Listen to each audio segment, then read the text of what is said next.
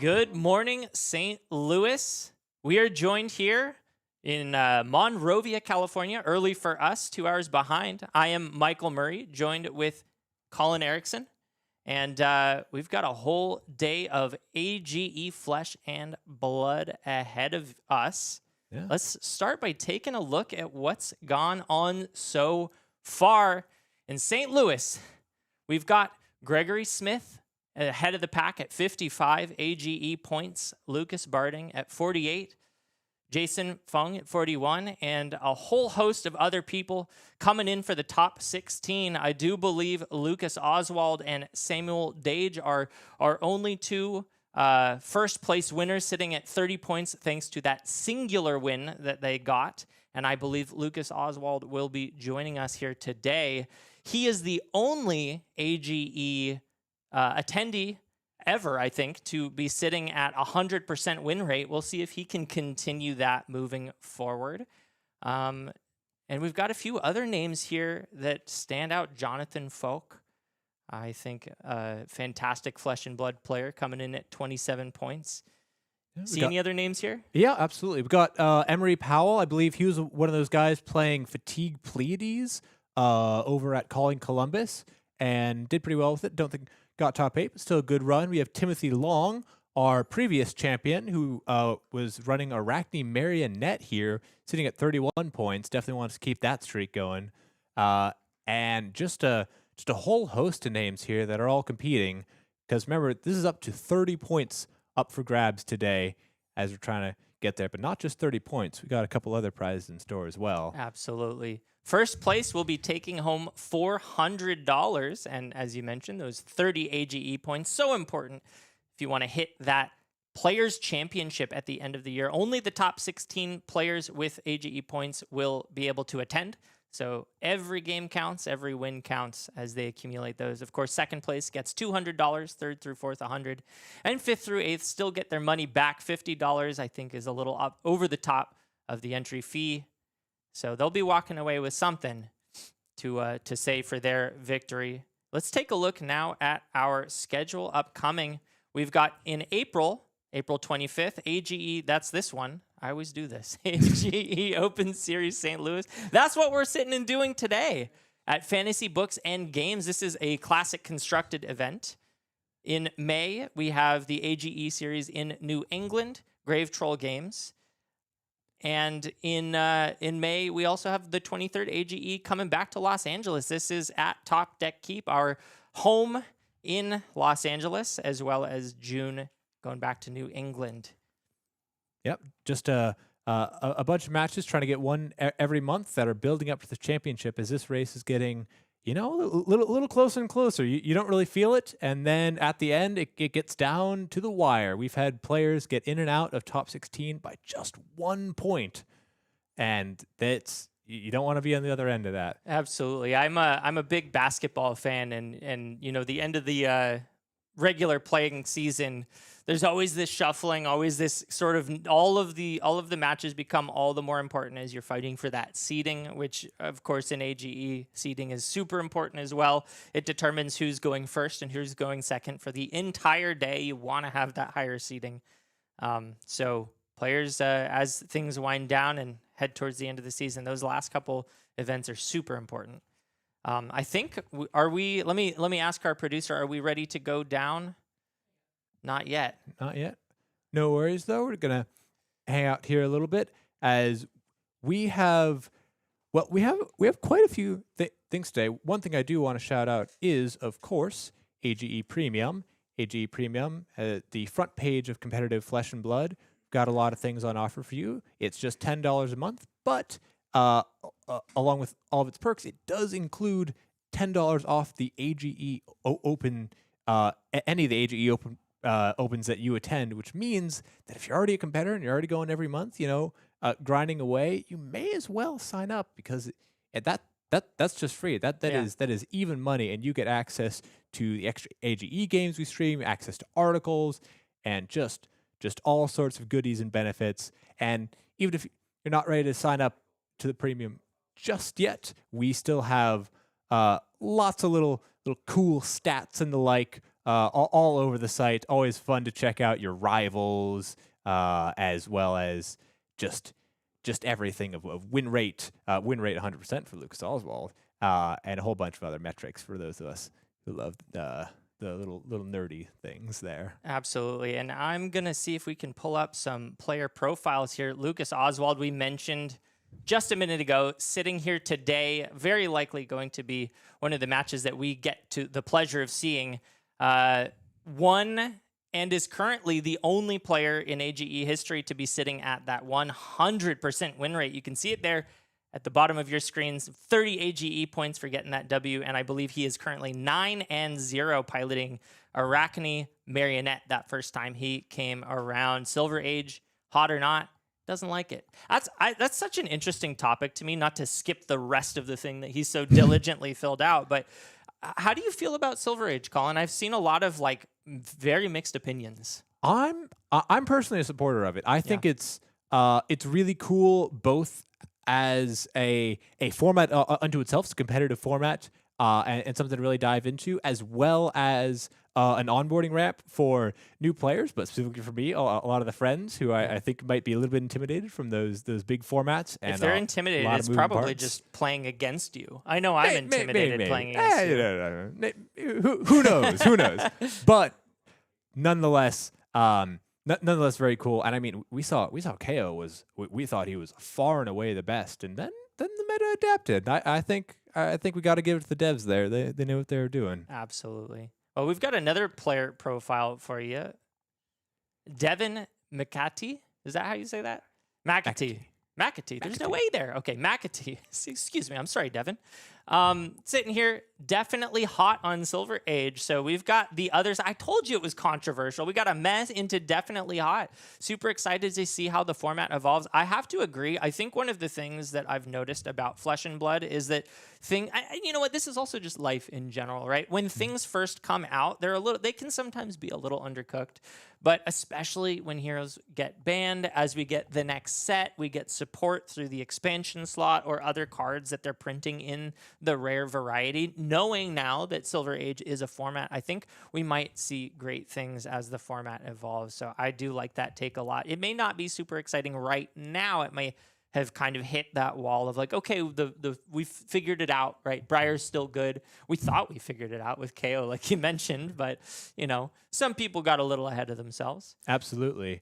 But of course, sorry. Yeah, and speaking of kind of starting out undercooked but getting better, we did just have a new hero come out in Hala that I think I'm already starting to see the seeds of kind of coming out here.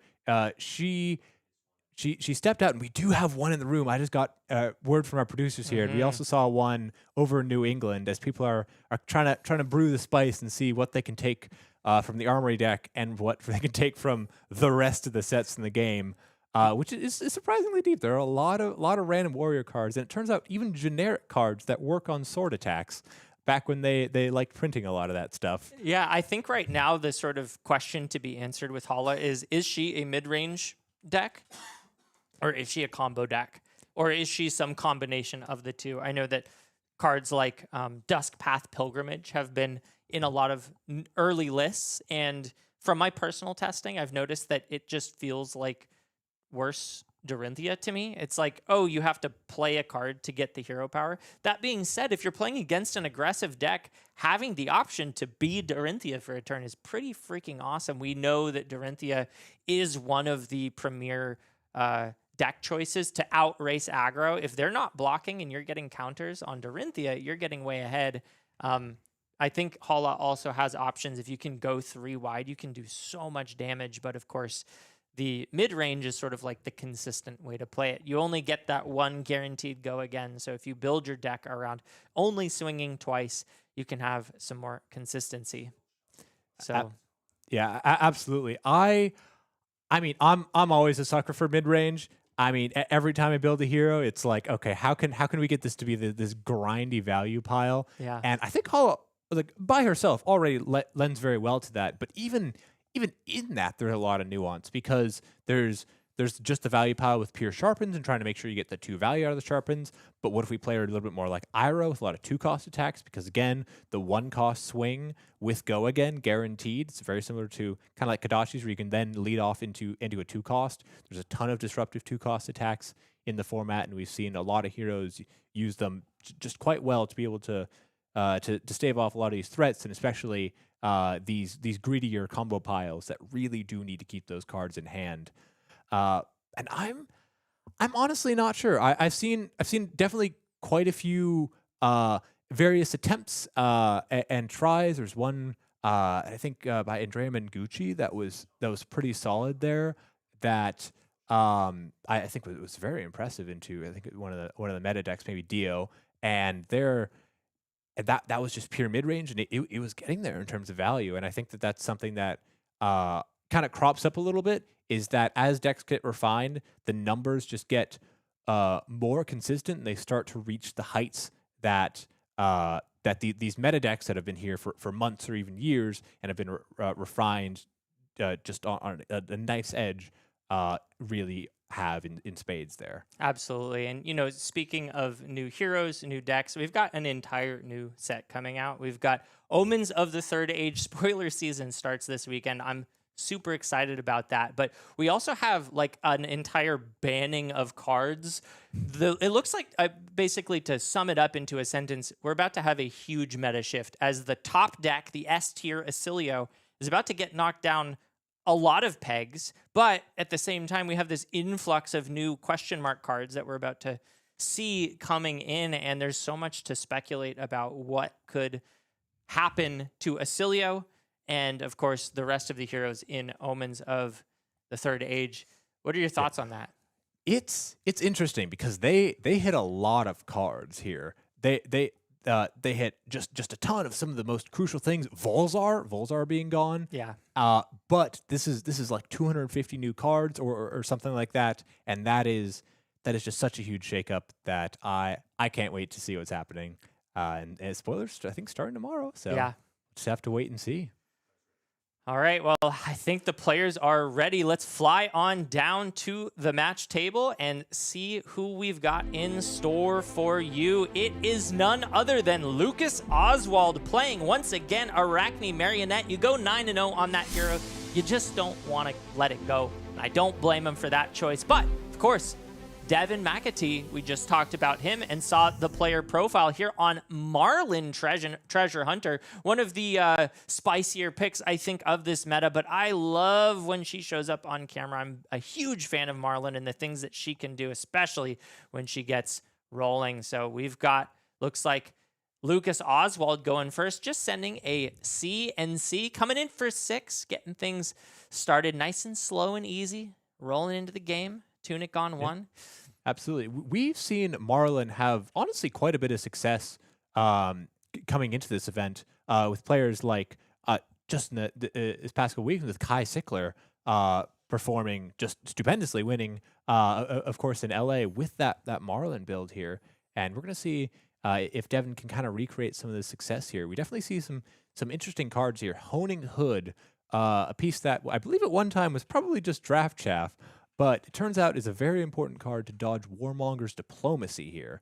As if Warmonger's Diplomacy hits and an arrow is not an arsenal, that can end the turn on the spot. But if with Honing Hood, it could potentially save you basically an entire turn's worth of value here. And I think that is the gamble that he's playing towards here. Absolutely. And seeing him play it into Assassin is a really interesting choice. I'm sure Assassin has space for a tech card like that, but it's not often that I see them playing it. And look at that, a boat coming out, Conqueror of the High Seas. I haven't seen a Marlynn play this card in a long time. Very cool to see this. This is kind of looks like a homebrew version of Marlynn, or at the very least something new coming off the shelf here. Devin McAtee sending that Conqueror of the High Seas, coming in for 8. Go again, and if it hits, it'll destroy the arsenal.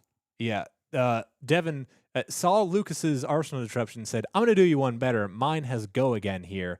And I believe that last card in hand was 3 of a kind, which means he could reload and then still send an arrow after this. This could be a sick turn. This is huge.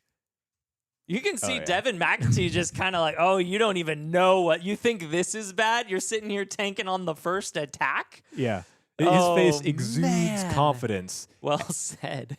And yet this attack can still be defended by D-Reacts here. I love seeing this right now, if you couldn't tell. Oh, yeah. We're both pumped behind the cast booth here. So Lucas Oswald blocking with 8 block here, using the headpiece. Devin is marked, which means he gets to choose Arachne Orb Weaver. Yeah, this is a very common play for marionettes here. Getting that Graphene Calicera is, I would say, perhaps one of the most important things you can be doing as Arachne to get your whole game plan started. The difference between pitching a card and not pitching a card to swing with your weapon is pretty massive here. And that's why so many Arachnes lean into that. Looking at Devin's hand here, it looks like he drew up no arrows. Does have the Codex, but did not discard any arrows yet. So unfortunately, despite having the nuts, ends up just using Honing Hood to load up the Codex gets to go in Arsenal, and he grabs the boat. That's so sick. And he has the 2 blues, and he can send it again, and then still ponder Frailty. He sent what is it? I guess 3 card 16 because he still gets an Arsenal. Devin McAtee showing us why he brought the Honing Hood. What a start to this game. I was saying it's just Warmonger's tech, but clearly he's got a few tricks up his sleeve as well. I have a video opting. Somebody call Paul right now. Oh my goodness. Yeah, and Lucas Oswald 9-0 in his overall record, not looking so hot. And he takes it. Arsenal destroyed 8+3 value, and he hit the Codex. Oh my goodness. And we've seen the other Marlynn head slot, Crown of Dominion, that's played pretty often in this list, just gets you a gold. And Devin says, I'll just make it on the first turn anyway here. Wow. Huge start from Devin. All right, let's see what Lucas has. He's got 2 cards in hand, obviously one being committed to creating that Graphene Calicera. Doesn't even have the tunic up to swing with it yet. Oh, I'm sorry, it's free because of the hero power, so just comes in for 6 using that Scar Tissue, pumping it up. They're playing at lightning speed. Get me out of this horrid turn, says Lucas. Oh my goodness, now we have to see if Devin can keep up the pressure here. Clearly no blocks here, so he's got to have something here. Yeah, no blocks. Goes down to 30-3. 33 plays 32. All the tempo in Devin's favor, exactly where the Marlynn wants to be as he starts things off with a big game trophy shot. And one I floating. think I spy a 3 of a kind again. Oh, no. This could be dirty. This could be cruel and unusual. You do spy that. He also has another pump. I think I saw the gold, the tip, and he goes and plays it.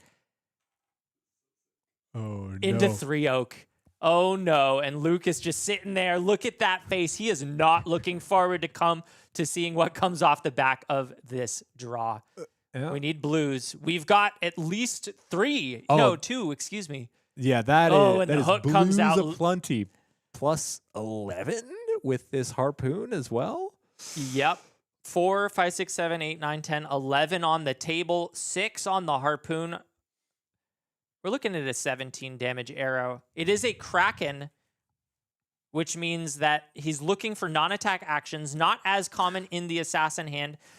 The nuts would have been the King Shark. Instead, yes, King Kraken coming through. Still, though, Lucas does play some non-attack actions. I mean, Savor Bloodshed, cut from the same cloth. Even, what would it be? Pick up the point. There has a lot of actions here, and there it is. Savor Bloodshed, one of the most powerful cards, but not so powerful, and it has to get discarded. Yeah, just forced to block. If he only has 2, or if he has 2 non-attack actions, forced to discard as well. But yeah, we see the Savor Bloodshed blocking here, and Lucas going all the way down to 18 life here on turn 2. That's incredible. I mean, we've talked about, Oscilio turns can pop off. They do their combo turn 1. You're like, whoa, this guy's almost dead here. Marlyn's keeping up. And Marlynn is packing a ton of disruption here. Yeah, and tell me about the value of hitting with that King Kraken. Sure, he didn't discard anything, but did you see the hand that Lucas is rocking? Yeah, Savor Bloodshed. 2 Kiss of Death. Well, it's 2 Kiss of Death and when it hits, make a blood rot. I'm blanking on the name. Oh, Death Touch. Death Touch. He's got no reactions. So Devin knows that there's no reactions, knows that if this doesn't hit, it doesn't gain go again. No. So he could just give a card and he just takes it. He wants his 5-card hand. No, still, I guess not worried about reactions. He has seen the hand, but smells blood in the water here. Mm-hmm. So we see, it looking like maybe a hand of some extra pumps here. I think I see a cheating scoundrel in there. Maybe he just wants to go for the kill. Yeah. I mean, look, Marlynn players are some of the most aggressive, insane people I know. And you can see here, he's happy to take 8, go all the way down to 22. Almost looked like Lucas was able to even things up with just 2 cards and putting the Death Touch in Arsenal. But I'm sure Devin has other plans as we are looking at looks like a cheating scoundrel, one of the premier front pumps, as well as a host of blues. Did you catch his Arsenal? It might be a port side exchange, but something I want to talk about in the hand is I think that's a Swiftwater sloop here. In a blue Swiftwater sloop, that could mean he could go wide as well. Yeah. With just additional disruption. This could be nasty, but I don't see an arrow here. Right. That is unfortunate. I mean, okay, there is a blue arrow. So that the blue harpoons are not nothing. They're actually pretty dang strong in Marlynn. The issue is if he doesn't have enough blues to support the blue arrow plus the harpoon, that can be, but it looks like he's got the 3 blues plus a front pump plus the yellow harpoon that he could potentially discard. Oh, I'm sorry. Did he already do that? Let me see if we can see the hand here. Yeah, it looks like he's already discarded it. 2 cheating scoundrels. That's a big deal. I mean, cheating scoundrel. Burdens of the Past. That is an interesting tech card here. Burdens of the Past, a card that's going to, I believe, prevent defense reactions with the same name as a defense reaction in the graveyard from being played, as well as potentially drawing a card if they're packing a ton of them here. Yeah, we see that pulled up on screen here. This is a card that has not really seen the light of day too often, at least at any time recently. But nonetheless, in Marlynn, when it's a blue, it's a 3 block, pitching a lot anyway. But here we've got 2 cheating scoundrels coming out, and that blue harpoon, 14 overpower. Lucas sitting at 18. This is a huge chunk of his remaining health, and it's looking for blues. Is this the yellowfin? I believe this is bluefin. Yeah, bluefin harpoon, which is very disruptive if he's relying on pitching to swing the dagger. Of course, the red fin being the most disruptive. So Lucas could potentially say, I'll take it, but he's looking at giving up 3 gold on hit. This Marlynn's going to be rich after this. Up to 5 gold and sitting at 22. Lucas probably can't kill from here, and now he needs to figure out if he can survive one more turn with just the potential 1-card block due to overpower. Yeah, the 1-card block, the overpower. Going to 4 is, I mean, you're basically saying you can't kill me next turn, and he doesn't have any other option. He has to commit as much as he can on the block and pray that and he keeps the 5-card hand. I think this is correct. I think he just has to try to go for it, but 22 is a hell of a mountain to climb. This is impressive. And he sees the hand, knows what's coming. I mean, pump, kiss of death, death touch, arsenal. No, it's even better than that. Pump, kiss of death, flick to give go again. Yeah. Tunic, death touch from arsenal, pop black tech whisperers, codex, get the card back, send another one. That's huge. I kind of wish Devin sat and really absorbed that hand a little bit longer. This is a very, very important turn, but maybe he did it. Maybe he's just that good. He saw the 4. Yeah. Ooh, and 4 blues here. Definitely a difference of hand quality in these 2 here. Yeah. This is a blocking hand if I've ever seen one. So Lucas gaining a little bit of purchase here back.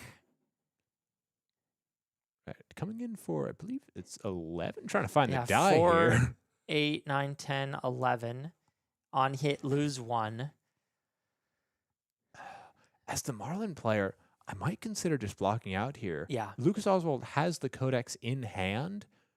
So if the read is that this is not a dagger pump, which it's possible that if he had the dagger pump last turn where he sent those kiss of deaths, he would have played it, may mean that he could stop this turn, keep that codex stranded here. Yeah, this is where we are testing how close Devin was paying to the hand, how much attention was given, because he should know everything. He should know every card in the hand. He should also know the arsenal, and that should give him all the information he needs to figure out what the best line is here.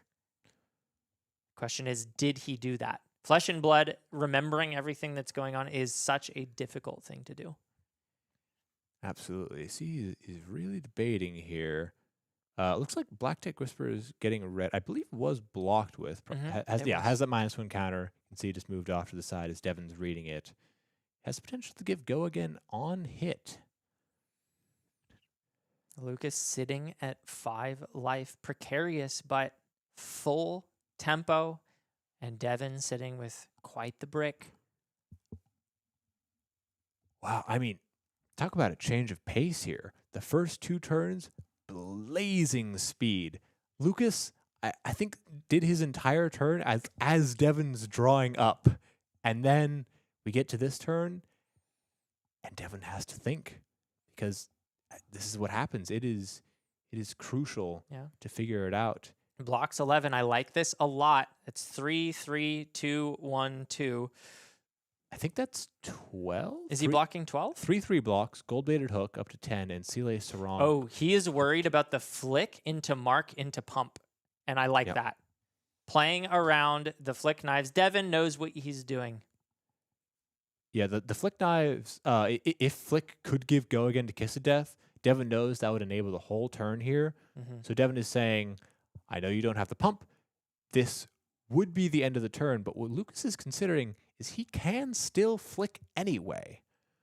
Just to confer that mark, get that Arachne transformation, and maybe try to get a little bit of perhaps asymmetry in the game to be able to make something happen, because this is a big life deficit. No, preventing that on hit was massive for Devin. Played that defensively perfectly, predicting the +1 and just taking the one flick. So now it's 21 plays 5. We're just going to run it back. Lucas needs another power turn as Devin chooses whether or not to arsenal this last card. And Arachne Black Widow here. I was going to say Mark the Black Widow, but this is the woman herself coming in. Could prove to be pretty disruptive here. Marlynn, very powerful here when she keeps a full hand. We saw what she could do even just a couple turns ago here. I like this here. He's activating Marlynn, getting that gold-baited hook, and probably loading it. Drawing an extra card. Was it a blue? It was a yellow fin harpoon, from what I can see. And not a blue, but with that tunic counter, still can threaten lethal. I thought it was a shallow water. Was it? Yeah. Harpoon. No, you're right. You're right. It was. Oh. So a yellow cracks another gold, finds another yellow. So there is enough to load the harpoon and present lethal if he wants to, pitching both of those yellows into it. The question is that the play, or are we trying to set up? 2 gold left on the table. 2 gold left. I think you probably got to just cash out here and send the harpoon for 6. I mean, demanding a card already is nice. And if Lucas does not find those defensive pieces, and assassins do have a lot of reactions, but if he does draw a hand of actions here, this could be 2-turn lethal with harpoons, just with the 6 overpower here. Yeah, I like it. It absolutely demands a card. Actually, well, okay, it could take both pieces of equipment. I don't know if you'd probably just rather give a card here. Still thinking about load. Very tough decision. Very tough. Could also load the shallow water shark harpoon and just come in for 5 here, but crucially gets that gets the goldfin harpoon to stay in arsenal. True. So it doesn't need to spend a gold. But still, Marlynn could make it next turn and load relatively easily. And that would ask for 2 cards. Well, I believe the shallow water...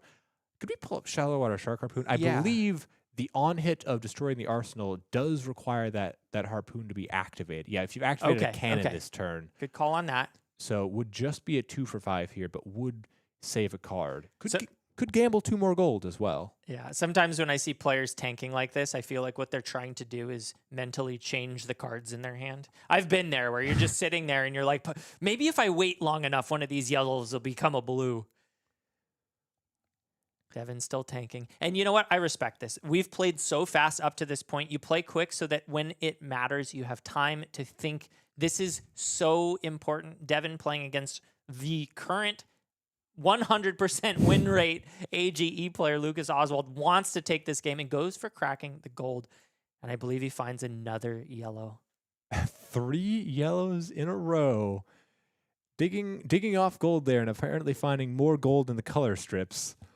What was he looking for? I guess a blue doesn't really do it. So he decides to make that play, overpower on the harpoon here, coming in for 6, saying, give me a card or give me death.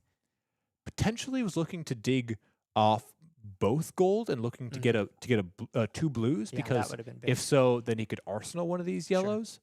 Because if he was able to arsenal the shallow water shark harpoon here, and then his next turn just keep 2 blues and just activate Send It, that could be a very powerful turn here. Still demanding a card, though. Yeah, getting a card's a big deal in this spot. You don't want Lucas to be able to claw back into this game. And every card you take away on offense is more breathing room and ability for you to keep the hand that will present lethal. We see Lucas Oswald starting things out with one from the Graphene Calycera, pitching a blue to do so.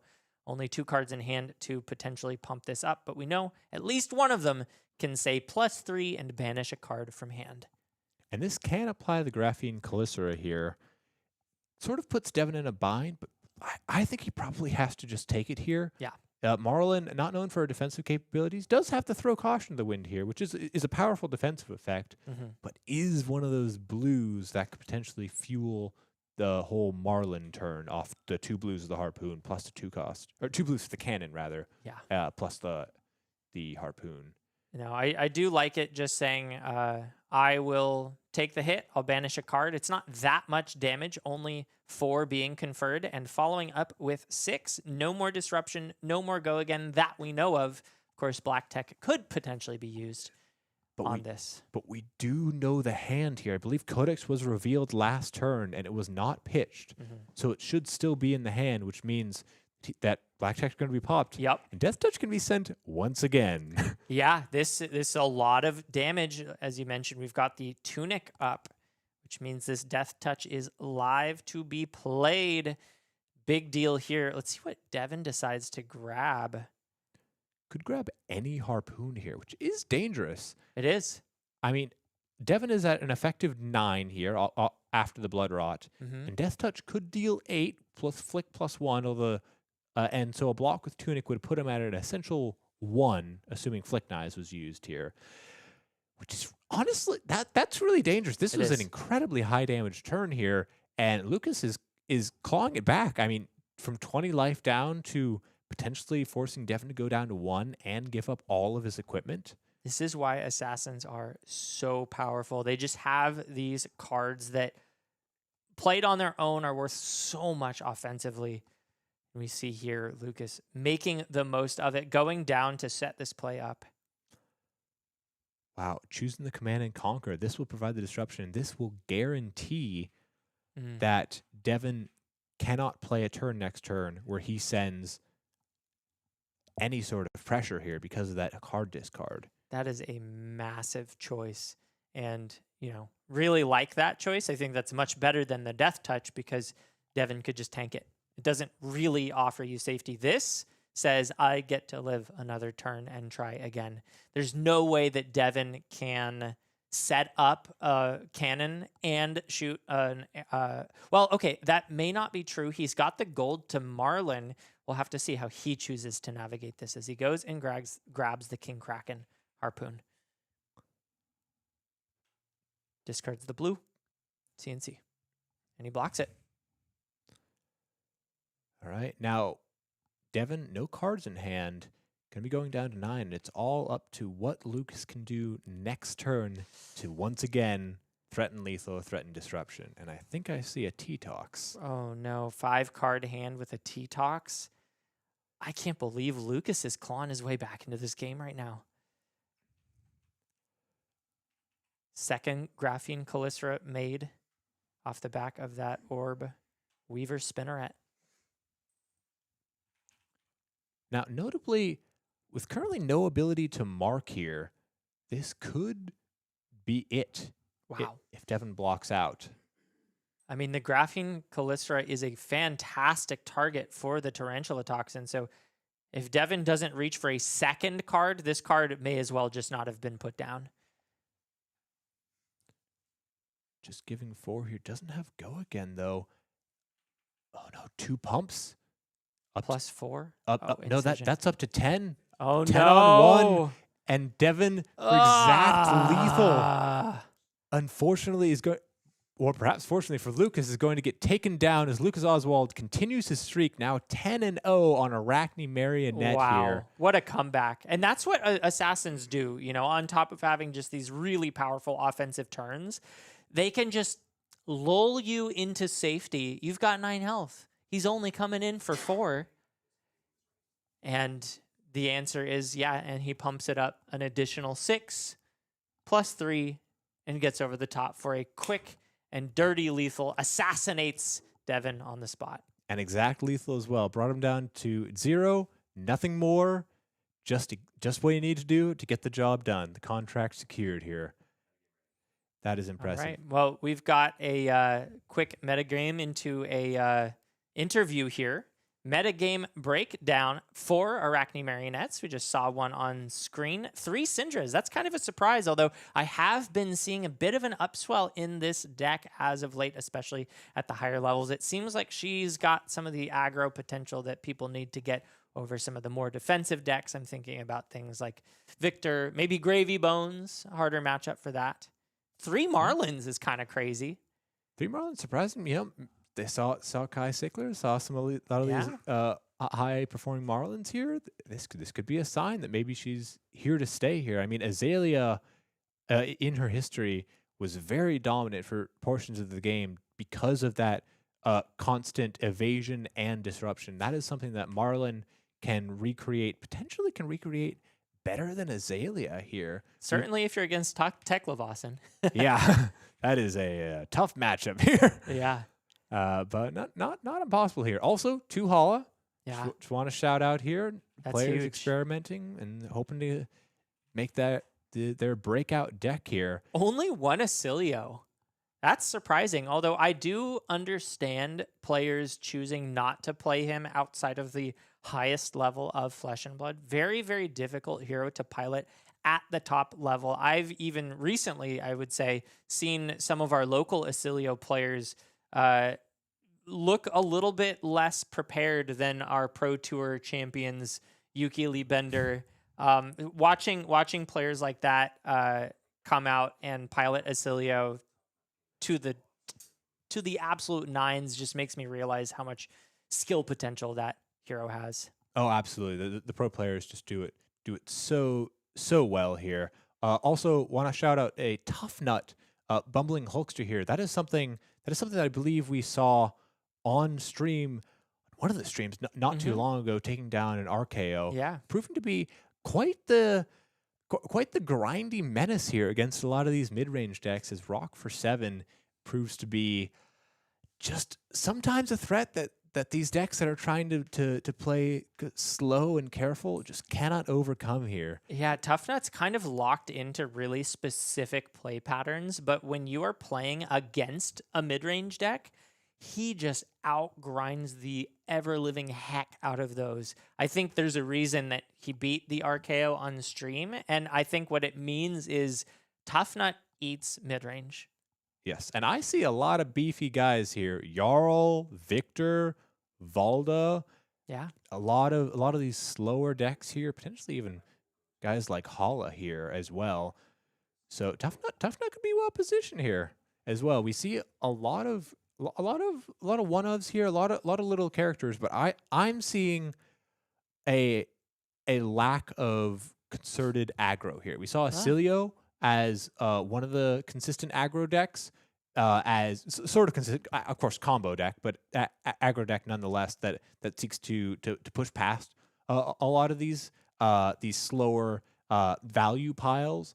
But without Oscilio, we see 3 Syndras here, of course, but it's gonna be a grind, and I mean I kind of live for that, so I don't mind it at all. But that is a noticeable, I would say gap from other metas perhaps, where we've had the top tier aggro deck as just one of the top 3 and consistent, and honestly usually the most played, as we saw with decks like Aurora or even pre-brand Syndra. Absolutely. Well, I'm looking very forward to seeing the way the rest of the day plays out. The meta spread is awesome. 14% as the top represented is a very cool number to see.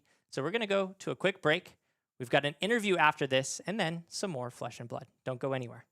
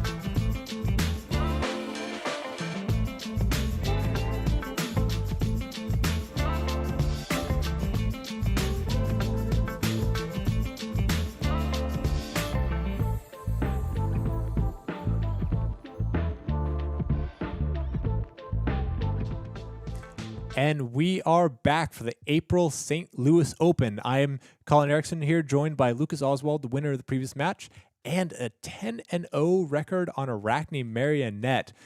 That was quite a game. Lucas, how did you feel about that? Those were some high-octane threats going on. Yeah, so obviously the early game was quite scary. The double conqueror on turn one on the draw was really it wasn't something I was expecting right out of the gate. I think normally Marlynn can have like some of those like kind of awkward turns on the draw, but he had a lightning fast start. And then I was able to cobble enough together for the next few turns to kind of threaten that lethal on the turn where he had a couple whiffs, and I needed to clean it up.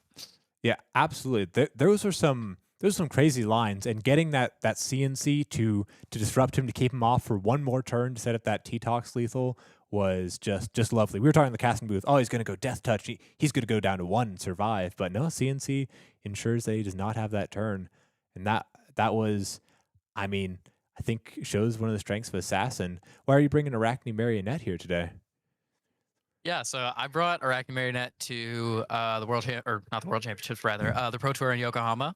I went 4-1 in CC, and then I did not do well in Silver Age. I played Marionette again in the Calling, and I lost 2 win-ins for a top 8 in a row in the last 2 rounds. So Marionette's actually, I felt, been treating me super well recently. Obviously, the last 2 Callings I played, I top 8 at both of those. So I've been on a tear with it recently, and I kind of see no reason not to play it.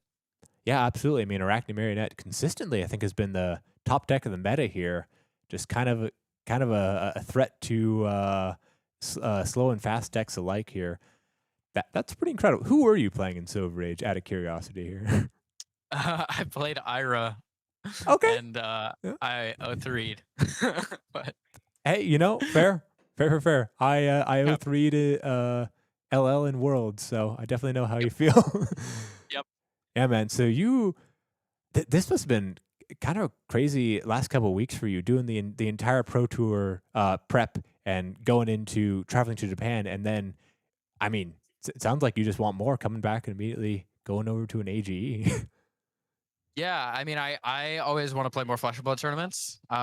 Playing Flesh and Blood tournaments is a lot of fun, and the pricing is pretty good for these ones. So basically, anytime I can come out and I like playing the game, I'm gonna come out and try to play. Maybe pick up some cash and some AGE points. Absolutely. You think you're going to stay undefeated today? I hope so. Okay, yeah, that would be pretty cool. This looks like it's going to be another, I believe, 8 or 9 rounds, including top 8 here. So you could be 18-0, and hey, if you can, sounds good. if you can do it here, and you can do it at the Pro Tour, that'll be a Pro Tour course. champ title for you. That Fingers sounds good crossed. to me. Yeah. No, absolutely. You think you're going to stick with Arachne going into Omens, or not sure yet? That depends on what happens on the ban list. I think he is pretty clearly the best deck, especially once Oscilio gets nerfed. And so I think it would make sense if he had a few cards hit. So I'm interested in a few of the new heroes as well. So, if Ziggy Starlight ends up being the truth, maybe I'll end up there. But if Mario still seems good, then obviously I'll be happy to keep repping him. Yeah, absolutely. I think a lot of players are really interested in seeing just what Ziggy has going on there. Yeah. What do you think Arachne would get banned? I feel like I haven't heard the topic of that too much. Yeah, so it's kind of weird because he has a bunch of cards of various power levels that, like, he's a deck that's strong because his cards are so powerful. So banning a card like Tarantula Toxin or Kiss of Death is going to have tremendous ramifications. I think Cut from the Same Cloth should be banned. I think that card is a little bit too strong and is also not one of the like core powerful Majestics that makes the deck work.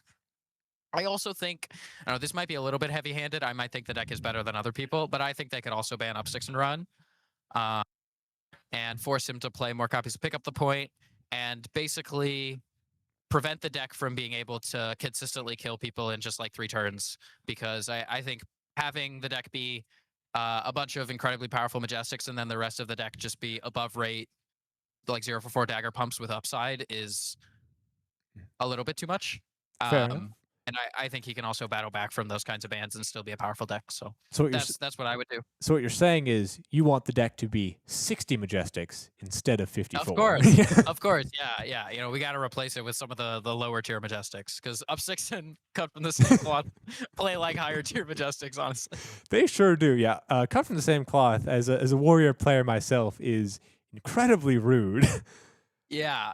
When that card has 2 lines of text, it's completely ridiculous. Yeah, I mean, even just seeing that hand information, that was something we saw all game as you were revealing your hand basically every turn to Marlynn, is just getting to know the threats and getting to know what you have to block and play around.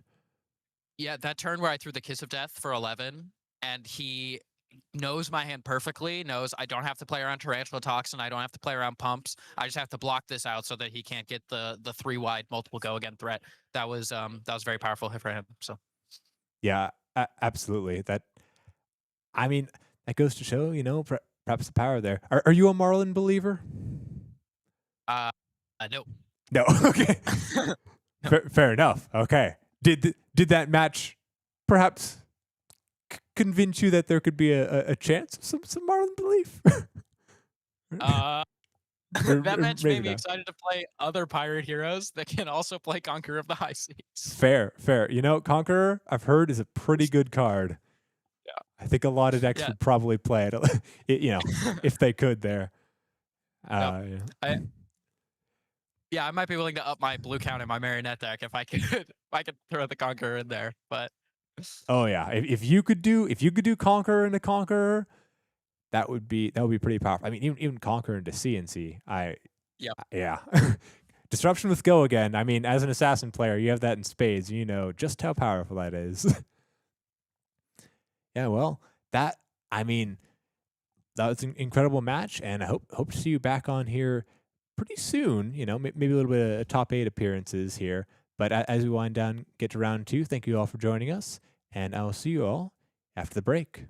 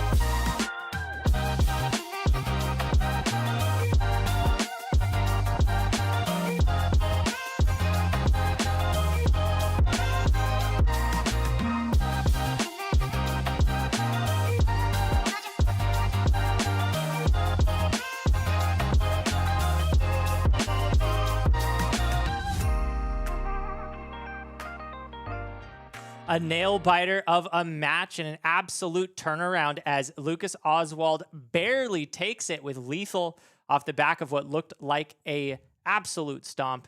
But of course, we're now here in round 2. Welcome back, folks. AGE St. Louis. But before we jump into the next round, I just want to give a quick word and shout out to our sponsors. We're playing here at Fantasy Books and Games. You can check them out at fantasybooks.inc.com. They are the official sponsor of the AGE Open Series here in St. Louis. Yeah, this is also the store, of course, where they're playing at. They are a great group of guys, and just always a pleasure to be working with them. Always supporting the local game stores, and I think that is such an important aspect of the TCG community here. Yeah, no, very, very big thank you to Fantasy. And of course, we've got AGE Premium, our internal sponsor. That's us. We are the front page working to be of flesh and blood competitive gaming. We've got articles.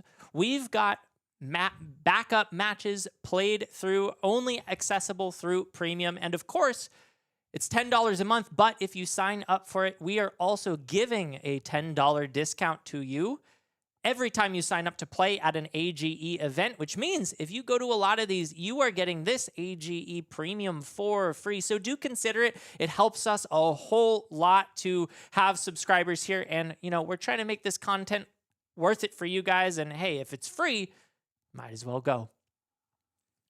Absolutely. Just a great place. Make sure to check it out. And, you know, stay for all the little features here. It's grown up to be quite a home from small beginnings here. Colin, you are a pretty darn good flesh and blood player yourself. I believe you placed, was it 11th? I think it was 12th. Oh, unlucky. 12th at the recent Pro Tour Yokohama. Awesome showing. And of course, that means you must be pretty good at flesh and blood. I've got a question for you.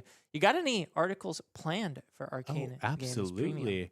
I'm writing one right now about my experience there, about how I got to 12th and about how I got to Japan and my whole trip there. And it was quite a journey there. That was of the 9 matches of Gravy, I think I faced one good matchup here. Wow. And just a bunch of nail biters and aggro fests here. Really? And you were still able to pull it out with Gravy Bones. Yeah. That's so awesome. Gravy is a powerhouse to the deck, and sometimes he uses just that raw muscle there to shove through. And I think with a couple interesting additions and a little bit of disruption there, you can take on just about anyone here.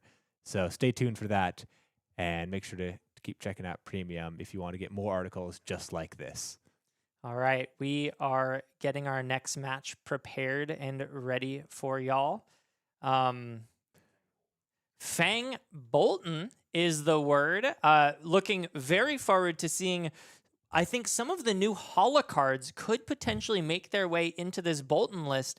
And seeing Boltyn with Edict of Steel sounds like quite the treat. We'll see how they match up. Of course, Fang, one of the premier warrior decks to be playing right now. So a warrior v warrior off. May the more aggressive, higher value warrior win. And we're about to see which one that is. Absolutely. And we're also about to see a lot of warrior hate. Warrior has some of the best hate in the form of Bluntons and Kabuto.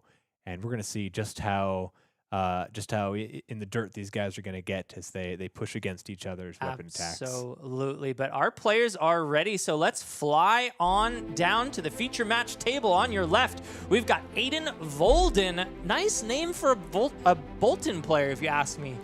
Voldan and Boltyn, very close. Sitting there. And of course, on the right side, Jacob Holderbaugh playing Fang. Fang Blades, both these players are 1-0. As we see actually entirely different equipment suites. We see usually a lot of warriors share some similar things, but not so today. Yeah, seeing Only one Kabuto is kind of a surprise to me, especially considering how many times Boltyn can swing that Raiden when Illumina gets played. Likely not in the list if I had to guess, because this could be a premier card here. And oh, this is a turn 1 combo here. Yes. Yes. Now, this is, I believe that is Roaring Beam, which is going to allow Aidan to charge and recharge and keep making courages and to stay out and to be able to set up, I would say, a pretty incredible turn 0 setup here. That's a lot of courage. And he just spends it all. Goes for the triple courage start. I cannot blame him for that. Getting a soul and 3 courage, or is that 4? I think maybe No, yeah, 4 is correct. That is potentially more. I believe that is a blessing of Bologna, which is giving. Oh yeah. Giving courages whenever a card is put into soul, and Roaring Beam creates a courage when it is put into soul. My goodness. I think I'm going to be learning alongside y'all at home just a little bit, because Aidan seems to know exactly how to play these Boltyn cards, which are quite new. Blessing of Bologna, I believe, a new card from Compendium of Wraith. And yeah, we've got 5 courage tokens to start. That was insane. And no weapon. That weapon went to the graveyard. It's like Talishar, actually. Oh, yeah, that happens sometimes. Yeah, it's one-time use, and then that's it. Let's see if he notices that. Jacob now coming in with the Obsidian Fire Vein 4-1. Pitching, of course, because his quest that he is out to accomplish is making those fealty tokens. Once he gets 3 fealty, we'll be able to make those dagger swings free. Right. As Fang has some of the most distinct phases of the game where he goes from getting 0 fealty, where he can play any sort of hand, and just is searching for those key pieces here, to the 1 to 2 fealty turns where he has to start getting those cards going repeatedly, into the 3 fealty where he is feasting, and there are attack reactions aplenty here. Just like this, Firm Loyalty already getting that started very quickly. Absolutely. This is quite the start here. Jacob coming through, playing that Searing Gaze into a Firm Loyalty. Hunt the Hunter as well coming down. Marks aplenty, damage aplenty, and Aidan dropping down to 32 life, as well as Jacob making a fealty and a mark. This is a pretty incredible turn. Fang really is looking to get online as soon as possible, and making 2 fealty in a turn on turn 1 with the blue and the attack reacts is just about perfect. I think the only thing that one could ask for more is the 3rd fealty off pledge fealty, but that would be insane here. Nonetheless, absolutely. Blessing of Bologna popping here. Aidan starting his turn, and you've got to think he likes his hand if he says no blocks to that. Starting off with the believe that is Engulfing Light. Thank you. Engulfing Light. Got to brush up on my Boltyn cards. This one, when it hits, will go to Soul if he charged this turn. Just helping to pump up the amount of Soul. Huge payoff cards in the future for that one. As Aidan then gives it go again. This was coming in for 9, thanks to the 6 courage tokens on the board. And it actually looks like there may still be blocks to consider as Jacob Holderbaugh tanks just a little bit. Yeah, usually Boltyn has a little bit of trouble at the start of his turns, where some of his best cards like Bolt of Courage or even Engulfing Light are powerful cards, but don't turn on Boltyn's attack reaction ability by itself. But with those courage, and I mean, usually only need 1, but here he's got courage aplenty here, is going to allow him to do that just fine into already Lumina Ascension. Wow, yeah, Aidan pops the go again using his hero power and then plays Lumina Ascension out natural. No instant speed here, so he's going to use Soul to give go again as the Raiden Duskblade comes in for 4 with 3 cards in Soul.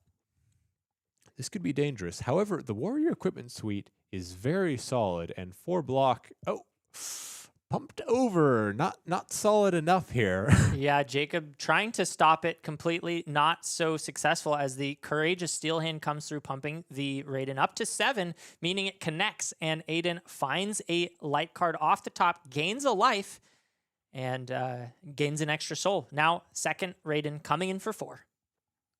And once again, this usually is not awkward for warriors. However, Jacob does have that Oath of Loyalty in hand, so the card that he perhaps usually would wish to block with, he simply can't do, because then that would pump the Raiden up to 5 here. So instead, it's just going to be eating it, and getting 2 Lumina charges off for extra soul and extra life is quite powerful. Both these decks in the Warrior Identity are really setting up their own little mini games here, the field to your soul. I have to say that given the way that first turn went for Aidan, seeing the life here 29 plays 25 and Jacob still being able to play with a 4-card hand is quite impressive. It seems like Jacob really had a good start to this game, as he is now swinging in with that Obsidian Lava Bane for 1, 2 cards in hand and 1 blue card in pitch. So I think I misspoke, and he's got a 3-card hand. I believe, did keep the Oath of Loyalty. Nope, it was 3 cards. So yeah, full 4-card hand, yeah. Ooh, Aidan now cashing in that Kabuto. Says no more weapon swings this turn. Jacob, fortunately, has 2 attack reactions, is able to pump that Obsidian Fire Vein to 7 and not garner the IP penalty. Can even spend the resource in the Grains of Blood Spill and gains a Vigor token on top. So able to convert quite well despite Aidan cashing in the Kabuto. That being said, it's still 24 plays 25, now full tempo in Aidan's hands. Very impressive here. And once again, no Kabuto on Jacob's side here. That is Crown of Providence. A very powerful card in its own right, but is not going to be able to stop these Lumina Ascension turns or these Edict of Steel turns. That's just another Lumina. Yeah, Lumina Light is what I want to start calling it. As we see the Beaming Bravado coming through. 4 damage on the table and plenty of cards in, so it looks like at least 5 to give this go again. One of the premier cards, I think, in the Boltyn suite, just giving it its own pump so it can gain that go again pretty unconditionally. And as you mentioned, there's now this flurry sitting on the table thanks to the Edict of Steel. And this is very impressive. This is, at minimum, 4 into 4 into 4, a 3-card 12 here. Boltyn proving again that he can put up these numbers, and not just a 3-card 12, a 3-card 12 with Boltyn's ability active. Any of those attack actions will essentially block for 1 less. And we see it here. There's the go again, using Boltyn hero ability and banishing a card from Soul. Oh, can you imagine if Jacob had Kabuto here? Ah. If he could block, oh, yikes. And we are now seeing a Celestial Cataclysm come down. 7 go again, still with a card in Soul. The amount of Soul that Aidan has put up this game is very impressive. Jacob now has to contend with 7 into 4 into 4. And I was talking about a 3-card 12 could be impressive. A 4-card 19, not so bad either. Boltyn doing very, very scary things on the offensive side of the table here. Jacob takes it, though, and Aidan just staring daggers into Jacob, saying, what you gonna do, bro? 7 go again. What do you have? 4 go again. And Jacob clearly has something impressive here, because he is saying no blocks. Yeah. I think neither player has blocked pretty much, except with exactly equipment here, and we see more being donated to the cause. And Jacob even committing the Grains of Blood Spill. This equipment has temper, so this is gone after the block, as well as the Crown of Providence decides to bottom the arsenal and pick a card up. Does need to draw a card. There we go. Whew, almost missed that important trigger. Jacob trying to craft the perfect hand. He needs to clap back and clap back hard as he goes from 14 down to 10 if he declares no blocks here. Choosing to, looks like, sink that Oath of Loyalty here. They're probably not going to be perhaps as playable as he would have wished here. The 5-card hand. 5-card hand's pretty scary, especially when all of these cards could potentially be 0-cost pumps with 0-cost daggers. Yeah, he has the blue in hand to fuel the next turn. He currently is sitting on 2 fealty tokens, which means that he can pay for 3 daggers and even make the rest free. Decides instead he's going to block with that overcrowded. And I believe it's blocking 3. Is there Or is it just 2? There's a vigor. There's a vigor and a fealty. So that Okay. is, I believe, a 4 block. Excellent. Sort of 3 though. Yeah. With Boltyn's ability. So Jacob thinks that he can probably get that 3rd fealty online really quickly, is my guess, as he plays the Savor Bloodshed. Aidan is marked, and this Obsidian Fire Vein is coming in for 5 with 3 more cards in hand to pump with. This could be a dangerous turn here. Savor Bloodshed, known as one of the premier Arachne marionette cards. However, just as good as Fang if the mark token is already there. Important to note, one of the cards in Jacob's hand is a defense reaction, Den of the Spider, so won't be able to convert that to offense.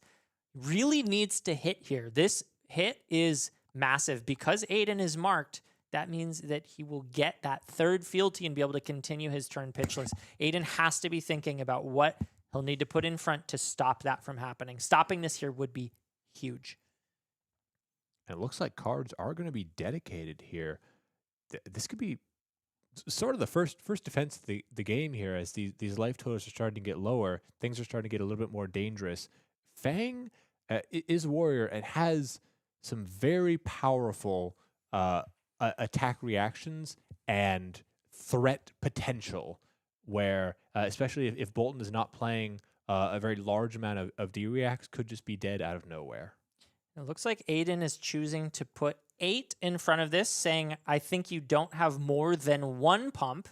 1 pump typically, decides, 3, 6, 7, 8 still. So 1 typical pump would be +3. We'll see if Jacob has more than that. The Den of the Spider is definitely not a pump. Oh, but going around here. Going around is okay, and because that defense reaction isn't effective here on offense, it's not the end of the world to pitch it, and I think that's an okay way to skirt this. Now, 4 coming through, threatening that mark once again, or rather threatening the draw a card and the fealty because of the mark once again. And that 3rd fealty will mean the daggers are free, and with only 1 card in hand here, looks like Aidan has no choice but to accept it. 7 damage and a mark. This is powerful. These are 2 decks that have a very solid game plan and are choosing to essentially enact it as fast as they can. Jacob finding the overcrowded here, and I'm just realizing right now what a phenomenal blue that is in this deck. I mean, drawing a blue blind and having to put it in the arsenal is normally a really bad thing, but the overcrowded is a great arsenal target. Yeah, very impressive here. Could have actually just sent it for 3 damage, but instead values its defensive potential, possibly. Mm-hmm. I like that in this position. I think he's postured with a little bit less life. He just turned on his hero power. Finally, he's completed his fealty quest. He's got his Valiant Dynamos online, and so now he's probably going to want to pivot to a little bit more of that blocking mid-range.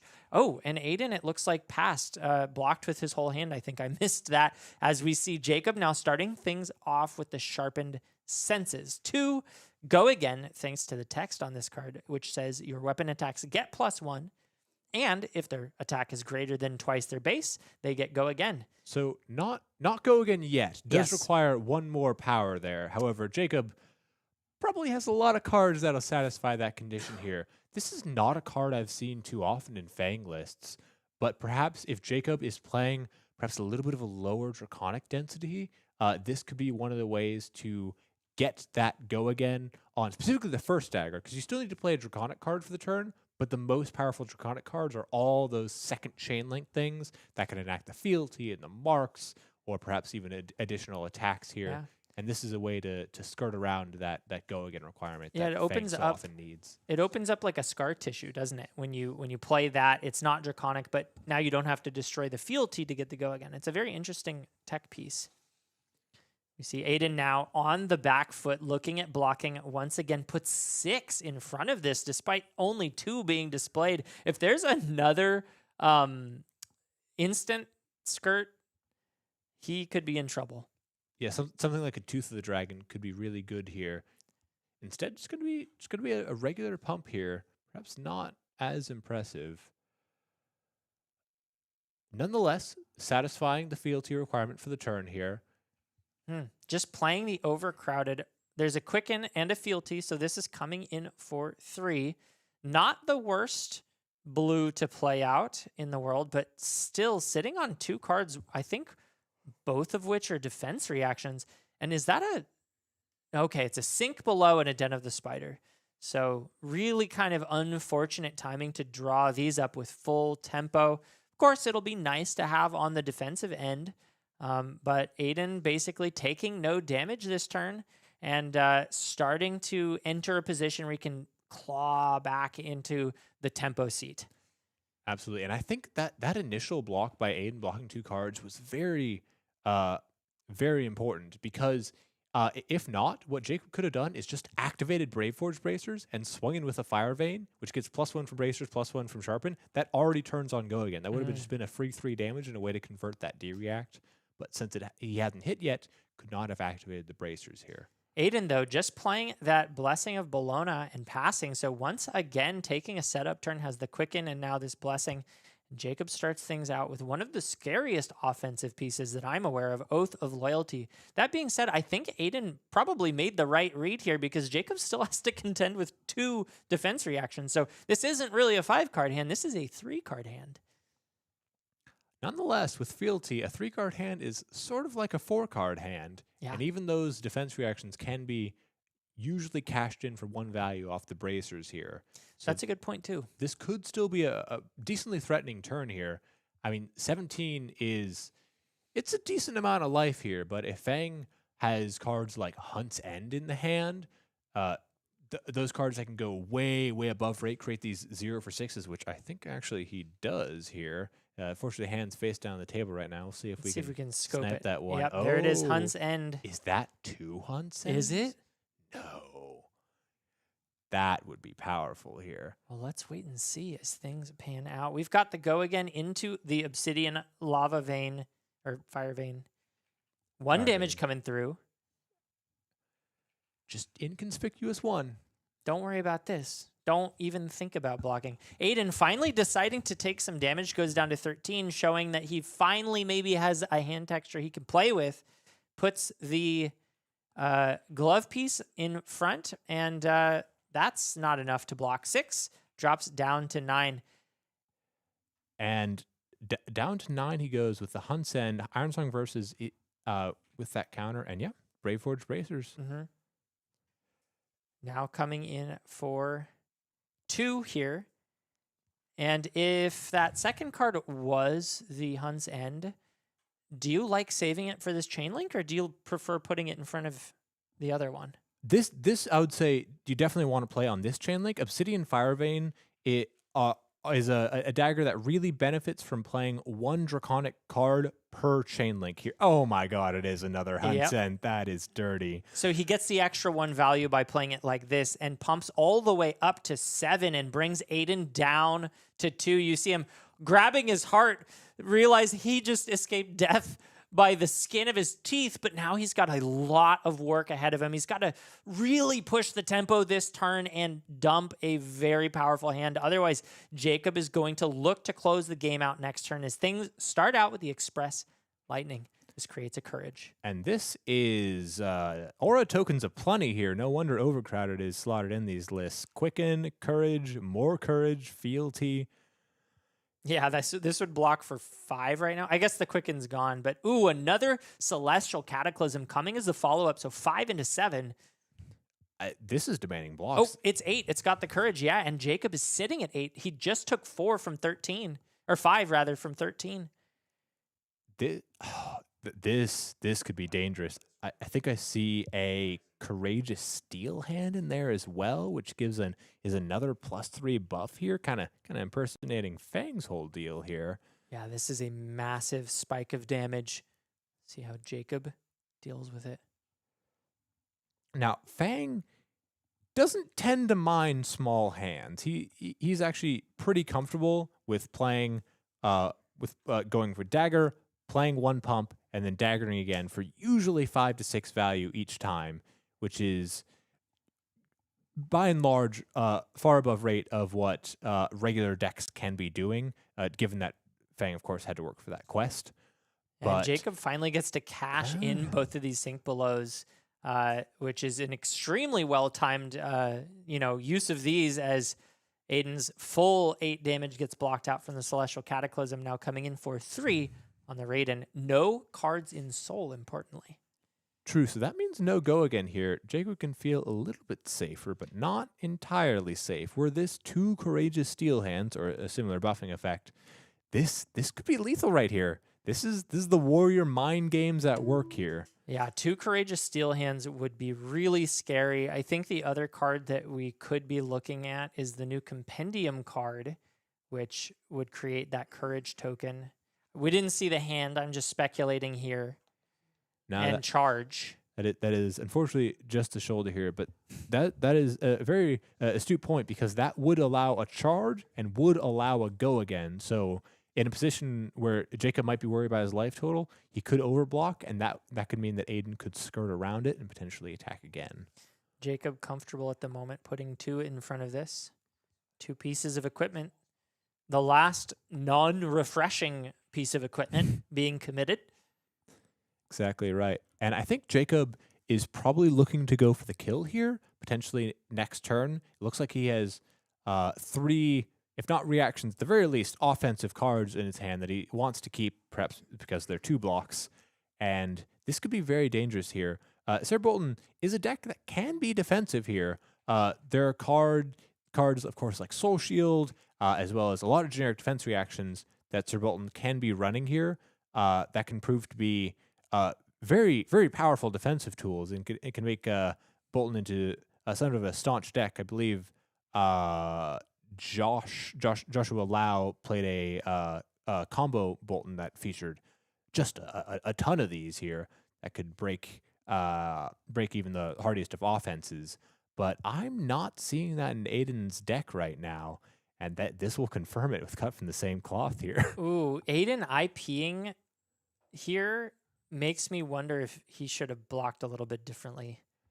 Choosing to IP the Courageous Steel Hand means that now cut from the same cloth is turned on and a mark is conferred here.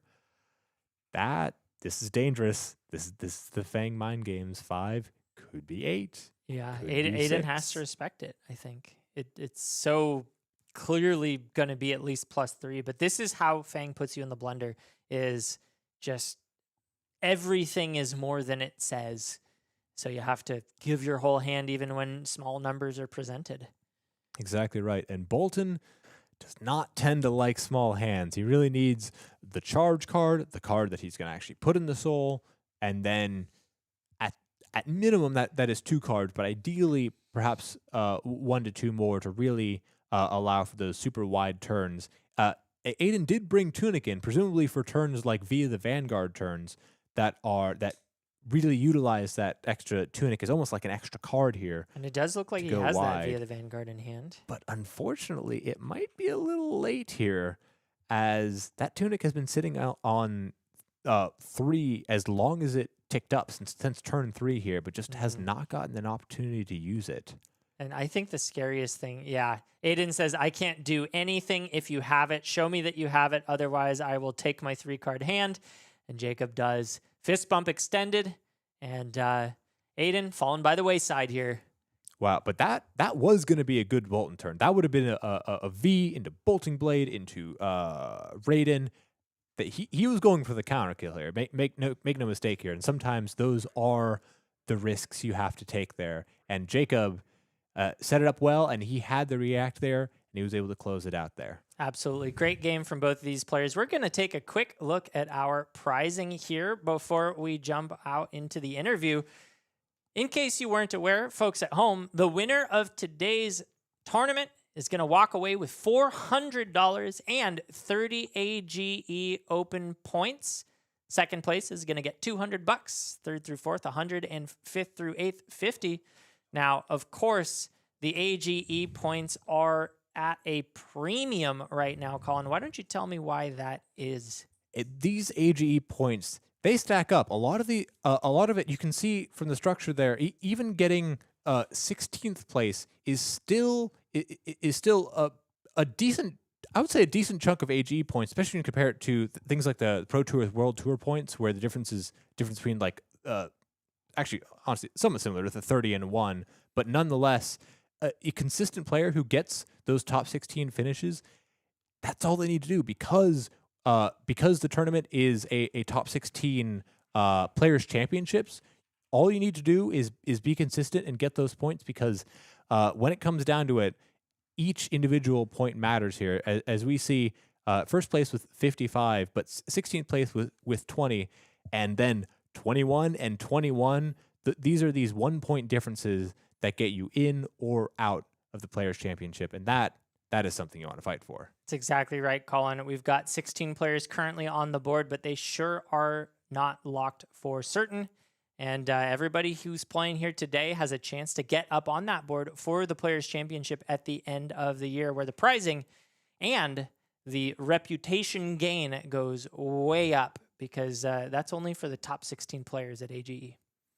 Absolutely. And that is exciting as we're building up here. But it looks like we'll be taking a short break, and we're going to come back soon for more Flesh and Blood after this.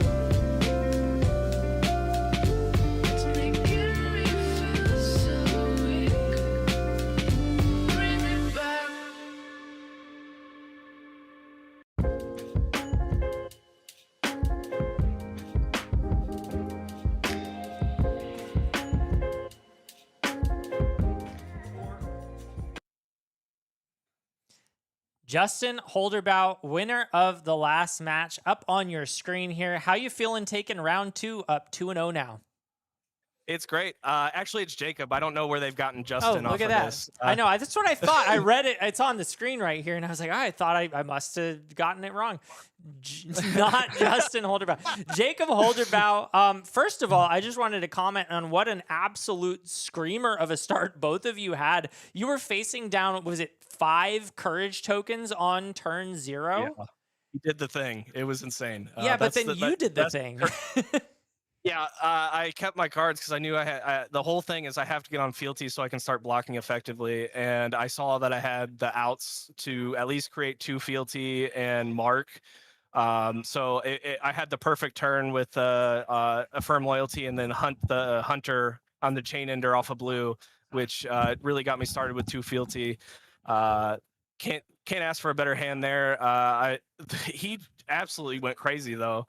After that with like celestial cataclysms and everything too. It was crazy. Yeah, no, the way that Boltyn deck looks to me right now is absolutely terrifying. The amount of damage that it can put out scares me. That being said, it looked like you kind of found, and I think I want to just make this a 2-parter because you found a window to kind of exploit Boltyn not having soul at the end there. And I'm curious if you have much experience into Boltyn, and if you do, if that was an intentional game state that you led the game into. Once he popped that second celestial cataclysm on like the second to last turn, I saw that he didn't have soul and he was going to swing Raiden. I've played Boltyn for post pen for probably 2 or 3 months. I haven't been playing Fang just at local armories because Boltyn's just an absolute blast right now. Yeah. All his new cards, he got probably one of the most sets of supports from Compendium. So like been absolutely enjoying him. But Fang, I think, just has the better matchup spread. In general, I think Boltyn, you can still get caught with hands that you don't have the go again to start your turn if you don't have like the courage or the quicken. And as well as my locals, we kind of rotate through. We have a lot of Boltyn like enjoyers, so we've been rotating through Boltyn. Probably have out of like the 6 or 7 of us, 3 of us rotate through Boltyn pretty regularly. So pretty familiar with Boltyn. Sure. Soul is important, especially if you want the big burst damage.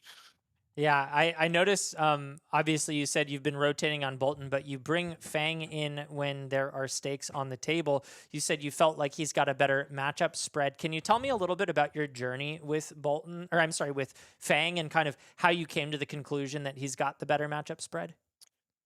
I think outside of Oscilio, you've got game into everything right now. Mario, I do think the better the Mario player, the worse the matchup is for it. But I have enough hate Mario cards in there, like Den of the Spider, Blutton, Overcrowded, the Arachnic, Overcrowded, the Hunt to the Ends of Wraith, that I feel.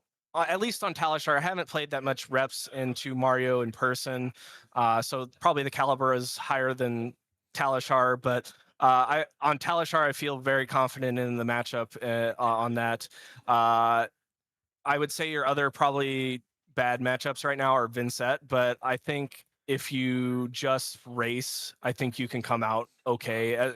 The better the Vincent player, the better, the worse the matchup is by far. Yeah. Vincent's definitely a hard deck to pilot, then can get you off of your plan pretty easily with like Cole and stuff. But I feel pretty good into the room. Fang definitely, I think, is kind of sneaky good right now. If you look at the Talishar stats, I mean, Talishar's not end all be all of everything, but it's a good starting point for at least discussing where you want to be. It doesn't look like there are many in the room today, but the number 2 deck at Pro Tour Yokohama was Victor Goldmane, and that is a deck that I've seen sort of punish warriors for not having the attack actions on top. How do you feel about Victor into Fang? Victor, I feel like, can be very swingy. If he gets the early clashes to stack gold and then kind of close out the game, Test of Iron Grip can keep you off fealty generation and be awkward. And then his end game of stacking the houses, the Visit the Goldmane Estate with just a bunch of mites can just put you on a clock. But I feel like as well as Clash of Bravado is a really nasty card. I feel like the matchup is probably 50-50. I think you can win. The better, once again, the better the victor, the player that knows how to play into the matchup. I think that's kind of the other thing with Fang is I think he's an underdog, and a lot of people don't know how to play into the matchup or don't have the reps into it. Whereas I kind of have the experience. I've been playing Fang since Hunted. I probably have over 500 games on Talishar, and then I bring him to all our events, any major events. So probably Now- see me on Fang in national season too. Yeah, good. That's awesome. I think people who specialize really get rewarded in this game. I've seen people Yep. show up. I mean, just look at Eugene C in the Pro Tour. Nobody put Absolutely. Eugene C. I mean, sorry, nobody put Reinhardt in the top 8, but a few people might have put Eugene C in the top 8 because he's just that dedicated to Yep. the class. And I think that anybody who puts in the time and the reps into a specific class gets rewarded in this game. And it's so cool to see that proven true time and time again. I am curious, though, because you said that one of your advantages is that people often don't know how to play into Fang. Now, I'm not asking a magician to reveal his secrets per se, but let's say you're a newer player and you are really struggling into Fang. Are there any tips or pieces of advice that you would suggest that somebody look for when fighting against Fang? Struggling into Fang, I would say blocking the first dagger is typically pretty bad idea because most of the stuff cares about second chain link, as well as you got a lot of side steps like Pledge Fealty and like Tooth of the Dragon. The second chain link on the daggers, if you get to 4 pre-online, you're pretty safe on covering that whole react. But a lot of times, if it's not like gonna give you a fealty, you'll just arsenal that card. The more you can keep him off of resources or stripping a card before he's online, the better you become. The longer you keep him offline, his deck is underrate until he's online, and then he's overrate online. So the longer you can keep him offline, the better.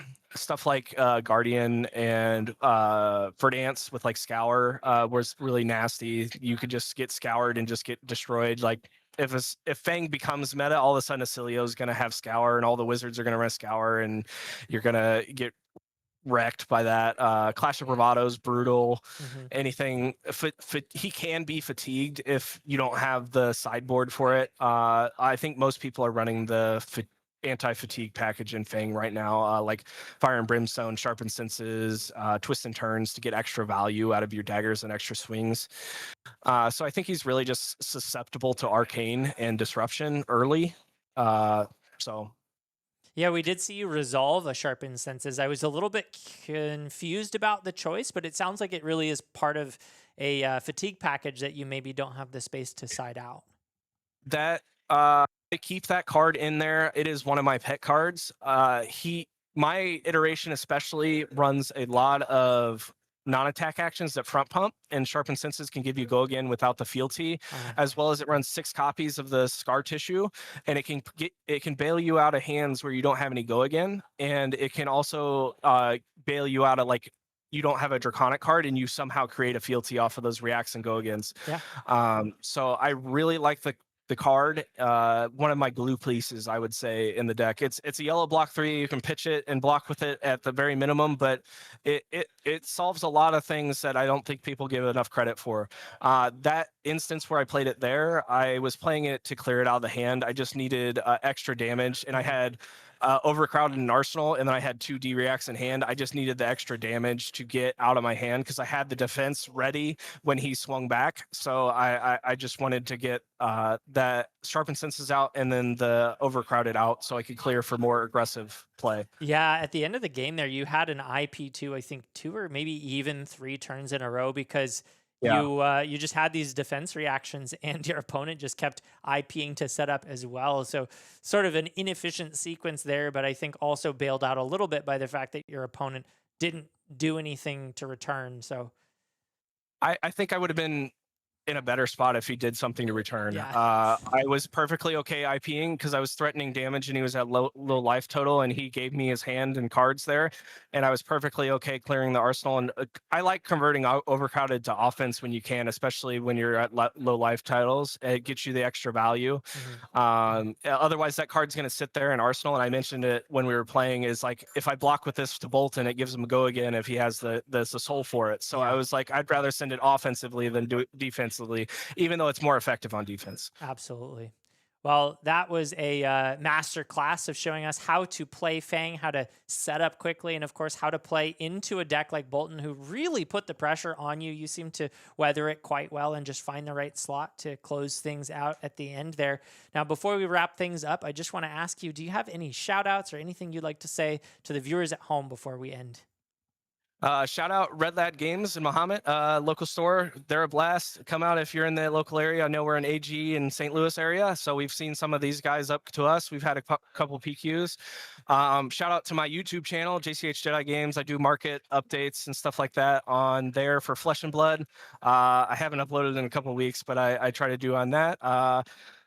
But I'm just going to keep grinding on the YouTube. And I also have a TCG player store. So if you bought from JCH Jedi Games on there, that's me as well. So thank you guys for the support and everything. Thanks for the kind words, and hope to keep going up. And maybe you guys will see me in top 8 again. Awesome. I would love to see that. Jacob Holderbaugh, thanks again for joining us. And of course, thanks for all these shout outs. Go check him out, folks, at home. Sounds like he's putting a lot of effort and care and love into the game of Flesh and Blood. So keep it up, and I'd love to see you at the top tables. Good luck for the rest of your day. Thank you, Michael. Have a good one.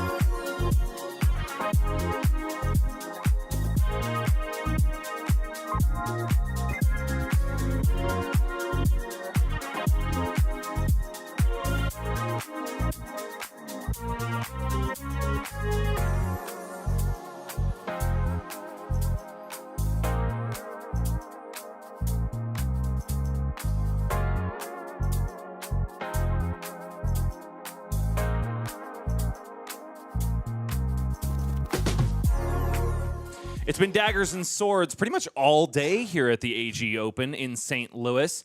And the next matchup will not disappoint, although there's a bit of a disruption in the pattern because one side is going to be sporting Volsar, the lightning rod, while they still can, Colin. Absolutely, because they will not have it for long. No, indeed. So you got to enjoy some busted stuff while you can. There's a celeb shot going on right now. I'm coming in just for one match here. Bryce Platts with Colin Erickson, of course. Michael Murray has vacated the booth just for a moment. He'll be back and carrying you through the rest of this day. I've been sitting in the producer desk for a little bit, enjoying my time there, pressing buttons, clicking things, and talking my head off in your ear, Colin, but not for everybody else to see. Absolutely. I get to hear all the secret conversations in there from Bryce Platts, and now he's going to share it with the world. It's mostly mouth breathing, ladies and gentlemen. So apologies for that, Colin. Nah, it's all right. All right. Awesome. Well, I'm glad to hear it hasn't bothered you yet. And if you are not bothered about my mouth breathing, then you can look forward to hearing more of it at these upcoming AGE events. We have updated our schedule. Oh, yeah, there are more to come. And St. Louis is no exception, folks. We've got a May Open on May 30th. That'll be at Mystic TCG. The format will be CC. We won't be streaming that one, but we'll be back on the airwaves once again on June 27th. That's a Saturday at St. Louis. Once again, back at Fantasy Books and Games, which is, of course, where our players are seating their fannies right now. Fantastic facilities and a really solid staff is what brings us back time and time again to Fantasy Books and Games. Colin, it's time for us to get down to the match floor and see some explosive stuff. Not just from Oscilio, I don't think, but also his Katsu opponent. Yeah, this is going to be a fast match. And I mean, the last two matches have been fast, but this one could be lightning speed. Blink and you'll miss it, folks. It's either going to be a combo off when it comes to the keyword or a combo off when it comes to Gone in a Flash. So let's mince words no longer, Con. Off to the races we are. Justin Haener on the left side of your screen, 2-0 on Katsu the Wanderer. He also doesn't seem to like cancer too much, which makes me endear to him all the more. Absolutely. Happy to see that he is not a fan of that. On the other side is, of course, Christopher Fernandez piloting Oscilio Constella Intelligence. Looks like Justin is on the play, though. Does have two harmonized Kodachis and a pretty typical loadout when it comes to Katsus. That Mask of the Pouncing Lynx being the key point that is going to put together a huge combo turn and probably, hopefully, force Christopher into a blocking situation sooner than later. But I'm sorry, Colin, I don't see a Volsar. Wait a minute. That's not what Oscilio is supposed to do. What is going on here? There's an Arcane Twining as well on the block. Hold on. Do we have a mid-range Oscilio on our I hands? think so. I think this might be an Oscilio. Yes, this is going to be a gotcha Oscilio, but there are some classic cards here. Sigil of Conductivity going to be established after Justin has his way with the first turn. Does leak a little bit through here. Actually, no. Christopher is starting above his life total. We might just need a correction on the life total, I think. Oscilio should, of course, be starting at 36, but it's a blue Voltic Bolt coming in for 3, probably for the first time out of an Oscilio's hands on stream, I would say. Absolutely. Probably hasn't been played in about 2.5 years since Icelander, but nonetheless coming in, and Justin's not exactly got the AB here. No, indeed.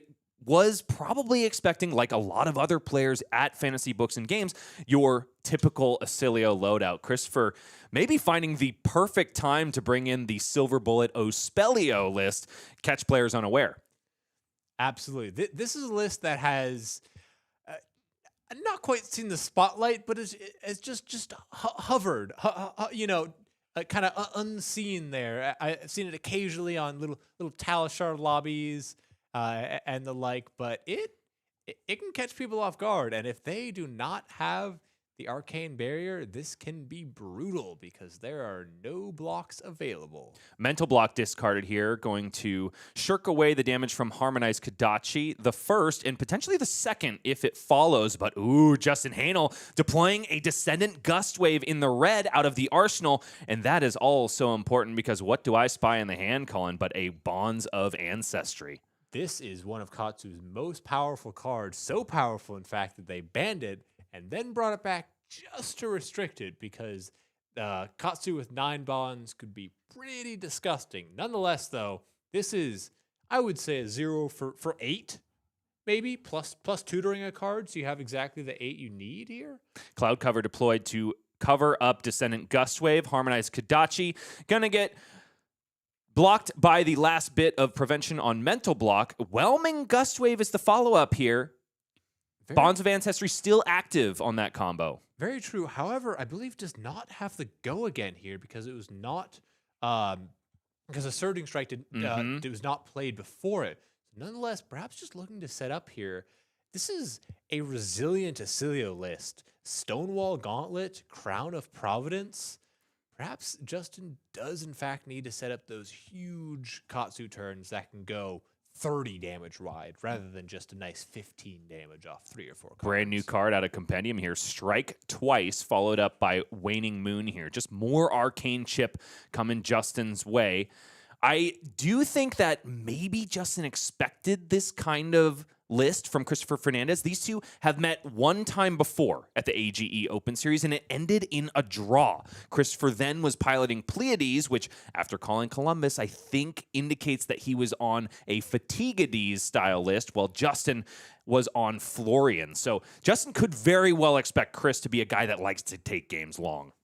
Absolutely, and this is a way to take games long because Oscilio, he can block with the best of them. Wizard cards, they don't usually do this, but they can block 3. It's a little hidden mode on them, but nonetheless a very powerful one, as sometimes blocking 12 is just what you need against these aggressive ninjas that have some very brutal on-hits here. I do have to pull the viewers' eyes and ears away from the action real quick to notice in the pitch zone, there's a Dishonor there, and there's somebody's name on it, Nikki. I do wonder if Justin is the kind of guy to put the names of all of his victims on cards like Dishonor. My heart goes out to Nikki because my guess is that Dishonor did connect with them and turn off their hero. That would be delightful. Just sign the name, sign your death warrant, because that hero ability is turned off for the rest of the game. Do love that. Right now, it's Gustwave with a second win, which at Combat Chainlink 3 will inherently have go again and be just a classic 0 for 4. 29 plays 32 now, even though Katsu is known for explosive damage potential, much like Oscilio normally is. Right now, life totals are just walking down really slow. Very slow. I believe, though, this is actually a different gust wave. There's a lot of gust waves here. This, I think, is the go again after Surging Strike. I'm so sorry. You're absolutely right. There is another gust wave. Tempest Palm. Tempest Palm gust wave. Gust wave of the 3rd win. This one that it was in yellow and gets that go again on Chainlink 3 or higher here. I believe gets a buff if Surging Strike was played before it. Something like that. Yes, you are correct about that. We'll get a +2 buff if my memory serves.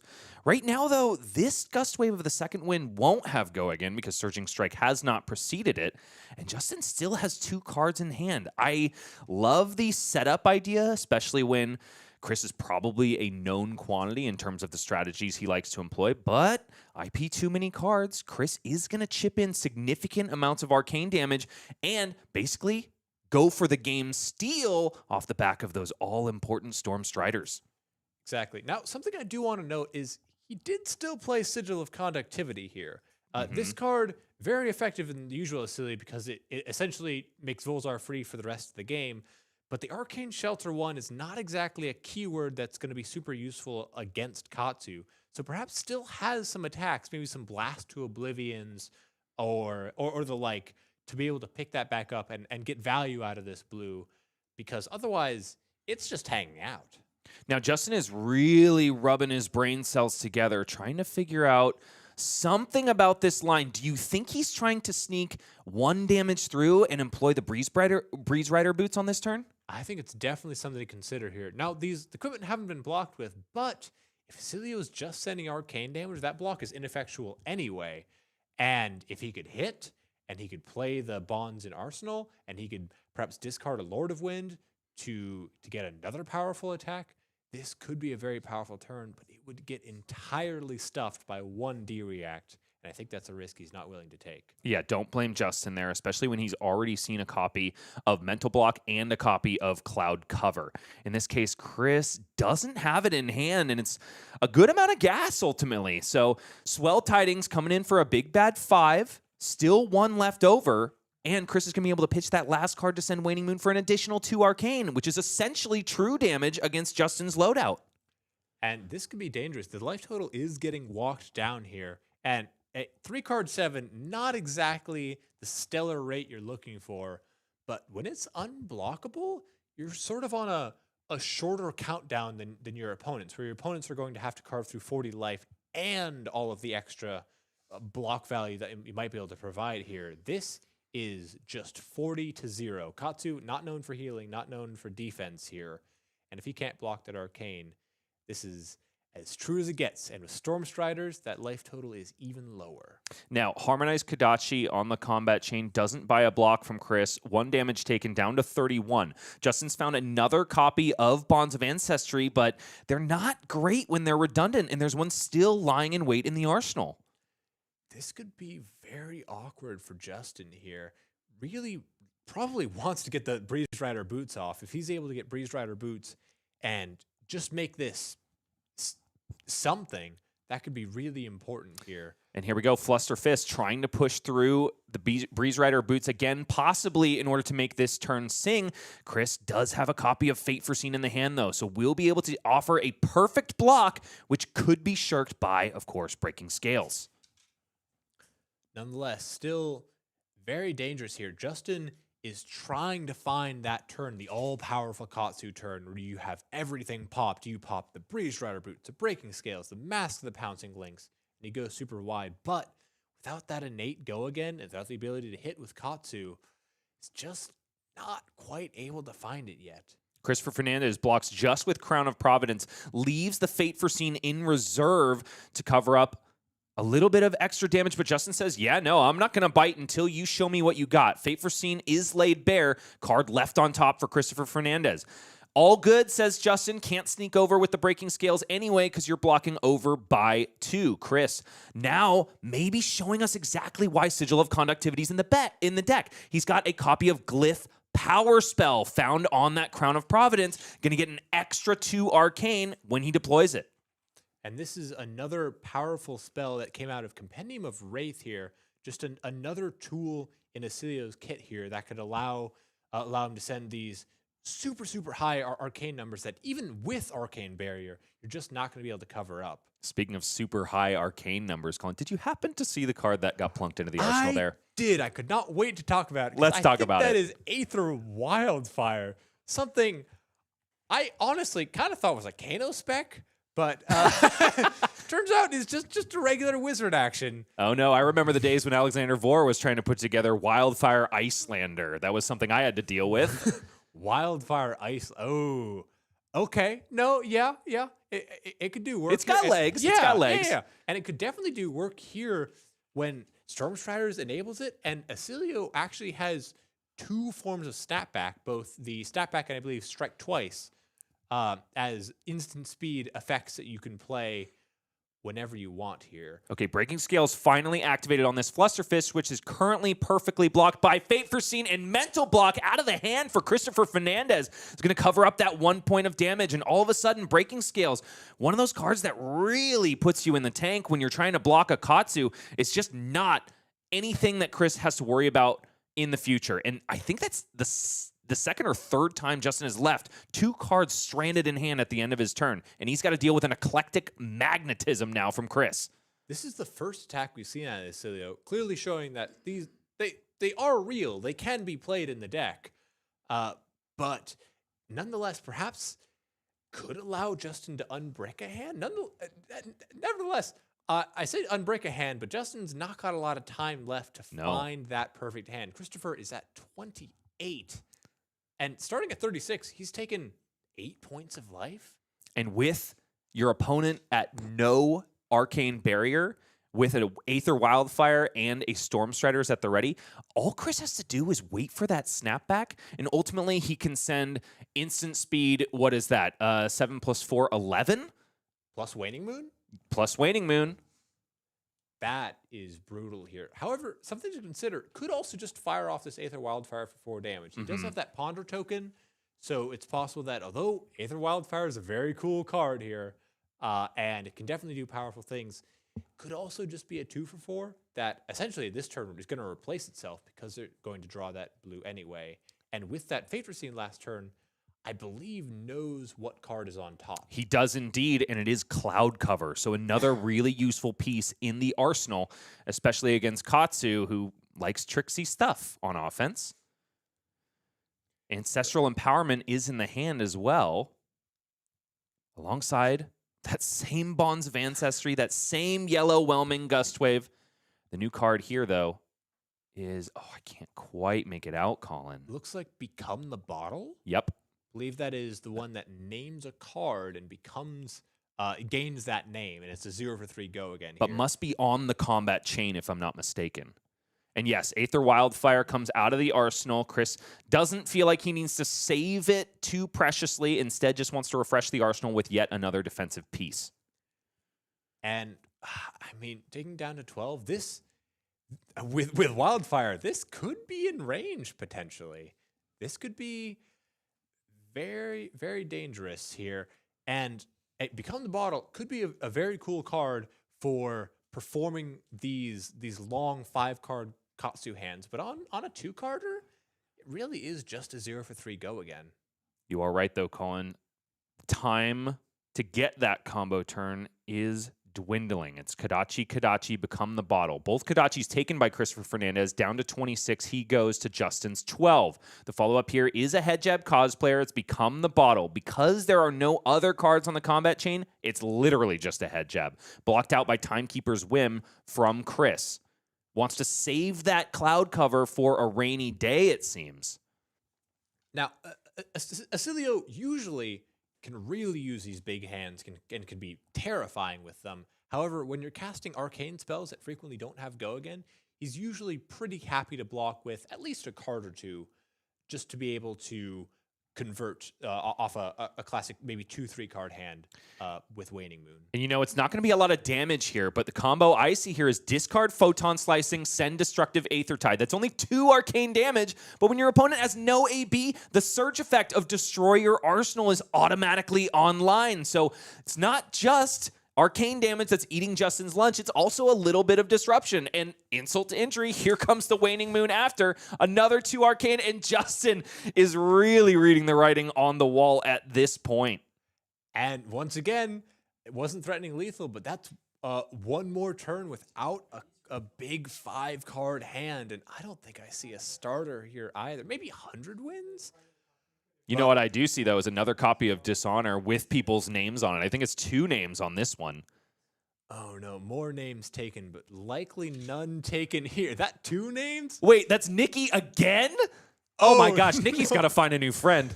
Man, that is not what we want to see. Oh, you can sign your name. Yeah, right next to the other one. Kadachi, 100 wins here is so far the play for Justin Haener. Looks like those knives have been finding home. Christopher now down to 25. Has to face another head jab cosplayer. Justin still, I think, unable to activate Katsu a single time this game. Am I wrong about that? I think you're right. Katsu is cosplaying an Ira that gets a +0 on her second attack here. No. Because these cards are just not connecting. Sink Below finds a blue photon splicing. I believe I caught another red in Christopher's hand, so might be the piece he needs to just send even more Trixie Arcane. And look at Chris. He's laughing in the face of his opponent who said, I thought you were going to be doing normal Oscilio things. I mean, don't you want to play with Volzar for another month? Right. Yeah. What possible reason could there be for not running Volzar? And Christopher says, well, this seems like a pretty good one. He can't take the image. Cloud Cover gets slapped onto the combat chain from the arsenal, shirking all of the damage from Lord of Wind, which didn't even have a combo active because it, of course, requires Mugenshi release. And all of a sudden, Christopher clapping back with another 6 arcane, thanks to this glyph power spell seeing a sigil on the arena. Oh no, and I think that is Flick Flack in Justin's hand. Oh, Very good card. He was not expecting this right here. And Christopher, once again, just gleefully staring daggers into his opponent. You don't remember me playing Pleiades before? Well, here's Fabtcg Oscilio right here. Oh yeah, try taking this to the draw here with no arcane barrier. Justin, for his part, though, seems to still be having fun, even though his head has been in his hands since the beginning of this game. Down to 2, he's going to go, but no, the Waning Moon is going to clean it up, and that's about it. Christopher Fernandez gets the fist bump and survives at 25 life against a pouncing Lynx Katsu. You ever seen that before, Colin? Never. That is a masterful bait and switch in Oscilio wizardy tactics. And this is probably a situation that Christopher's been in his last 2 rounds as well, where he flips up the equipment and the opponents go, oh, God. I remember moments like this. Do you remember when the Aurora combo deck was coming around, where you would play cash out and then just destroy all of your equipment for silver tokens, resolve an arc lightning, and go again until you're dead? I do. I also remember Kano doing a very similar thing with Brainstorm, although perhaps a little less consistent there. Probably. So kudos to you, Christopher. I hope you retain friendships with all of your locals by the time this game is this day is over, rather. We're definitely going to grab a winner interview with Christopher and meet the man behind the madness. But before we do that, we've got important stuff to talk about, ladies and gentlemen. And one of my favorite subjects is, of course, AGE Premium. We are the front page of competitive Flesh and Blood. Do have to mention, spoiler season is around the corner, Colin, and boy, do we have a spoiler card for you folks. The reveal is going to be happening on AGE Premium. We'll have an article coming your way by none other than Alexander Vore. We figured we would take the Yapper Senior to the page and see if he can deal with pen what he normally deals with tongue. So expect a lot of hot takes and hilarious outtakes from Mr. Vore, and that'll be coming up on May 4th. Stay tuned for our spoiler card, and also get on over to AGE Premium and subscribe. We ask you to do this if you like what we do here at AGE. We find ourselves to be grassroots Flesh and Blood, which is, you know, a dwindling art, as it should say. We're one of the few that are still around. We've been at it for 4 years, and if you think playing the game and feeling at home is just as important as playing the game and seeing the world, we hope you'll trust us with your $10 a month and become an AGE subscriber today. Yeah, Flesh and Blood is a growing game, and I'm super happy to be able to be going along with this transformation. But man, just thinking about back to just a couple of years ago when I joined, the lack of content, of YouTube, of articles, of just ways to engage. I was starving. I mean, I was watching a lot of AGE stuff, of course, but beyond that, there was not a lot there. And then you decided to come out to AGE and start just murdering people right and left, right? Oh, of course. I got to get a piece of the action there. Definitely. You're basically a serial killer where I come from, Colin. Very proud of you, though, and your recent success, especially at Pro Tour Yokohama. People are going to be, subscribers, I should say, are going to be able to hear more about that as you are doing a bit of a retrospective in regards to your own tournament run, and that'll be up on AGE Premium sooner than later, I hope. You and Michael were talking about Gravy Bones and your run with him in CC, but we also got to mention what you brought in Sage, brother. Arachne Solitary Confinement. How the heck did you come to that decision? It was a bit of a journey. I was basically exploring just any deck. I was like, I don't really want to do KO. There's kind of randomness to it, and there's some really hard counters. Valda is tough for that deck. And I was kind of scrolling through. I tried out Arachne Solitary Confinement for like a game, kind of threw together a list and was like, what are the odds we have something on this? And I kind of scroll down a long ways. And like back in November, Justin, our producer, was like, hey, this is actually not bad. Like you can do damage with this. You have on hits. And at the time, Briar had, of course, Burn Up Shock and Lightning Press as well. And that was just a very powerful combo. And that was something that she could lead into. It kind of gave less of a reason. But now that was toned down a bit, and I was like, wait a minute, this could be the sauce. And I tested it a little bit, And I told a couple of people about it, and I was like, oh, yeah, I'm going to do this. I'll bring it to the Battlegrounds. And then I tested it with teammates a little bit, and they're like, I don't know if you want to bring this to the Battlegrounds. We got to hold it yeah, back, huh? maybe we want to, like, kind of keep it under wraps for now as we continue testing this, because this could be a pick. And I waffled on it a little bit. I did bring KO just in case to the Pro Tour and to Japan. But as I was testing, doing that last minute, grinding with the boys, we're jamming games a lot against that Briar deck, especially. And I don't know, it was just really confident. I felt like it was taking down the aggro decks. It was really solid against Ira, and then it had these tools like backstab, defense reactions just can't be played to this, isolate that just gives dominate. These really powerful effects when you pair them with pumps, and your opponents just can't react to them. And I think that was the key that kind of put it over the top to, like, wait a minute, I could do this. Well, folks, if that does not make you enticed to subscribe to Premium and await the long-awaited article from Colin Erickson, who is going to be, I'm hoping, putting pen to paper for us more consistently after this as well, then what are you waiting for? Get on over to AGE Premium and check out what we have to offer. Ladies and gentlemen, we'll be back in just a moment with a winner interview from Mr. Christopher, who, is definitely unhinged, but is now 3-0 here at AGE St. Louis, very close to locking himself in the top 8. So stick around, and there will be that and more Flesh and Blood after this.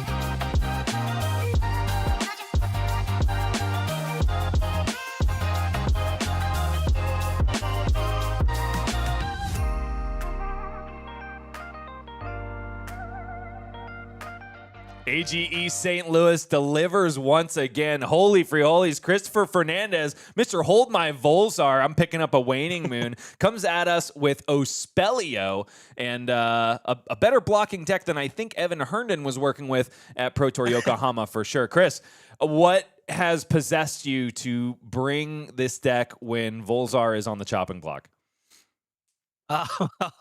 I'll start with saying I miss Verdance. And I thought, what if I played Oscilio like Verdance? So I called it Versilio, but Oscilio is fine. Okay, fair enough. Yeah, I love Waning Moon and I love Sunstriders, and I thought, why not try this and see how it goes? And I've been working on it for 2 to 3 weeks with a friend of mine and iterating on it, working, getting the kinks out of it. And I'm still working on some details like Sonic Boom's not great, but I'm still working on it. But it's been really fun. Now, I do wonder, Chris, you might not have to iterate on this deck all that much longer because I think you might be at home with Oscilio Forked Continuum. Are you seeing maybe a similar style being prevalent with him as what you're sporting today? I can totally see that, but it's hard to say without seeing the full spoiler. Sure. They keep saying whatever's coming out is going to be incredibly powerful, which is why we're getting all the bannings. So we'll just have to wait and see. But I don't know. Regular Oscilio says discard a card and draw a card, so that drawing cards is one of my favorite things. And ultimately has a lot of really good instants that were at home in your deck, even though it's a completely different strategy than standard Oscilio. And one of the things that made us scratch our heads in the booth was the deployment of an early Sigil of Conductivity. On that turn 1, I honestly didn't really look at your equipment stuff until you blocked with an Arcane Twining. I was like, hey, wait a minute. Something's going on here. Then I saw the Stormstriders, and it all started making sense. And then what kind of made us think twice about assuming we understood was the deployment of Sigil of Conductivity. Of course, that made a heck of a lot of sense once you drew up Glyph Power Spell, and the ability to cycle away Sigil of Conductivity when you need to be blocking is just at home in the deck. Yeah, it feels very natural, and since all you need is one, the other ones are redundant. And Power Spell is so strong, man. Like being able to deal 6 with Burn Bear and 5 with Comet Storm is just, it really adds up and really averages out the game as it goes longer. And sometimes you bring in the Wildfire packages for like the fatigue matchups, or even against the aggressive matchups, which I did so that I could condense the game into a faster game, because Katsu can just come out of the gates. But I got lucky with I went for him. And you also showed patience ultimately when you parked Aether Wildfire in the arsenal, but then all of a sudden you've generated a Ponder token, you've Fate Foreseen and seen Cloud Cover on top, and you say, you know what, let's just go for an efficient Eclectic Magnetism play rather than hold on to this combo with an Iron Grip. Is that pretty typical for you, or is that something a way you're able to flex when you see, for example, when your opponent like Justin brings no Arcane Barrier? Yeah. Let's call it that. No, but it's not just flexing. But so the reality is that I was looking for the best hand to go with Wildfire. Normally, you just want to do Wildfire in the same turn where you get to do Striders Wildfire into Snapback into Strike Twice. It doesn't even have to be that long of a combo, but you also end up with Waning Moon and so forth. And it just wasn't coming up. And I figured it's better to park the Cloud Cover just in case they actually draw a Surgeon Strike and I die. So that'll give me some extra protection. And I was at enough of a higher life total where I could maybe take some more hits, give them a combo turn if I felt bad enough. And but yeah. Clearly you did not feel bad enough, because adding insult to injury, you're right. Justin Justin's deck ultimately gave you a variance win in that he just did not find a Surging Strike for a long time. Right. But to your credit, you were blocking incredibly well on all of these attacks where Justin wasn't able to find go again, clearly telegraphing that he needed Breeze Rider a hit for Breeze Rider Boots to kind of carry the day and fix the hand. Ultimately, you stranded 2 cards in Justin's hand, I believe 3 times in a row that game.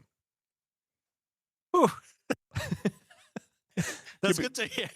It's hard to see. It's hard to see it when you're like on the other side and you're like sweating it. You're like, oh my god, what could he have? He's setting up for that combo turn. Because of course, even though you looked so comfortable, folks that maybe haven't played against Mask of the Pouncing Link's Katsu, like what were you dreading might come if you didn't block perfectly? I've been burned out by Katsu, no pun intended, but by Katsu so many times. I like those crazy combo turns that they have sometimes reaches.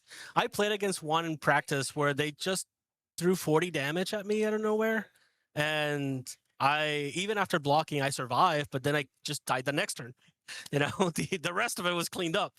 So they have so much potential with such a high damage ceiling that I have to do everything that I can to kind of slow them down, chip damage, and kill them as quickly as possible. Which is why I think a lot of people would say that Katsu is generally favored into Oscilio, at least in his normal iteration, and maybe even against what you've got cooking too. But the way things shook out, you definitely commanded that game. Let's talk about another matchup that can be a thorn in Oscilio's side in his standard loadout, and that is Jarl Vitradi, your round 1 matchup here.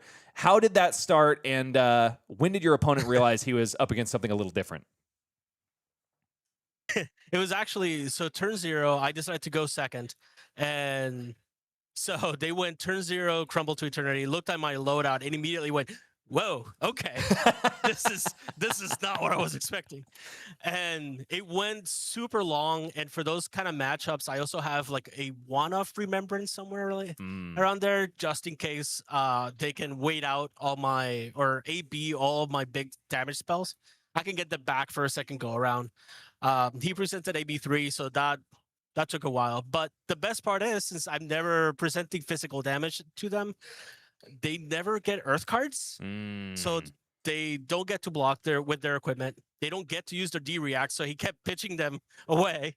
And then their Plow Unders kept coming in for 2 and Failings for 4. Adorable. It was great. Awesome, man. Well, kudos to you on that. So you are the only Oscilio in the room. I'm not sure if you're aware. And so just heard, yes. Which basically means we have like no Oscilio in the room, if you think about it that way. Do you feel like your deck loses a little bit of an edge when people are talking and are now probably scouting you around the room and aware of what you're up to? Yes. But I can only hope that it doesn't. No, I only hope to be underestimated, and I still burned him out with a giant glyph followed by snapbacks and waiting moon. I do wonder, was Justin surprised? Because we did go ahead and look up your history with each other at AGE specifically, and in one open, you faced each other one time, and it ended in a draw when you were playing Pleiades Superstar, I think right before her Fabtcg nature was fully known by the rest of the community. Right. Nevertheless, that was the strategy you were employing. And I do wonder if you guys are known quantities in the local scene enough to where Justin was like, okay, I'm sitting across from Chris. Maybe he's got something off kilter for me. Or was he completely surprised? He was completely surprised. And I even tipped him off. I was like, you know what? He's like, this is going to be a quick matchup. You're going to pop off on me. I was like, this is a different Oscilio. And he didn't realize how different it was until I presented the loadout, and he was aghast. It's like, really? I didn't know it was that different. That's wild. I think most people who are trying maybe a silver bullet strategy would hold their cards a little closer to their chest, no pun intended. But you laid it all out for him. Yeah. Gotta give him a chance. Poor buddy. It was good of you to take mercy on him, at least at the beginning of the game, because there was none of that to be had in the actual gameplay. Yeah. Chris, this is actually your first time on stream. Obviously, it's not your first AG Open. It's definitely not your first game of Flesh and Blood. You show a command of the game that is not often seen on camera. So how was your experience being on stream and now doing your first ever winners interview? Well, I was gonna make a bad joke, but yeah, I'm still nervous. So. No worries. Maybe the next time we can convince you to throw some bad jokes out there, because we're definitely here for it. Oh no, this is not appropriate for that stream. Okay, maybe keep it close to the chest then. We'll send you some coaching from our HR manager, and then maybe we can get some Chris jokes in the mix a little bit later. Awesome. It won't be my first time with HR. Well, that's at least you have experience there. Okay, Chris, we are dwindling down on the round timer, and something tells me you've got to take a bit of a break before you come back with those long form Oscilio games. Before we let you go, though, we do want to give you a chance. If people in the Flesh and Blood radio land want to see more of you and find you out in the internet waves, where can they? I am Hammaneggs, HAMNGS on Discord. Okay. And I started a MetaFi that is completely free. I started posting things there, but I only have my Euro list, my recent Euro list that I was brewing up, and a guide where I collected a bunch of articles from around the internet from Fab's history, because I felt like we needed something like that. Okay.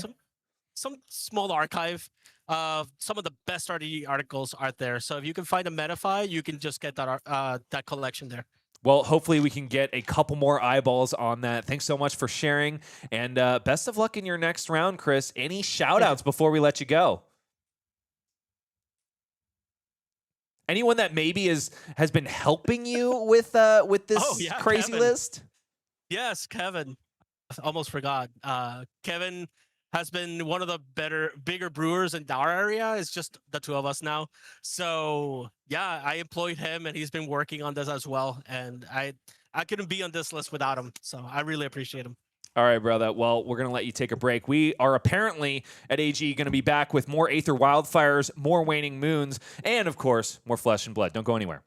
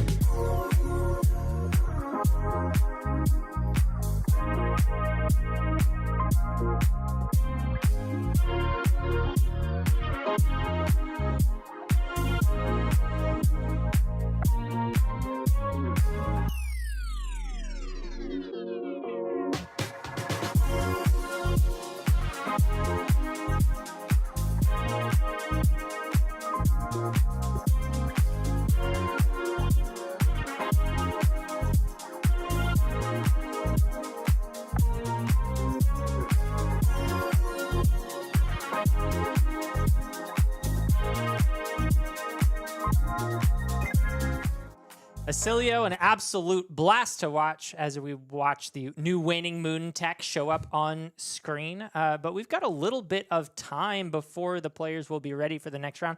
We just wanted to hit a few news stories before we get into that. Our weekend stories starting off is post-Pro Tour Yokohama, an event that you attended and I really enjoyed watching at home. Tell me about the event. Yeah, it was an experience. I mean, it is a lot of players. I think, honestly, more than we've seen at some of the other Pro Tours. I think it was almost 600 people there. So it was quite a turnout. We had a bunch of artists there, and it was an awesome event. And I think just the games didn't disappoint. I actually was on camera, I think 4 times. Wow, So yeah. if you want, you can check this. I actually didn't do too well on cameras. Maybe We caught all But, your losses. yes, Were you X and 4? At the end, I was X3-1, Mhm. and my 3 losses were on camera. My draw wasn't. So the camera was bad luck for me. But other than that, had some really good games. The finals came down to just the absolute nail biter of the react on top of this to kill you, to draw off the top to kill, to save in response, to kill you anyway. It was truly a wizard mirror moment. I think it's the first real Pro Tour final that was able to eclipse that Sigil play. The Pro Tour LA Sigil of Solace, of course, talking about Arthur Trehay. Yeah, Arthur Trehay. Against Maximilian Klein. Such a legendary game. But this one had the extra instant. It was an even deeper sequence. Super cool to watch. Of course, we've got Armory Deck Hala that released recently and just injected a bunch of new cards into the Warrior card pool. Super, super excited to see that one evolve, not just to see how Hala herself builds, but how the other Warriors take and rip the pieces that they now get to play with, especially cards like Edict of Steel and the new Flurry token. Are you cooking up anything with Kasai, with Flurry? I've been thinking about it. Kasai, it wouldn't work in the usual resource curve, except for one thing. If Kasai has drawn a card, her swords are free, and that means all of those extra swings are just gravy there. Yeah. Now we're looking at draw swords being premier. Exactly. If you play all the draw swords, you're playing Sharpened Senses. Sharpened Senses is probably the best with this. You can play some of the hit and runs. They're nice yellows that can also provide buffs on your second attack. And importantly, with the Flurry tokens, if they provide that crucial go again on the second attack, then you can swing a third time. So now all your Flurry tokens are minimum 2 value or even more because the buffs on the weapons stay on. Yeah. So the buffs, if you block with an attack action in the previous attack, thinking it's just your attack blocks for 2, it actually blocks for 1 because I swing again with the buff.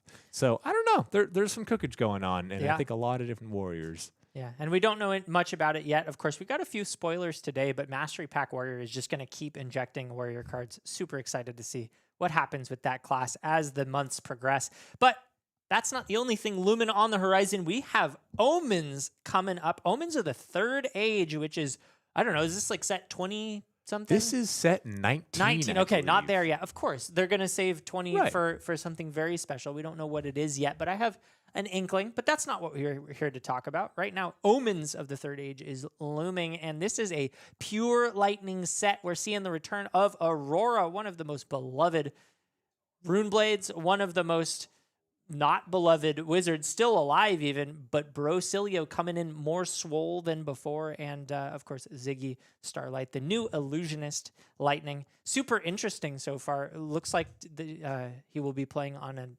axis of instants. What are your thoughts? They're interesting heroes. I feel like the one that has caught a lot of players' attention, at least from what I've talked to them, is Ziggy, because they're going, wait, is this Enigma? Is this another Prismask illusionist with a lot of instants and auras? Or is it something else? And that's something I can't wait to find out. Yeah, absolutely. And just the last beat we'll hit real quick. AGE has one spoiler coming up soon from that set. We're not revealing anything yet, but keep your eyes peeled for when we do, because this is spoiler season starting this week. With that being said, let's drop into our feature match. Players are ready to roll. We've got Phillip Bourner on Tuffnut against Devin McAtee on Marlynn Treasure Hunter. We saw Devin start the day out on Marlynn had a very strong showing, but just barely fell to our previous AGE champion, Lucas Oswald. Nonetheless, though, fought back still 2-1, and now has to face off against Tuffnut Bumbling Hulkster. Yeah, this is quite the interesting matchup. I don't know that I've seen very many Tuffnut versus Marlyns. Not sure exactly who's favored here, but I do know that Phillip is playing correctly here. You always want to roll those scab skin leathers on turn 0. Just get the ones out of the way early, and we see he did just that. And Tuffnut looking to be a very strong defensive deck as he piles up these toughness tokens, which can allow him to block with cards for way above their usual rate. However, with Overpower, a lot of his cards are action cards, and that means it can put him in a little bit of a bind here because he can only block with one of them, and he's going to be forced to try and convert the hand. Yeah, one of the things that Tuffnut really needs to do, like you just mentioned, is block a lot, and it's hard to do against an Overpower-based deck, as we see Devin just going ahead and popping that Honing Hood turn 0 to gain an arsenal, effectively drawing him a card, and starting off with the 5-card hand on turn 1. And with that arsenal loaded there, it's essentially a bit like a gold there with Crown of Dominion, except that, of course, there's not a one bit of card filtering.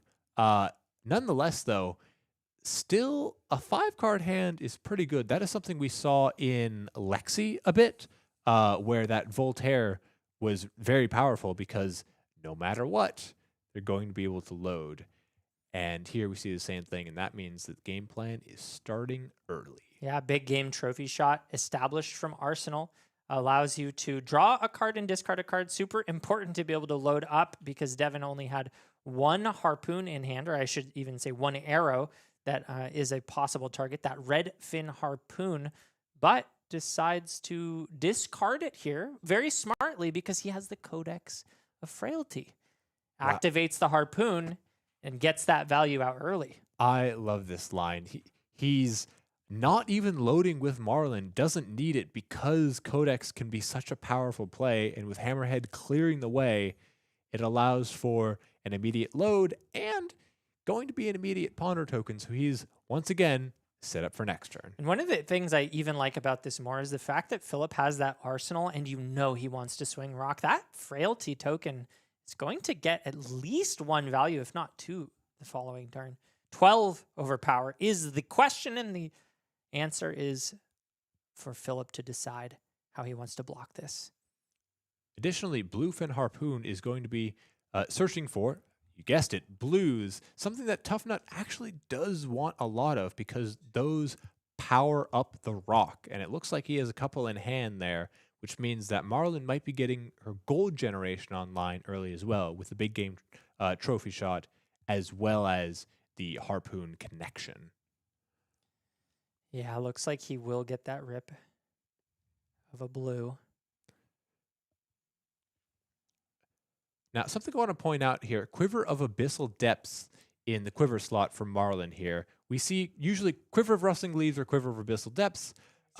Perhaps he's looking towards a potential anti-fatigue angle here just to make sure that Tuffnut, the stout defender that he is, isn't going to run Marlynn out of threats. Okay. As we look into Phillip's turn, only the 1-card hand, but nothing that Tuffnut is not used to. In fact, sometimes prefers this, activating Tuffnut hero ability, sees a yellow, not a 6 power, just 2 floating here. Likely going to see an establishment of that arsenal. And it is a send packing, pretty annoying to deal with. Of course, this one's only coming in for 5, thanks to that Frailty token. Oh. Now, you did mention that the Frailty is getting value here, but nonetheless, the fact is this is an on hit. So a lot of times if 2 cards are demanded here, it actually ends up being somewhat of a wash if he were to try and defend it out. But looks like he's perhaps not doing that. Life total ticked down, then ticked back up again. Maybe still considering blocks here. Frailty was momentarily forgotten, but Phillip Looks like he remembered it at the last minute. It's 5, and Devin is now reconsidering blocks, given that new information. Decides, no, I will still choose to lose the Arsenal rather than committing 2 cards to block. Not uncommon for Marlynn to forego blocking, even in the face of disruption. She is such a deck that relies on these big hands. You have to pay 4 into the Harpoon, so losing 2 cards basically turns that play off. Now, looking at the hand here, it has a couple options of what exactly he wants to do. Codex of Frailty is a great card, but it is slightly less cool when you can't actually play it due to that 3 of a kind effect. So these power cards kind of butting heads and getting in the way here. Yeah, Devin looks like he pitched that Eye of Ophidia to break a gold and was hoping to find some kind of harpoon or outlet instead. Sees 2 blues off the top, and it doesn't look like we've got a great angle on it. One is a big game trophy shot, and I think the other one might have been potentially a murderous rabble. Yeah, not sure if I saw that one right. Too. So not 2 blues, but still not the outlet that he was probably looking for. Still has the Codex of Frailty, so has a way to gain any attack from graveyard that he needs, but will need to correctly sequence this in order to deploy that card. That one, of course, will discard a card in your own hand if you play it before you've emptied the hand. Now, something he could do, which is a little bit of a cheeky Marlynn tech, is you can tap Marlynn to get a Goldfin Harpoon and then just play Codex of Frailty and discard that Goldfin Harpoon, while still being able to play 3 of a kind after that to get the extra resources to pay for both the cannon and the harpoon. It looks like he may just be willing to discard the blue. Was thumbing it for a moment, but wants to look through the graveyard before committing to that. I think he wants to commit the Codex before playing the 3 of a kind. Still look like he's puzzling out the lines here. 3 of a kind, very powerful card, pays for the turn, just needs to make sure. Oh, and there we go. Goldfin Harpoon is being created. Yep, awesome call on the play. Does create a discard outlet here, now enabling the Codex and keep the blue in hand. A really important sequence here, just in case there are reds on top. It's one of the ways those 3 of a kinds can be total bricks. You need the resources to support the cannon as he grabs that bluefin harpoon. Really, really good harpoon into Tuffnut, a very blue heavy deck. Not to mention Ponder of Frailty, just as the icing on the cake here, to allow him to refill again and again. Turns out Codex of Frailty is an okay card sometimes. Yeah, more people should run this. I wonder why they're not putting it in decks. That's a good point. I should put it in my Victor list. Oh, it would go great in Victor. Can you imagine 6 Golden Suns, 9 Golden Suns with Remembrance? 3 of a kind hits the board. We draw up, and we've got the blues. Looks like we're pitching them straight into that harpoon. We've already got the +3 on the board from Cheating Scoundrel. And now we're sending bluefin. We've got 4 + 3 + 4 is, nope, 11, yes. And overpower. Now, activating Hook here, however, no gold has been created this turn, which means that if Phillip were able to block it out, would destroy the Hook here, but I think would require a block of both Scowling Fleshbag and Tunic, and all of the armor might be a bridge too far here. Yeah, was able to hit the clash, sees a yellow card on top. Oh, but the Cheating Scoundrel guarantees it because Devin has extra cards in hand. So no matter what, that Hook is essentially safe, even though the gold has not been created yet. That's pretty sneaky. I like that. A use of the IP, the pseudo IP from Cheating, or from 3 of a kind, as Devin draws off the Ponder and then ends his turn. Phillip now with 1 card in hand and a Frailty, but does have that Song of Sinew, one of the power cards, premier power cards in the Tuffnut deck. Shows us 1, 2, 3 6s and a blue. Pretty good hit there, getting +3 and very likely putting that blue on top to enable the rock swing after. Frailty getting a little bit of value, but not bad coming in for 9 for just 1 card. Well, I guess 2 if you count the Tuffnut hero as 1. Still, though, 2-card 9. That's not too bad No, here. we take that. We take that. This should give Phillip just the slight life lead at the end of the turn, assuming, of course, Devin does not block, which I see a Conqueror of the High Seas in his hand. And I just want to comment on this one more time. For those of you who missed game 1 of the day, this is the first time I've seen Marlynn playing Conqueror of the High Seas in the list. I've talked extensively with one of our local mains, Paul Solinsky, who loves playing Marlynn, and he is of the opinion that Conqueror just doesn't quite fit in the list. It's a little too clunky, but we see here that Devin disagrees, and I love that. I love seeing players with their own unique takes and builds, and we see now he just takes the 9, drops to 26, and he's ready to ship it. No pun intended. Now, something to comment on. Throw Caution to the Wind was played out there. Devin Arsenal at the last turn, expecting to get some value out of it, perhaps defensively, against that send packing. But with the rock, damage cannot be prevented. And so the Throw Caution to the Wind was essentially discarded there just to make space in the arsenal for Devin to be able to play out his turn. Very unique piece of that rock text, which I'll be honest with you, Colin, I didn't remember that until you just mentioned it.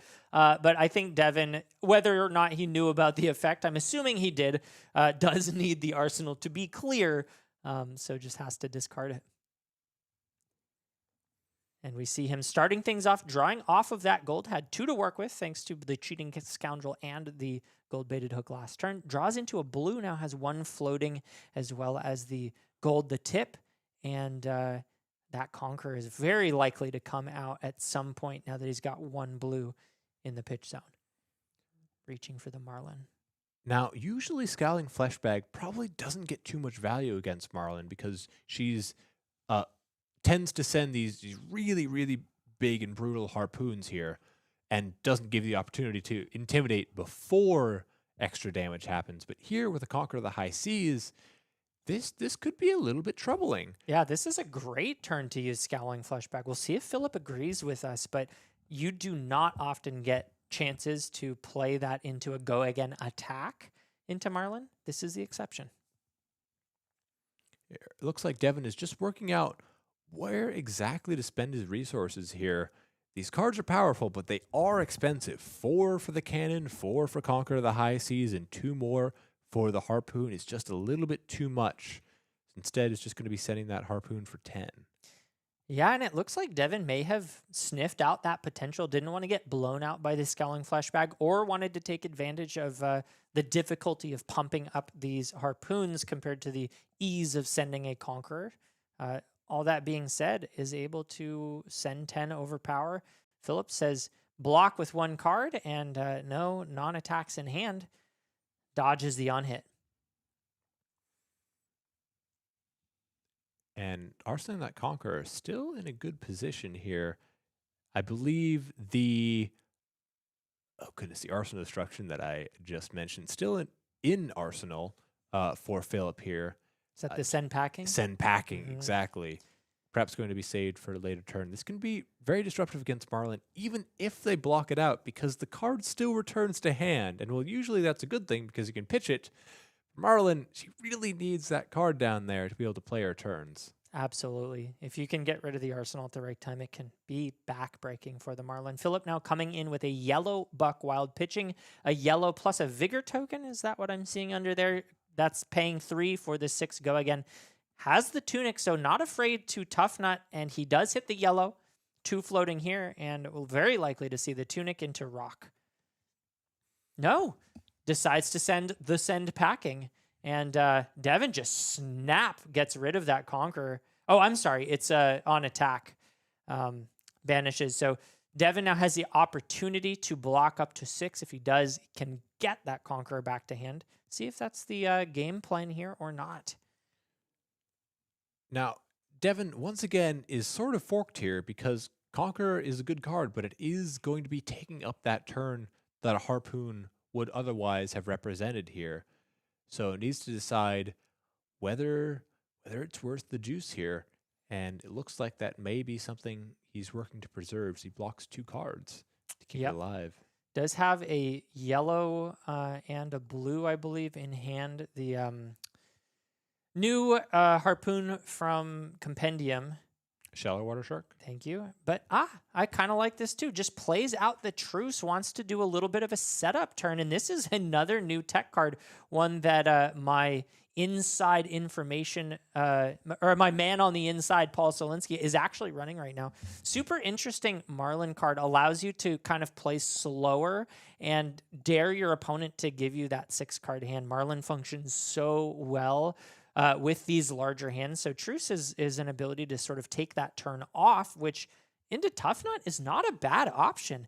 Asking if you can convert the full hand, I'm going to just sit back and set up. And most of these disruption cards tend to ask for 2 cards. A lot of them are 6 powers here. And well, that can be really tough when you only have 4 cards in hand and have to give up 2. When you have 6, or maybe even armor that can essentially act as something similar to a card here, it's not so bad.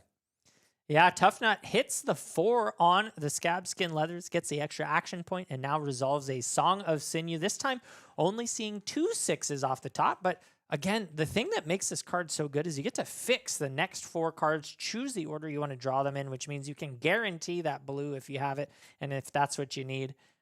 2 coming up, pumping the next attack, and 2 more cards to work with the extra action points.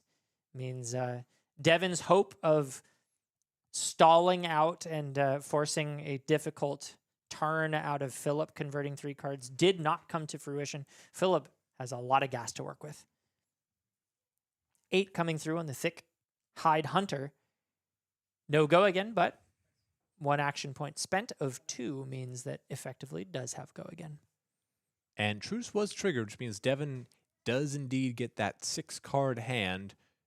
Phillip naturally valuing pushing damage over letting both players gain life here, as this is a full turn. This is a Tuffnut with 4 cards in hand plus arsenal, so needs to do something, or perhaps 3 cards, I believe, was off arsenal last turn. Needs to do something to be able to put that pressure on, because this overpower means that Tuffnut is on a clock. Yeah, that being said, right now Phillip is threatening 15 damage, which is exactly 3/4 of Devin's remaining life. And Devin has to make a choice here. It's very, very important at this point in the game that he plays efficient flesh and blood, because one of the things that Marlynn cannot often escape is the death throes of being at 1 life and needing to block out with your whole hand. She's a deck that, similar to Boltyn, needs a lot of cards to function on offense. And the moment that you're forced into a blocking position, you can lose that window and your turns start to really sputter. But Devin decides to take at least the 8, and Rock now coming in for another 7. And once again, Devin has to make the choice. How do I play around Fleshbag? Because it is looming, and if Phillip is going to get any value from Scowling Fleshbag, it is going to be here with these Conquerors of the High Seas to be able to prevent Devin from loading and getting that harpoon. So to play around it, Devin in turn needs to find a way to clear out his hand, or clear out the important cards from the hand, before Scowling Fleshbag triggers. And I can see a world where he sort of, knowing that that's coming, just says, I need to not block here, and I kind of need to high roll on the Intimidate. I know the Scowling Fleshbag is coming. My hope is that I just hit a who cares blue, or possibly a harpoon to set up for next turn. Has the yellow harpoon here, and yep, just goes ahead and starts things off with the Conqueror of the High Seas. See how Phillip plays it, but you got to think it's a 1 or 2 card block from hand plus equipment. Now, this isn't a threatening an on-hit because of that lack of arsenal here, but it's still 8 damage. These numbers do tend to add up here, and Phillip, I think because of that, is choosing to value block, especially since the next attack he blocks can only be defended by 1 card. Yep, and Phillip wins that clash, gains a... Is this the Clash of Toughness? Or Looks like a tough smash up, Yep, so there's going to tough be another smash-up. toughness token here.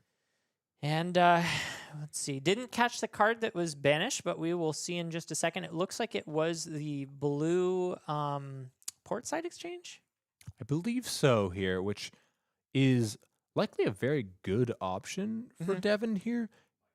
because he has a blue on top, a gold drawn, and with the blue, it's going to be 6 resources, which is enough to activate the hammerhead and then send in the harpoon. Now, I don't want to take too much away from this game, but I just got breaking news that Lucas Oswald just lost his first ever AGE match. Wow, must be a sad moment for him. Yeah, well, we'll have to tune back into that news story later. But for now, we've got Devin, McAtee, navigating the rest of this turn. 2 cards in hand, 2 resources floating, and a sort of unimportant arrow in hand. Does decide to load that up after drawing off the gold and does have the resources to activate Harpoon. Now, the on-hit isn't relevant. There is no arsenal, but this is 9 overpower, which is quite a bit of damage. We just saw Phillip send 8 into 7. Well, this is 8 into 9. So quite a lot of damage being threatened on the backswing. Of course, Phillip far more capable of blocking. And Devin is doing this from 5 life compared to Phillip's 11 now. And I want to comment on a choice that Phillip made about 2 turns ago where he said, I'm going to send this send packing right now. It's no more damage, but maybe it's a little bit more disruption, and I want to get value out of it now. Because if he had kept that and said, I'm going to value swing rock and keep my arsenal, well, then 8 on-hit destroy arsenal into 9 destroy arsenal would surely have gotten that, and that would have just meant free gold for Devin, as well as essentially a card wasted. Yeah, I really liked that play from Phillip, and now we're seeing Jaws of Victory come out. In this case, he doesn't currently have less life, so the crowd has not cheered him this turn, but if he's able to hit a 6-power attack off the Tuffnut ability at instant speed, this could be a devastating turn for Devin. A lot hinges on what's on the top of Phillip's deck. Yeah. It looks like the 6 into 7, potentially 8, is going to be enough to force Devin into the range And he does of find it. lethal. And he sure does find it. Tough smash up, yellow, 6 power. Exactly what he needed with the 1 resource floating from the previous attack. And now Devin, sitting at 2 life, is on the back foot. Must give at least 2 cards just to survive. Well, I'll be honest here. I thought Marlynn was favored to win in this matchup because, well, Tuffnut's only going to be able to block 1 card. I mean, what is he going to do? Just swing rock? And it turns out, Yes. 1, rock's actually pretty good. The 7 damage and anti-prevention, not a bad rate. Yeah. And also, there's a lot of these 2-cost, 3-cost cards like Jaws of Victory and like Buck Wild and like Scabskin Leathers that allow Phillip to go wide and to have these above rate turns that other brutes have access to be able to just keep up when players like Devin choose to take off turns to set up or otherwise just can't convert as well because they've spent time buying into evasion and the like with the harpoons or disruption in the form of Conqueror. Absolutely. Devin now needs to pop a gold to hopefully dig for some useful harpoons here. Has one in hand, I believe. Able to load that, but doesn't have the resources to both cannon and send the harpoon. So Devin is in a really, really rough spot here. Kind of only out that I can see is hoping that Phillip doesn't have a hand that can convert beyond like a 1-card 6. Oh, finds a 3 oak though. Really, really important hit here. And if he can find a disruptive harpoon, I don't see. I think that might be a king shark if I'm reading Is that it? right. Oh. And I think there it is. This is real disruption here.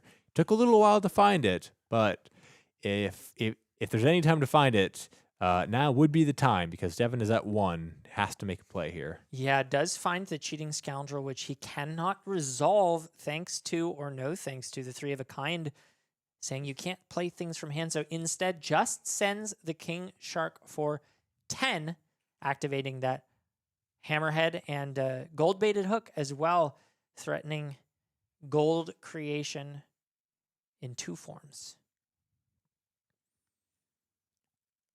Oh, but Thick-Eyed Hunter blocking 6 at base +2? And he's got the Fearless Confrontation, is able to... I think this covers. I think so too. It's 6, 7, 8. 9, 10. Yeah. Wow. With the toughness. And the hook is gone. Oh my goodness. So Phillip gets it all. He's even has the tunic up right now, can threaten 7, almost guaranteed. If he hits a red here, Devin is feeling good, but no, hits the blue, sends the rock for 7, and now Devin is in a spot where he's either got to give up the tunic or three cards from hand. And that was brutal, especially since I think I see a big game trophy shot in Arsenal. Very powerful card, but not so good when you have to dedicate cards, because that is just one more piece of the puzzle to be able to send an arrow effectively. And unfortunately, he's running out of space. I can see this look on Devin's face right now, like, wow, I'm really just getting clapped by a Tuffnut right now. And I got to say, I'm kind of feeling the same way. As you mentioned, I was expecting Marlynn to be favored, but I am pleasantly surprised to see how powerful Tuffnut is right now. It's kind of I love seeing the underdogs kind of creep up in the meta, and I think Phillip's maybe onto something with this list. Right, the tunic is just proven to be so powerful in just insulating Phillip from any of these whiffs or bricks. And because of that, he's just been able to play these very, very efficient turns, and with these blues and with these yellows and with these go-agains, like Buckwild, Yeah. it is proving to be a nasty threat. And we're seeing, one of the things that you try to do against the Tuffnut is block out, hang out, and say, can you convert a full hand? I bet you can't. And it seems like Phillip is basically converting every full hand he's had so far this game, showing us that he's got this aggro slant go again ability here and just presenting massive breakpoints. And that's the game. Wow, Gauntlets of Tyrannical Rex pumping it up to 8, and Rock 8 beats 7. And because of that, Phillip Bourner takes it down up to 3-1. This is impressive. These Super Slam heroes have, honestly, I think kind of been overlooked here. The highs of high seas, I think, really put those heroes at the forefront of people's minds, at the forefront of people's hands as they played them. And the Super Slam heroes kind of haven't gotten their time in the limelight, but we've been seeing specialists and players all around explore these decks, and slowly things are starting to creep up. We've seen Fabtcg come around, and that got his chance in the limelight. We've seen little bits of Lyeth, and then finally now, that especially with the meta being a lot of mid-range, to be honest here, I think this might be Tuffnut's time to come up and take his rise here, because Rock is a powerhouse like no other. It is, and I think with that win, we might have even locked a Tuffnut in top 8. I don't want to promise anything. Sometimes the standings can be a little bit wonky, but that puts him at 3-1 in a 5-round tournament. So at the very least, he will make it or bubble. Very, very close to that W, to that top 8. Super excited to see Tuffnut doing well. And I think we're going to take a quick break here. We may have an interview after this, so don't go anywhere. We've got more Flesh and Blood after this.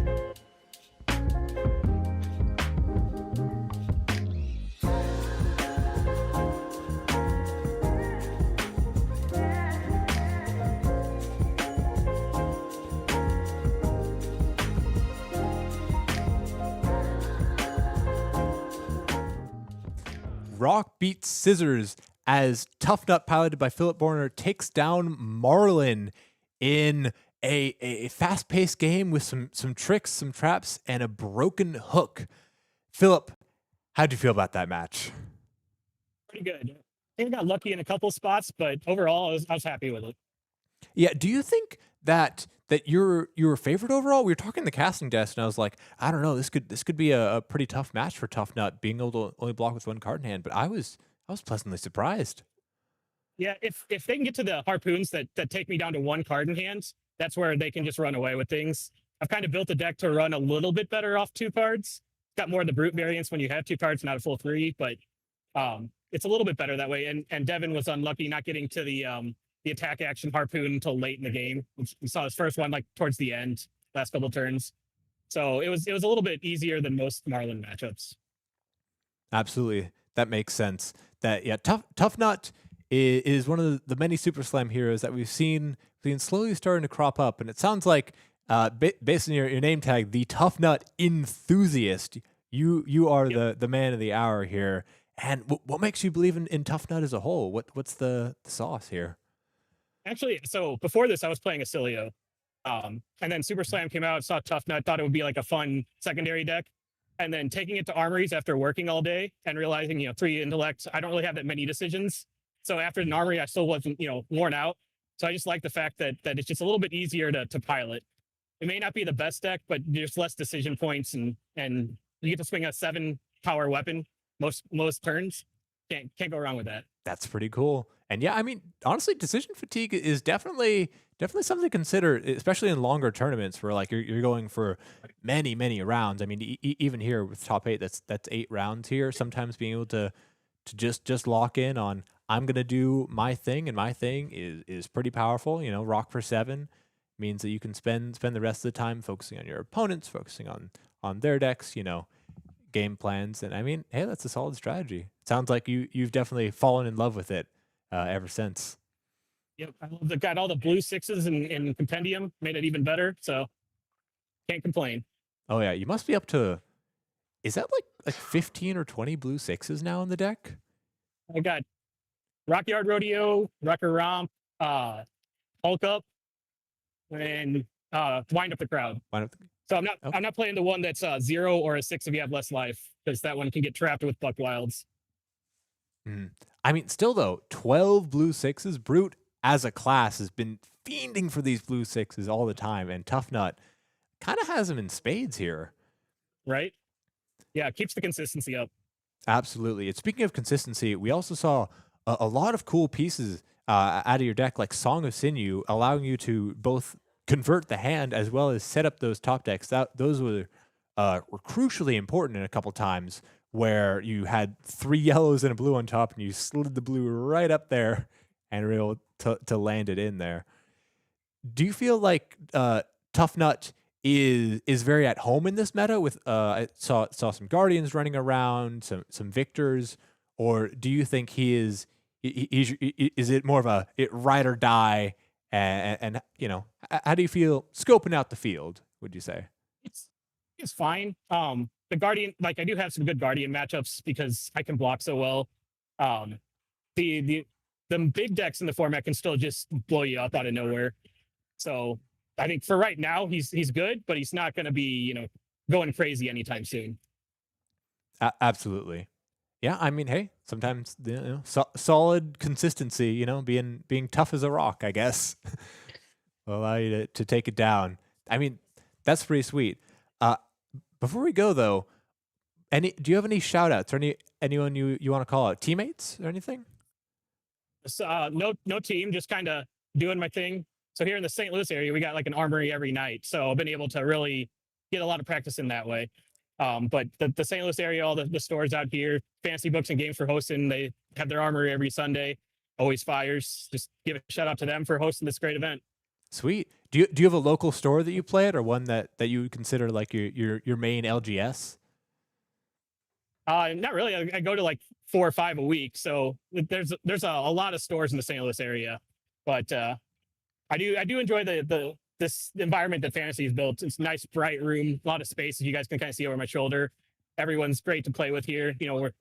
teaching people instead of trying to shark at armories, letting some rewinds and some more optimal plays help you make better plays when you go to callings or AGE events like this. Yeah, I mean, hey, that's the spirit of the game, and it seems like it's working out here. I mean, this little cradle's getting you up to 3-1 now with Tuffnut, and that is, I mean, hey, that's an impressive showing, and I hope to see you in top 8 with just one more round to go. So I'll let you get back to it, but thank you for the interview, and Thank you. best of luck. Thank you.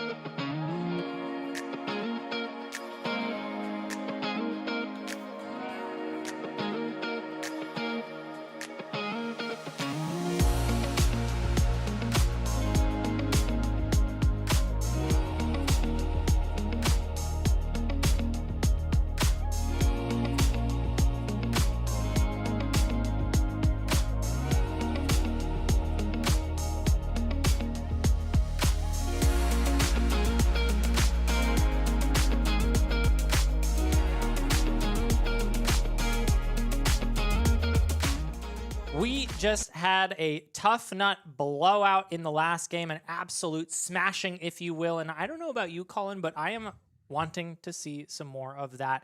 So we've got our players queued up, and you've got it right, folks. We're seeing Tuffnut once again, this time playing into who are we playing against? Playing against Valda in a true win in here. So this is an edge of your seats kind of matchup. If you like these players or like these heroes, you want to see one of these in the top 8. Winning here will be very important. And I believe the players are up. Can I fly down into our match intro?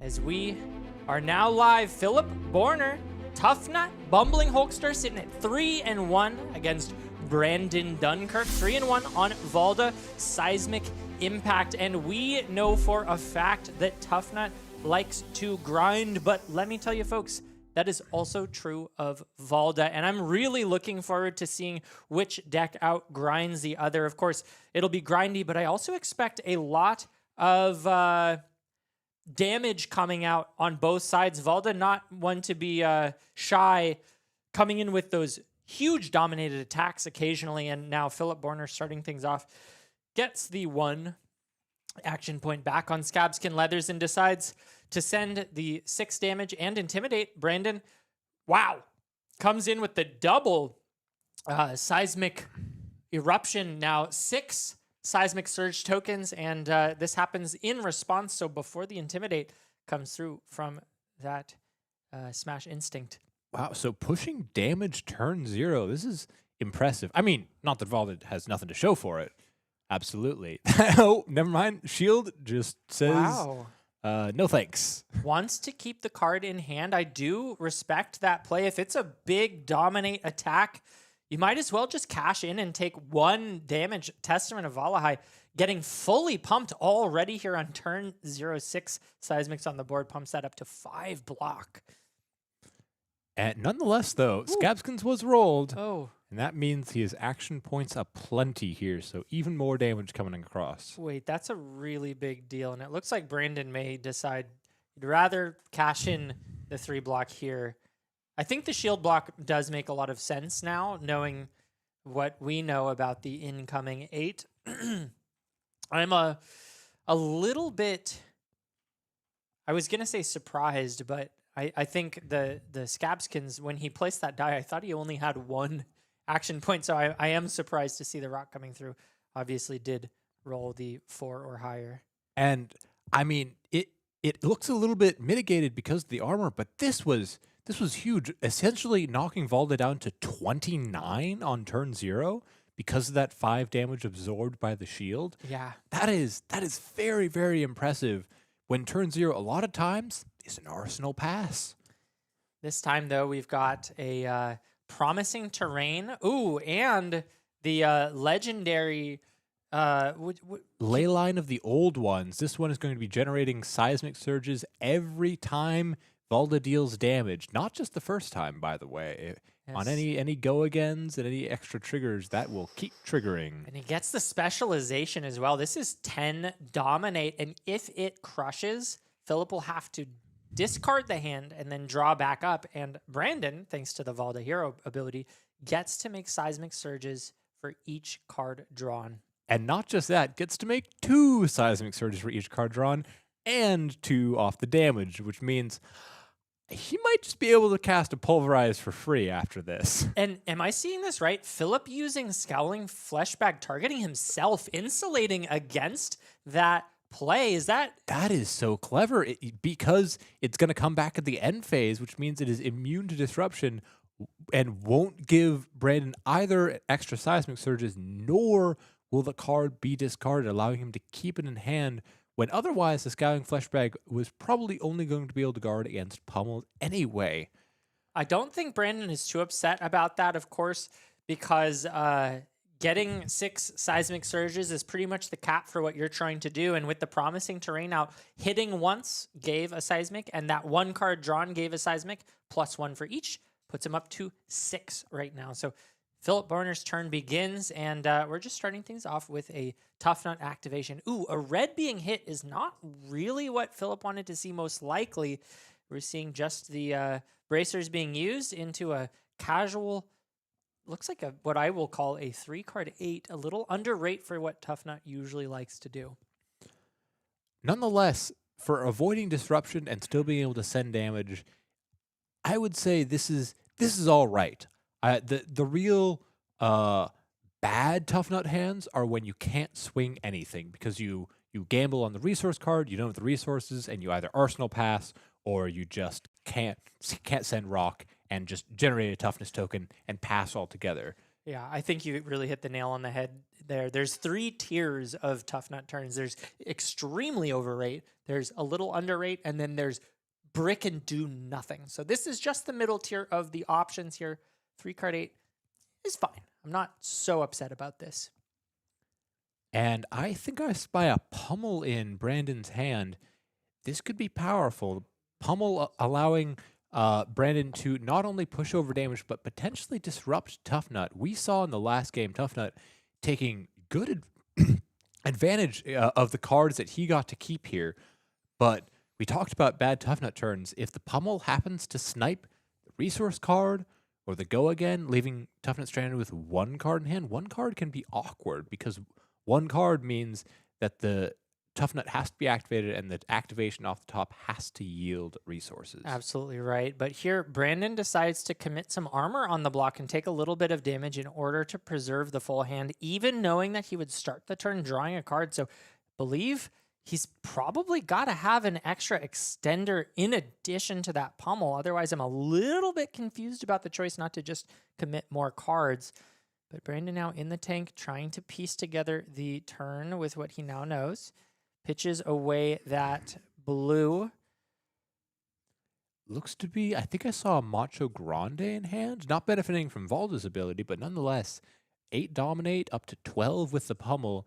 Looks to be a decently powerful turn that will still be able to activate Leyline twice. Once with, of course, or I guess one Seismic Surge with Tectonic Plating, one from the connection here. That means just one more, and Valda's Seismic Impact can be turned on once again for the next turn.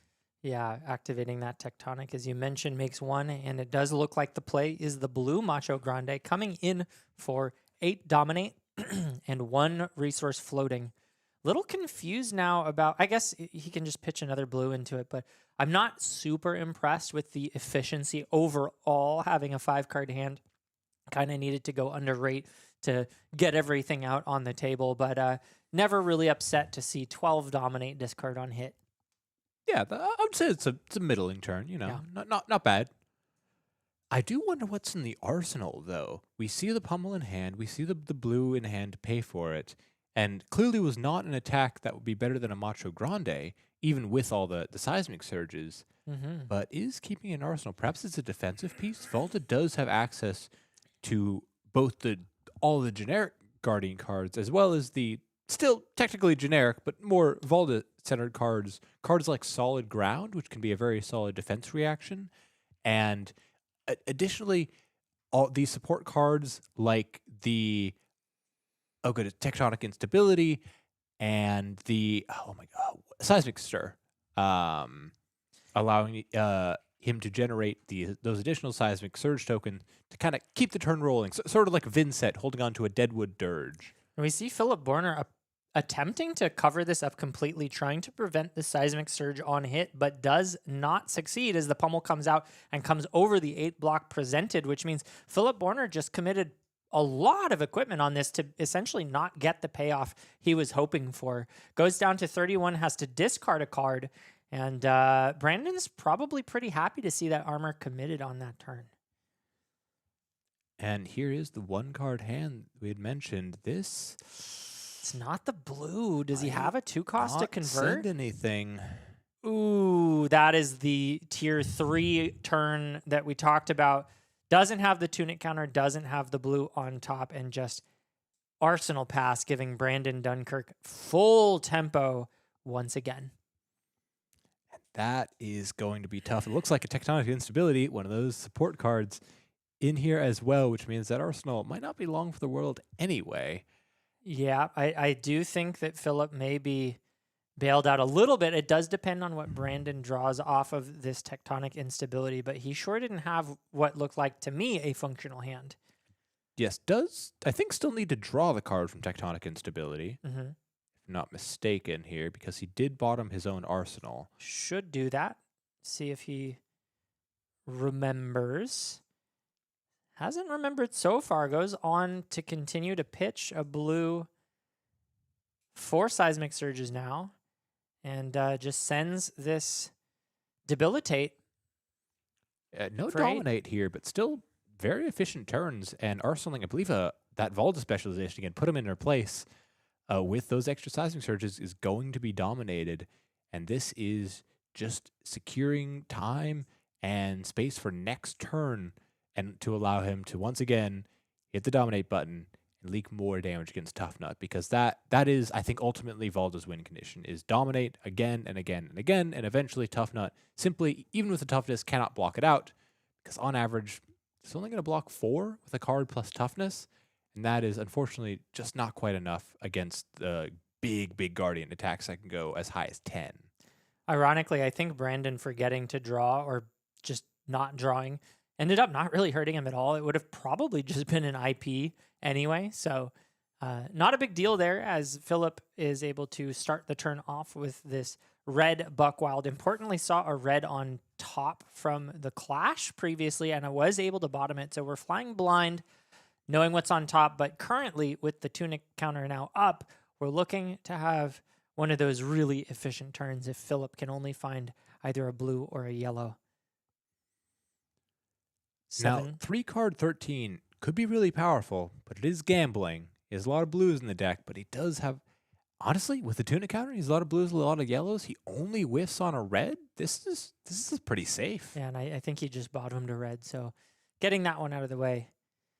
Phillip now hits the Tuffnut button, gets the yellow, which means he also gets a toughness and uses that Tunic counter for the 3rd resource. We're seeing a rock coming in for 7. Yeah, this is a big boy here, and this is just Value Town, USA. Value Town population Tuffnut and his posse of brutes that are apparently really love to go buck wild, considering how many copies he puts in that deck. Yeah, I want to call this a 3-card 15 thanks to the toughness and the amount of value that is just it's incredible. I mean, these turns from Tuffnut are so hard to keep up with if he can do them repeatedly. That's just the question. Is the deck playing nice? Is the deck built consistently enough to do this every turn? And if the answer is yes, any deck that plays long against this is going to be in a lot of trouble, especially considering that the 15 damage that just came out, only 1 card hit the graveyard. That is honestly another aspect to Tuffnut is he does not fatigue quickly. He uses 1/3 to 1/4 of his hand every turn. And because of that, he can just keep going and keep sending damage. And especially since most of his power is enabled by getting attacked. Even if he blocks out, especially in the endgame where he's a lot of blues, he can just keep swinging rock every turn, and is going way up on card value. And that means it is likely on the Valda to kill Tuffnut. Speaking of efficiency, Brandon Dunkirk needing to pitch 2 reds, pretty inefficient, not being able to keep an arsenal. Of course, this is one of the power plays. Put them in their place. We saw it earlier when Phillip committed that Scowling Fleshbag to intimidate away his own card. Very, very heads up play. This time doesn't have that available. Very likely looking at discarding 2 cards, drawing up 2 more, and then, of course, the on-hit with the Leyline in play means that Brandon is looking to set up the Valda Hero Power once again, creating 3 Seismic Surges. And once again, Valda's getting Dominate, which is just going to lead to just this constant value and kind of cascading value in the sense that Phillip is running out of armor here, and if these on-hits start to pile up, there's likely nothing he can do to stop them. However, I think he just discarded a hand of Buckwild in a blue, and I think he just drew up Buckwild in a blue. Hey, we'll take it. This is one of the premier cards in the deck, Buckwild, of course. This time, Phillip is not sitting on the Tunic counter, so really needs to see another blue on top to convert this fully. This is the difference between a 5 damage 2-card hand, or I guess I should say 3, given the Tuffnut ability, or a 13 value 2-card hand. Again, 3 if we're counting the Tuffnut hero ability. So Brandon just blocks this out. Crash and Bash, one of the premier cards in Valda, creates that Seismic Surge token, and he gets the yellow. Phillip whiffing a little bit once again. So we're playing inefficient Flesh and Blood on both sides of the table. A bit more of a scrappy game coming out of both these players. Another thing I do want to mention, Phillip was on Oscilio before this, but nonetheless has not missed drawing 3 cards every turn. That is something that I don't think gets talked about a lot, but is a weird feeling. If you've been playing Flesh and Blood for a while and are used to drawing up 4 cards every turn, I, in my Super Slam pre-releases, more than once drew up 4 cards and went, uh-oh. Yep, I've done that too. I think I've also done it where playing a lot of Dio, I've just opted the top card of my deck illegally. Oh, But, I know that feeling. Yeah, you got to remember when you switch heroes here, folks. Brandon Dunkirk now starting this off with a new card from the Guardian Mastery Pack 7 Dominate. I believe the Crush effect only affects Guardians here. Do you recognize the art on this, This Colin? is Renounced Grandeur, a Silver Age superstar, as it disables aura tokens during their next turn. Something that actually does come up here because Tuffnut would be making these toughness tokens and would no longer be able to do it if it deals 4 more damage. Fortunately, though, the toughness that's already here means that I don't think that Crush is going to be able to connect. Yeah. And 5 Seismic Surges sort of going by the wayside. This was only a 3-cost attack. Still pretty good to be able to play, I guess. It looked like a 2-card 7 because we made the Seismic Surge as well, pitching away that Crash and Bash. So 27 plays 20. Phillip Bourner now activating the Tuffnut to start the turn off. That's not exactly what you want to see, but probably needed the cheer. I'm guessing we are going to see... Oh, no, it's just a send packing. So 7 damage coming through. Another kind of middling turn here. This is still disruption here. That Pulverize not able to be played last turn and could be returned to hand only to then get reheaved into the arsenal now that it's back in hand. Yeah, Keep I don't trying hate for it. that. Of course, that would mean Brandon needs to block 7 here. A bit of an annoying break point, but knowing that there is no go again, it seems like a pretty good time to activate that Civic Peak. Of course, it will give Phillip an arsenal, but one of the things I've learned about Tuffnut is that the arsenal is maybe the least valuable arsenal in the game for Tuffnut. There's just not a lot of really great arsenal targets, and it sort of ends up being like a rock substitute, generally speaking. Whatever ends up in there is going to be played instead of rock, and there's not a lot of cards that are better than rock, so they usually just kind of rot there unless you get an extender. Yeah, rock is just about the best 3-resource play you could be doing. So unless Phillip is able to generate extra action points, either through agilities or simply scabskin leathers, probably not going to be able to make too much use out of it, outside of some extra little niche interactions, like how, for example, drawing into like a send packing, for example, similar damage, but with an offensive on hit. Decent arsenal target. Missed what Phillip grabbed, so we'll have to wait until he decides to play it to find out. Civic Peak counts down, and Brandon Dunkirk starts his turn off with 25 life and 3 Seismic Surges, which means, you guessed it, Valda is online and giving Dominate.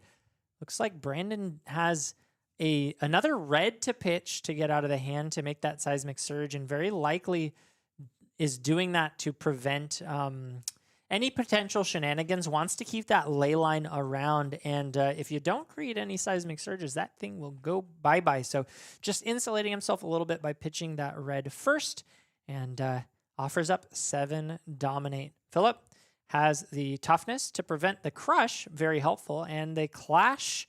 This is the Clash of Toughness. And it looks like Phillip won it. So yeah, Terra Sunder on top for Brandon is a loss for him, but not a bad card to see. That those Terra Sunders can really help break through decks, especially when you have a lot of extra Seismic Surges that mean your attacks are basically free anyway. yeah, Brandon now has 2 in on the field and has to go ahead and arsenal that Pulverize. Bit of a clunky arsenal target. With 2 Seismic Surges can play it with just 2 blues, which is nice. And Phillip gets the 6 on the Scabskin Leathers, 3 action points to work with. I'm sure he's happy about that.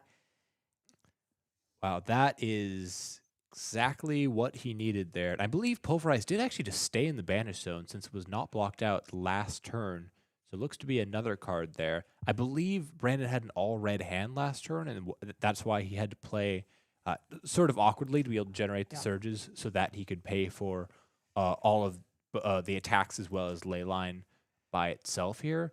But now has to face off against a barrage of attacks. Figure smash up likely into rock, if we had to guess. actually guaranteed into rock due to that tunic counter securing it. Exactly. Even if there is a red on top, that tunic counter can cover it, and the rock will certainly be seen after this. So Phillip, with one of those premier T1 turns, getting to swing an attack into rock. Unless, wait, this is clever. Civic Peak drawing Phillip a card Oh, wow. now means he can't actually activate rock if the No, card is no. Tuffnut is an instant. Wait, true. hold on. No, because you're right. Yeah, you can't. I'm sorry. You're so right. You can get the resources, but you can't activate rock unless it's like a agile windup or something. Wow, that's a really heads up play from Brandon. Oh, this could really mess up Phillip. That is surprising, and generating the seismic surge tokens for Valda here. Whoa. I'm very impressed here. Tuffnut, and it was a red off the top. And he just goes and plays it. Ooh, a double blue. I mean, look, he still gets a fairly decent turn. 5 into 5 is okay. Brandon saved at least 2 with that play. I mean, that's pretty good for a headpiece. Yeah. Block 3 and then save just with this one already. What, 3 points of value, or actually 2 points of value, and tunic, which is vitally important in this Tuffnut deck to secure your turn against potential misses or even just yellows on top. Yeah, no, that was a fantastic play. Great thinking from Brandon. And now starting his turn off with pretty good tempo and a life lead as 3 seismic surges pop. And once again, Valda is online. His first crush attack will have dominate. Goes ahead and plays that Terra Sunder as well. Pretty confident that this one will connect. And this is looking to get rid of Phillip's entire hand if it crushes. Yeah, just 3 cards, but that's enough. 1 on top, 2 in the bin. Yeah, so Phillip feeling pretty good to have the 2 toughness tokens on the board. This is coming in for 9 dominate, likely able to block 5 on that. But that's not enough to stop the crush or the Terra Sunder on hit, even if the equipment is committed. Phillip's losing the whole hand. However, it's not as bad for a Tuffnut as it is for many other decks. Sees the yellow, decides to bottom it. Very smart here. Looking for the blue. Really, really needs to find that blue because both of these cards are going bye-bye when this connects. And unfortunately, gave Brandon a Vigor token. That Spinal Crush wins clashes easily. And because of that, it's just essentially one extra Seismic Surge ready to go for next turn. Slight misplay. I believe Terra Sunder says bottom of deck. Am I correct about that? No, Terra Sunder is discard. Okay, never mind. Discard on that one. Yes. Few different cards in Guardian that have discard and or... Oh, and he finds the blue here. Rock coming in for 7. Really, really important, especially given the life lead that Brandon has accumulated for Phillip to be efficient value engine for the rest of the game. Has a huge hill to climb, but right now, Brandon finally not having all the seismic surges in the world means he's looking to become a little bit less efficient on the next turn. And I do think I spy a very nice pummel, I believe from London. Looking very shiny here, and potentially pummel plus Spinal Crush with those 2 extra resources, 1 from the Vigor and 1 from the Seismic Surge, means that Brandon could, if he wanted to take this damage, secure the ley line for the next turn and send Spinal Crush pummel, which is just a powerful play in its own right. Yeah, I like that a lot, especially this late in the game with Phillip sitting at 13 life. I think taking all of this damage, equalizing the life totals, but then having that full 5-card hand and the pummel to push over is a really nice spot to be in. And Brandon could look to set up what it's not the kill turn now, but he's setting one up for a future turn. However, I think I spy a Fearless Confrontation in hand here for Phillip. This is a card that it's seen play in quite a few different heroes, seen in Chaos, seen in Gravy Bones, but here is just another blue 5 that can be discarded here, usually for incidental benefit, but when you're fighting against Dominate here, could be a game changer. Yeah, really helpful. And also the thing I like about that card is that you can discard it on your own turn just to clear it if you need to play a rock. So Brandon here, pitching the pummel, unfortunately. Not able to resolve that this turn. Seems to have gotten a lot of mostly red hands recently. This is just 10 damage, no dominate, which gives Phillip Bourner the opportunity to potentially block with the full hand. Needs to find a blue on top once again. And yeah, just gives it all up. Has the vigorous smash up, so we'll be able to look, and it is a blue, so he's feeling really great about the ability to send rock next turn. Fully blocks this out. Still did unfortunately lose the clash here. Clashing is tough against Guardians, and this will happen sometimes, especially when the KO ability of giving all your attacks +1 just isn't there for other brutes. Yeah, certainly would rather lose the clash to guarantee the blue in this spot. And I mean, if you look at what's going on here, this kind of looks like Phillip just got back into the game. If Brandon doesn't piece together a strong turn coming up, we're looking at parity right now. Right. Brandon has had a lot of powerful turns, just back to back to back, pummeling. And then we look at the life totals, and it's 13-13. Yeah. It's pretty even. Not much going on here. That just goes to show just the efficiency of this value-based game plan. You may do cooler stuff, you may do flashier stuff, but I might be doing better stuff. And if I'm still doing better stuff, that's all I need. Well, Brandon took all of that damage last turn to what I thought was set up a pummel, but ended up just pitching it away, likely needing to do that just to play an attack. But that's kind of the inefficiencies that have been creeping up for Brandon. All these reds coming through, but now he's able to not only block and establish multiple seismic surges, but even has the seismic eruption going all the way up to 7. So is definitely getting dominate on whatever crush card he decides to play this turn, but goes down to 9 to enable it. And this crush card, basically, unless it's pulverized, is going to be free. Oh, 7 on 7. Wow, another sort of middling card here. Just 8 damage. Coming through on the blue Macho Grande, 7 seismic surges paying for it. And Phillip, no toughness to speak of, puts 2 block in front of it, goes from 13 down to 7. And now it's 7 plays 9. Phillip's got the 2-card hand in the tempo, as well as a Findall's Spring Tunic counter up to 3. So Song of Sinew comes out, and all of a sudden, Phillip Bourner's turn is looking really scary as he gets 3 6s, pumping up by 3, and his pick of the litter for the top card of the deck, and it's a second Song of Sinew. So this is +6, and he gets the blue 6 on top. Yeah. This rock is coming in for a lot. Castbones who? This is powerful, and this is I converted the hand, I set up the top of my deck as I wanted to, and I'm smacking you for 13. I feel like he's really living up to the Tuffnut revered hero name, sort of coming back from the jaws of defeat. 13 on this rock. Brandon's certainly going to have to give up a few cards just to not die here. Right, needs to give up at least. He could go down to 1 if he gives up exactly 1 card, but then for the rest of the game, Rock could be demanding 3 cards, which means that Brandon would have to make something happen next turn or never at all. It's a really scary spot to be in. Now, Brandon is playing Valda, and Valda is a Guardian.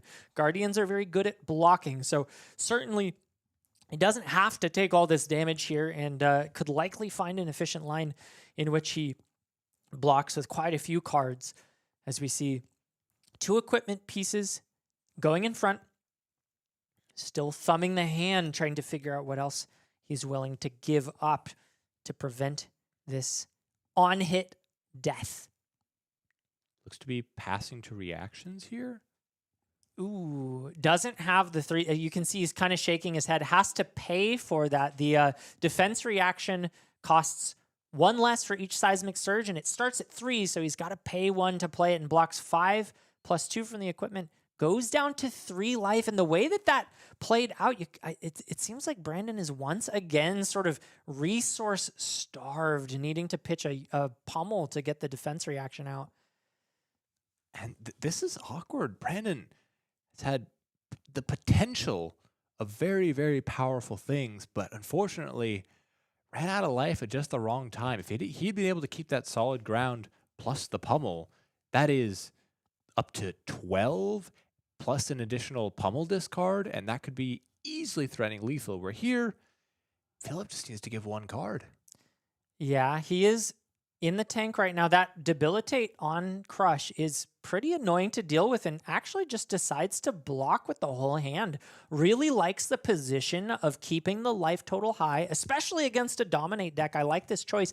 And then with the tunic counter, feels really safe and insulated against any sorts of whiffs, and he hits the blue anyway. So we're just seeing a good old-fashioned rock for 7, and now Tuffnut is doing Tuffnut things, making it really hard to push damage and saying 7 every single turn. Brandon's sitting at 3.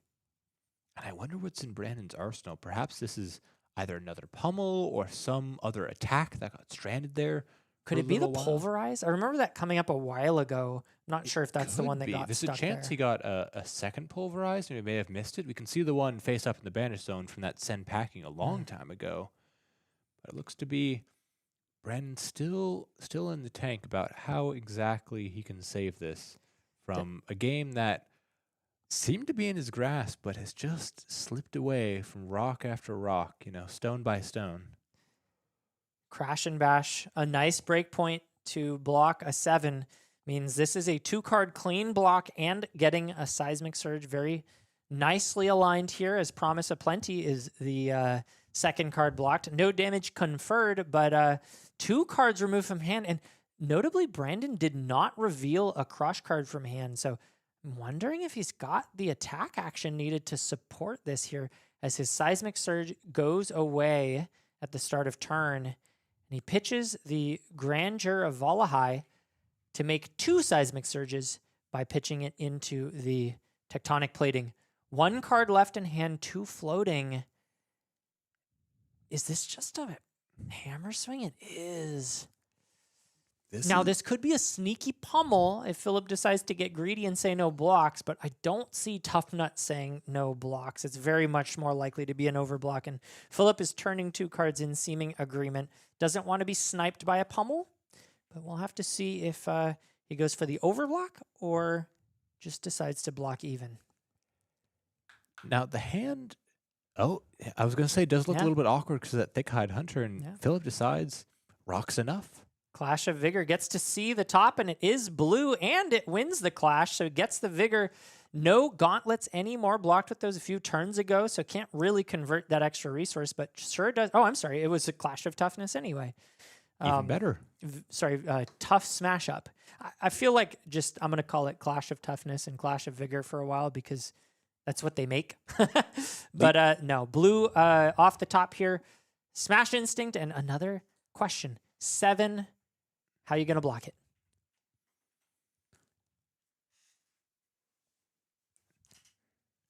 I feel like whatever is in the arsenal for Brandon Dunkirk is extremely important, and it could be important in a great way for him as if he's saving and waiting for something important or something strong. Oh, it was a sundering. Did you catch it? I think it may be Tectonic Instability. Yeah, that's the one. Bottoms the arsenals. Yep.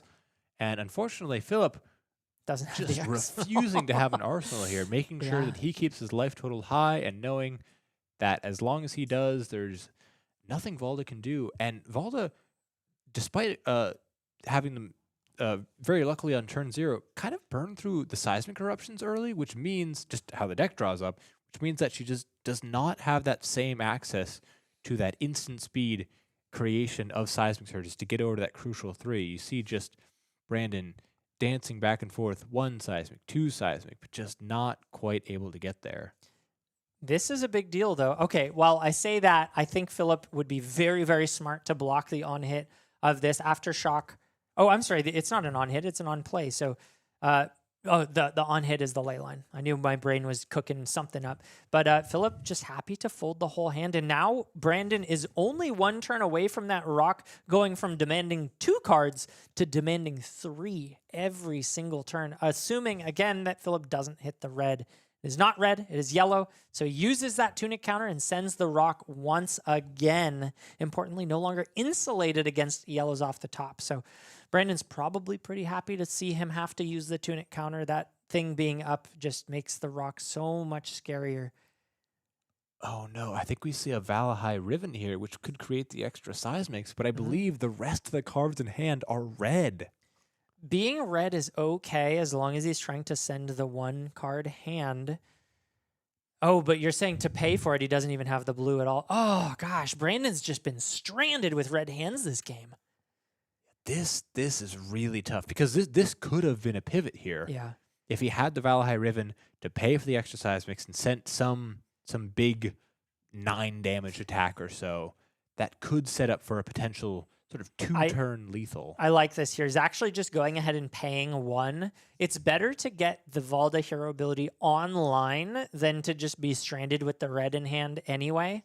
So goes ahead and pays into it, again, inefficiently, but at least has this boulder drop with Dominate to finally start to threaten some of Phillip's life. And Phillip doesn't have the toughness token, so it's looking like he's asking for the tunic as well, just to prevent the on-crush effect. That being said, sometimes if he's got a blue in hand, I could see the argument for just taking the uncrush and setting yourself up with the blue on top. It doesn't look like he has that, though. So Phillip instead reaching for... Oh, no, he does have the... No, that's a send packing.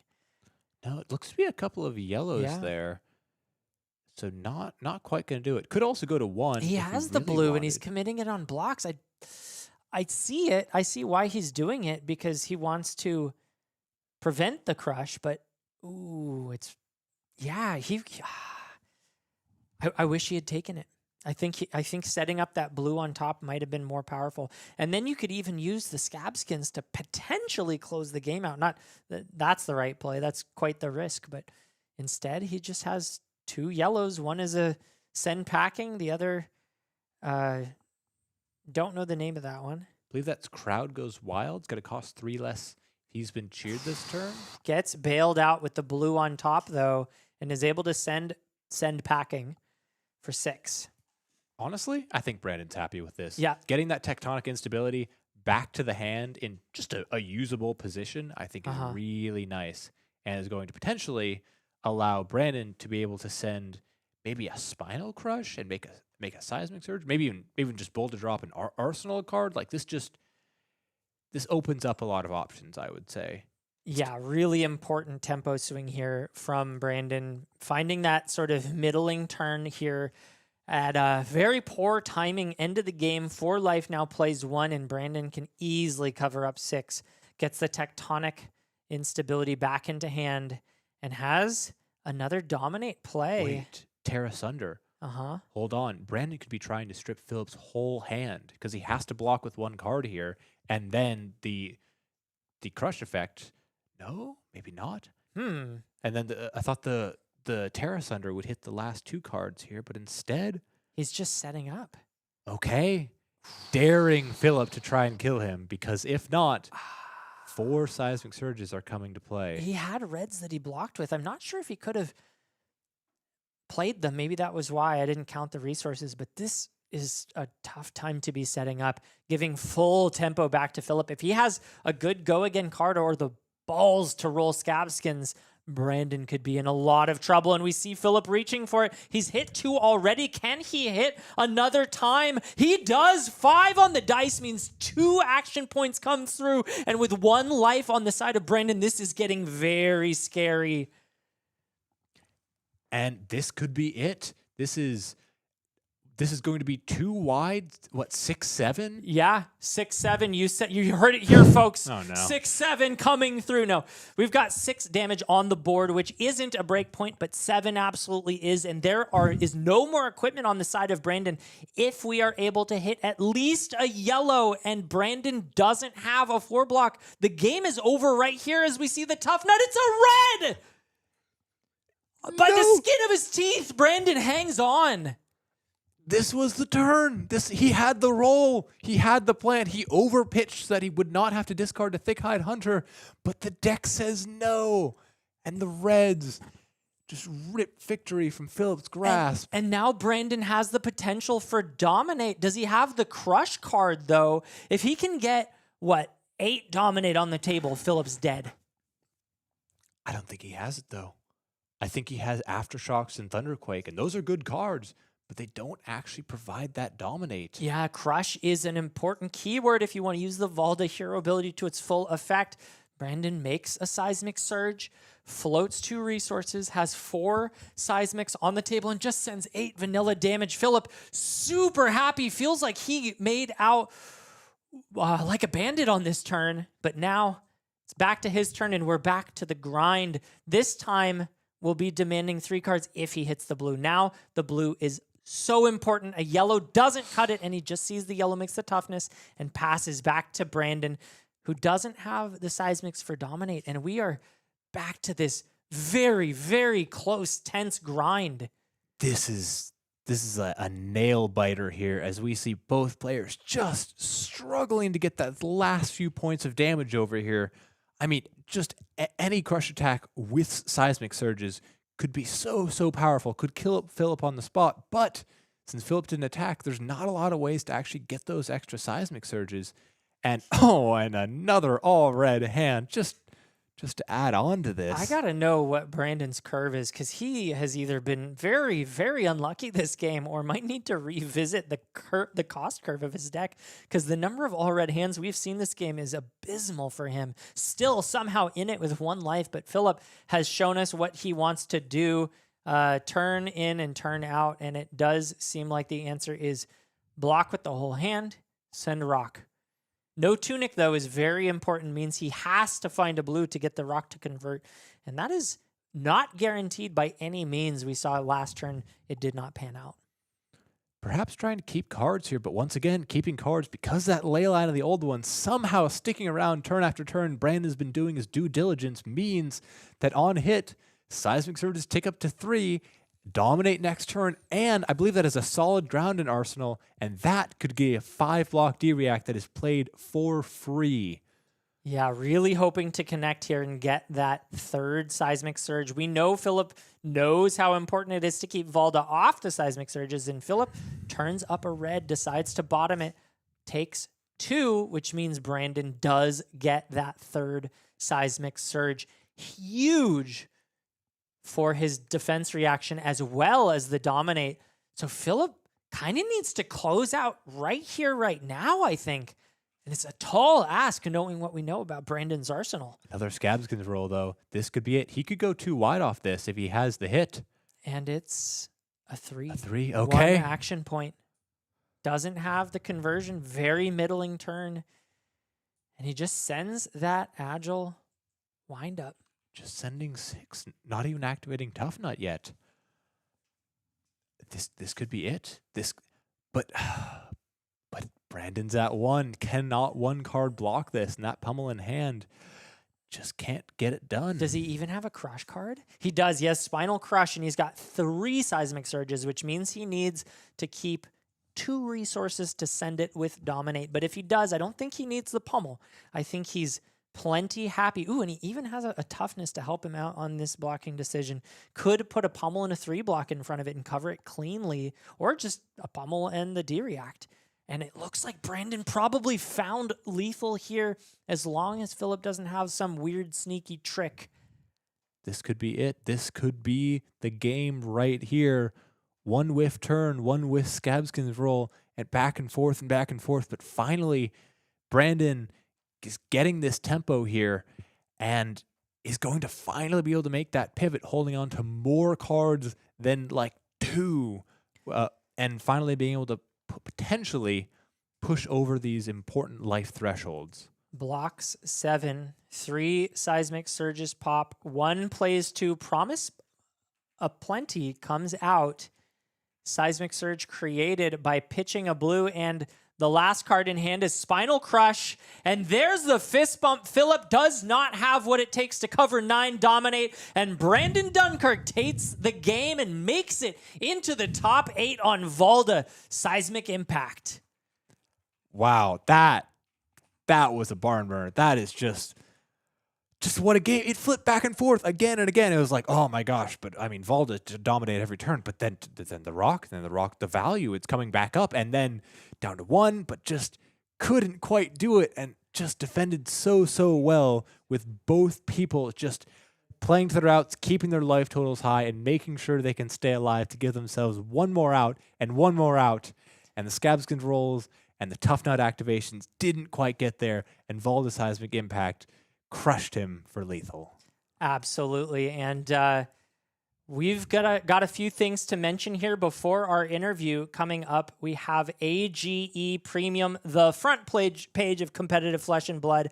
Come on down and check it out. There's a lot of free stuff on here, but what we're really hoping is that you want to support us, especially if you are a regular to the AGE events anywhere in the world. If you sign up for this, you get a $10 discount on all AGE entries, which means that you get to have Arcane Games and Events Premium for free. Can't do better than free, so if you like coming to our events and you like supporting local Flesh and Blood, please do consider supporting us over there at AGE Premium, www.age.events. And check out all of our articles. I believe, Colin, you've got one in the works right now. Absolutely, yes, I do. I have an article that I'm writing that is on my trip to Yokohama and the 12th place Gravy Arachne Solitary Confinement run that almost got to a top 8 of the Pro Tour. You don't want to miss that, nor do you want to miss our spoiler that's going to be coming out.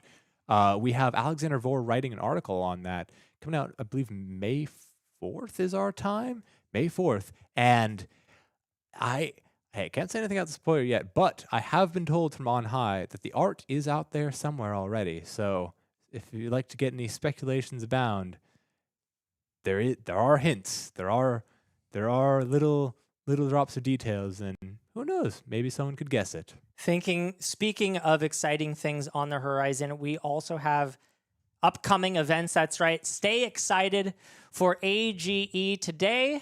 We've got the Open Series in St. Louis, but coming up, we have May 9th, AGE Open Series in New England at Grave Troll Games. Coming up after that, May 23rd, AGE Open Series in Los Angeles at our home base, Top Deck Keep. Make sure to tune in. May 30th, AGE Open Series. Once again, coming back to St. Louis, Mystic TCG is the store. And June's got 2 more coming up, 1 more St. Louis. Fantasy Books and Games, thanks to them for hosting, as well as Great Stories, Inc., AGE Open Series in New England.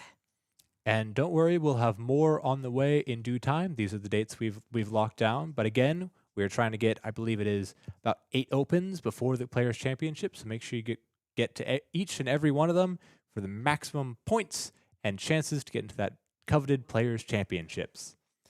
We are going to take a quick break, but after that, we've got the winner's interview. So don't go anywhere, as we've got interviews and more Flesh and Blood coming up after this.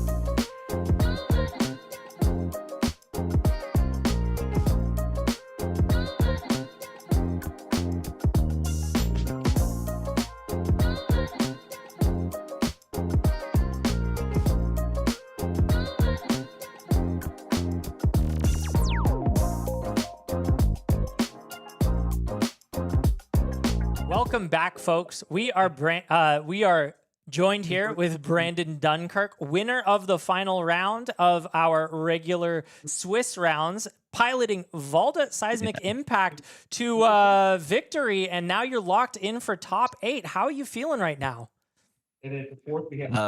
Pretty shocked, actually. That was a nail biter, wasn't it? That was a great game. Phil is an awesome player, and it's not one of the best matchups for Valda or myself, so it was awesome to get through there. No, it was such a back and forth. You actually really started out with quite the lead. It looked like Tuffnut wasn't really doing Tuffnut things, and there was a point in the game, I think you had at least 7 life plus tempo, and then things started to fizzle out a little bit for you. We were seeing a lot of all red hands or all blue hands. It wasn't piecing together, and things slowly started to wither away until you were just in the hot seat at the end there, blocking to save your life. And the moment I want to bring up, the very end there, we got so excited and energized thinking we were watching the end of the game, and he hit the red off the Tuffnut. What was that like? That was legit just like, oh, the game's over. Oh, it's not over. Yeah, no, we were sitting here just, well, I mean, I love close games of Flesh and Blood, games that go back and forth, and games where you just don't know the winner until it finally comes through. And this one hit all of those beats. Yes, sir. So, yeah, that was a great one. Yeah, we only have a little bit of time to interview, but before we end things, I just want to pick your brain a little bit on your choice to bring Valda, how long you've been playing her, and of course, you've been playing here at AGE for not very long. I mean, St. Louis, it's brand new. This is your first time on stream. That's a 3-parter. Give me all these thoughts. Oh, legit. It's my first top 8. Yeah. My first time on stream. AGE, I mean, this is awesome to get top 8 at the AGE event. That's very, very, very high accolade. So I appreciate that. Appreciate you guys coming to St. Louis as well. Yeah. Is Valda a deck you've been playing very long? I've been playing Valda probably as my main for at least 3 to 4 months now. Okay. And as soon as I started tweaking the deck a little bit more, it was like, oh, this is at home. This is right where I want to be. Yeah, man. I've been a Guardian main for a long time. Swinger of Hammers comes from my love of that class. I've been playing Victor for a long time, but I have been eyeing Valda. I just need to get a copy of the ley line, and then I'll be locked in. But she looks like so much fun to play. For sure. Ley line, definitely a very key, maybe the heart and soul of the deck. But honestly, you can keep pressure on without it. Yeah, no, I saw how much work you put into keeping that alive, and it's one of the things I think I've noticed about really good Valda players, their ability to just always have that value engine. Once it comes online, never let it go. Despite having all these all red hands and often needing to give up an entire card to keep it around, you sort of showed us and the viewers how you value keeping it up and even willing to part with an entire card to do so. And even though it looked like you were on the ropes, you just found that moment, that crucial red off the top, and were able to take it and lock in the top 8. So congratulations to that. Before we wrap things up, I do want to ask you, do you have any shout outs, anything you want to tell the people at home, anywhere we can find you? I don't know if you're doing any content, but tell us about who you're happy to be here for. Honestly, I guess a shout out to everybody watching. Thank you very much, because the St. Louis community and as a whole is really, really fun, very open and welcoming to all the players, whether it's competitive or casual, and it's a really awesome time, any event. So if you ever can make it to a St. Louis event, hopefully a calling, I really hope that one day that happens. So shout out to you guys as well for coming here and bringing AGE. Yeah, no, we when we first started, I know how excited your local scene was, and you've got turnout after turnout. So we are super happy to have you guys on stream, giving us more awesome games of Flesh and Blood. And my favorite thing about this circuit is getting to see how the local pockets of Flesh and Blood metas keep evolving. Y'all have quite the cool meta spread, and it's very interesting to see how it is unfolding today. So thanks so much for joining us. We're going to take a quick break, and then we're going to go straight into top 8. So don't go anywhere, folks. We got some of the more nail-biting matches coming up after this. Yeah. Thanks, guys.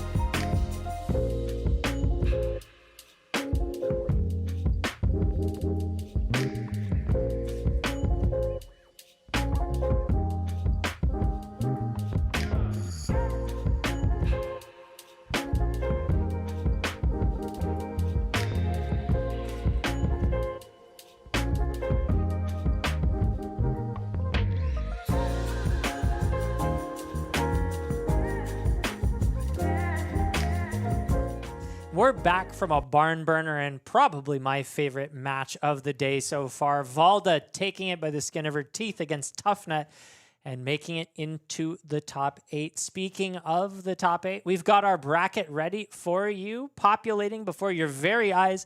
Jason Fang comes in first on Arachne Marionette, paired up against Victor Goldmane. High and mighty Samuel Daggs scraping in 8th place.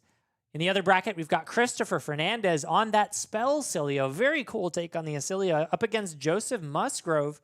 Lucas Oswald, our previous AGE champion, finally taking his first loss, but not enough to kick him out of the top 8 as he is paired up against Brandon Dunkirk on Valda, the person we just saw on the screen in the last round. And of course, 2 versus 7, Fang makes it in against Lucas Barding.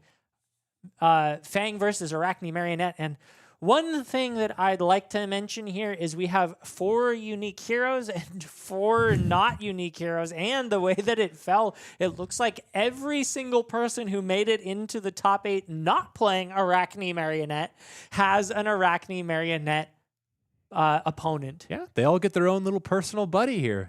Make sure they can face off against the top deck. And if you've passed the bar, you must be this tall to enter top 4. Absolutely. Then you can make it in. The question is, can you beat Arachne Marionette with the deck that you decided to play today? And I gotta say, one of my favorite things about this bracket right now is this idea that Arachne Marionette has all these multiple different identities and personalities.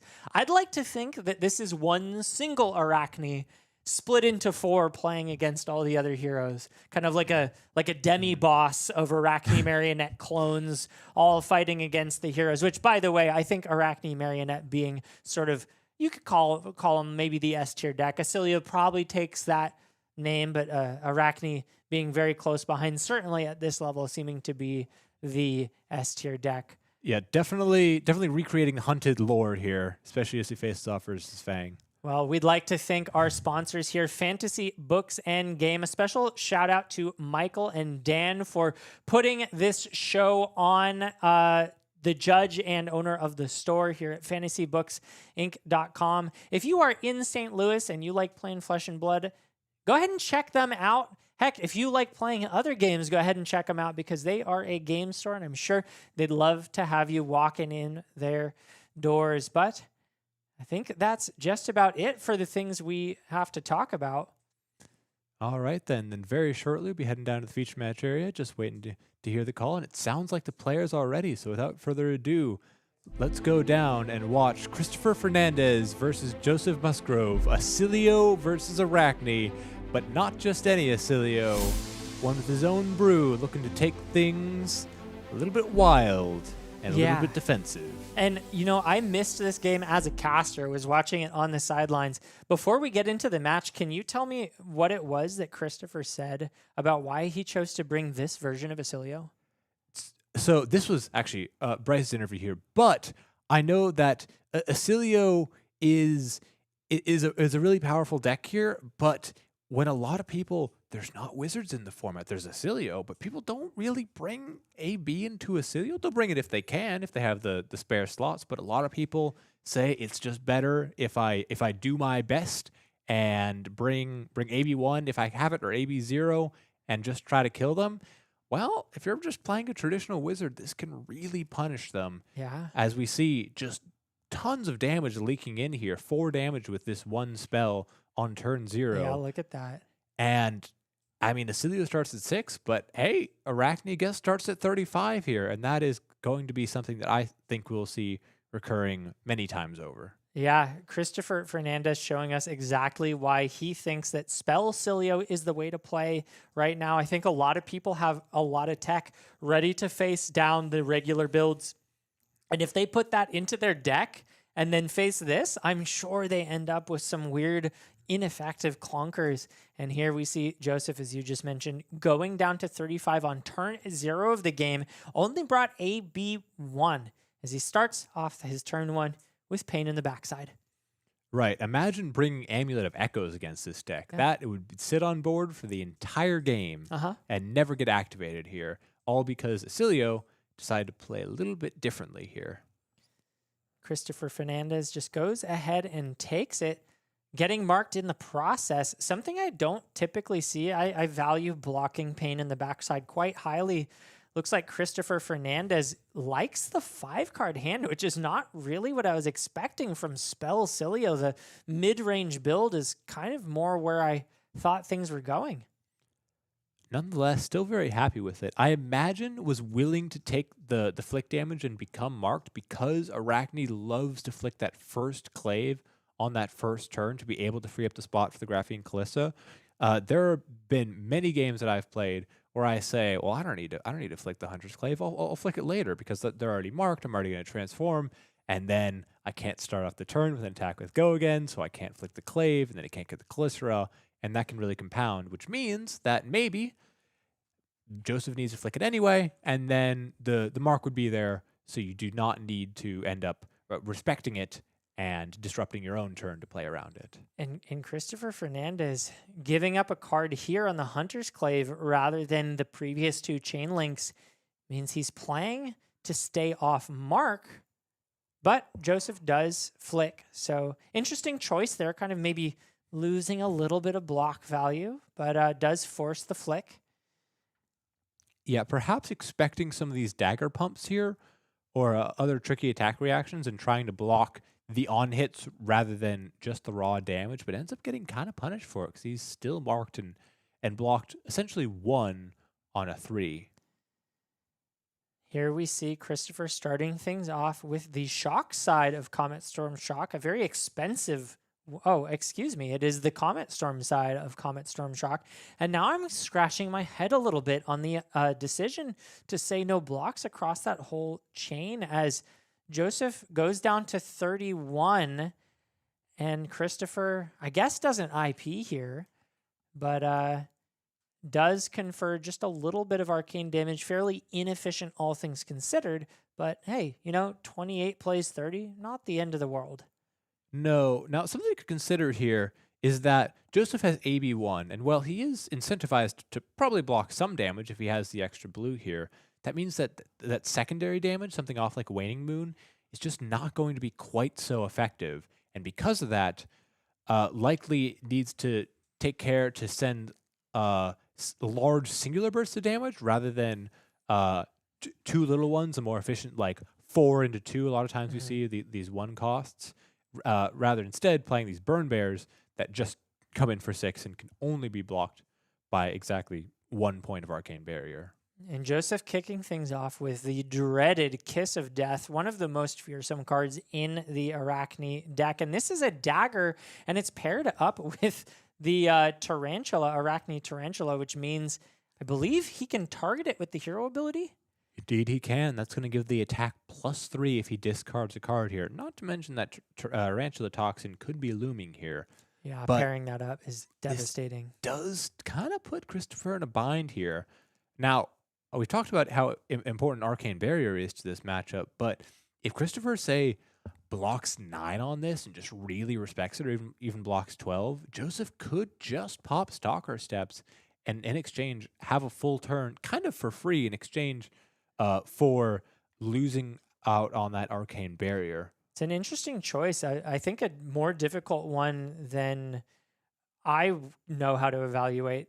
Losing AB this early is a tough one. It does look like Joseph is rather leaning towards trying to go over the top, has the Tarantula Toxin and Scar Tissue. I believe, no, Christopher pitched away his Oasis, so does not have any further reactions and takes quite a bit of damage, down to 24. Taking 4 off of this, essentially with the loss of life, and burns the Stalker Steps anyway to be able to send another attack, presumably, and then flick that Kiss of Death for even more unpreventable damage. So this is just heroes trading unpreventability into unpreventability here.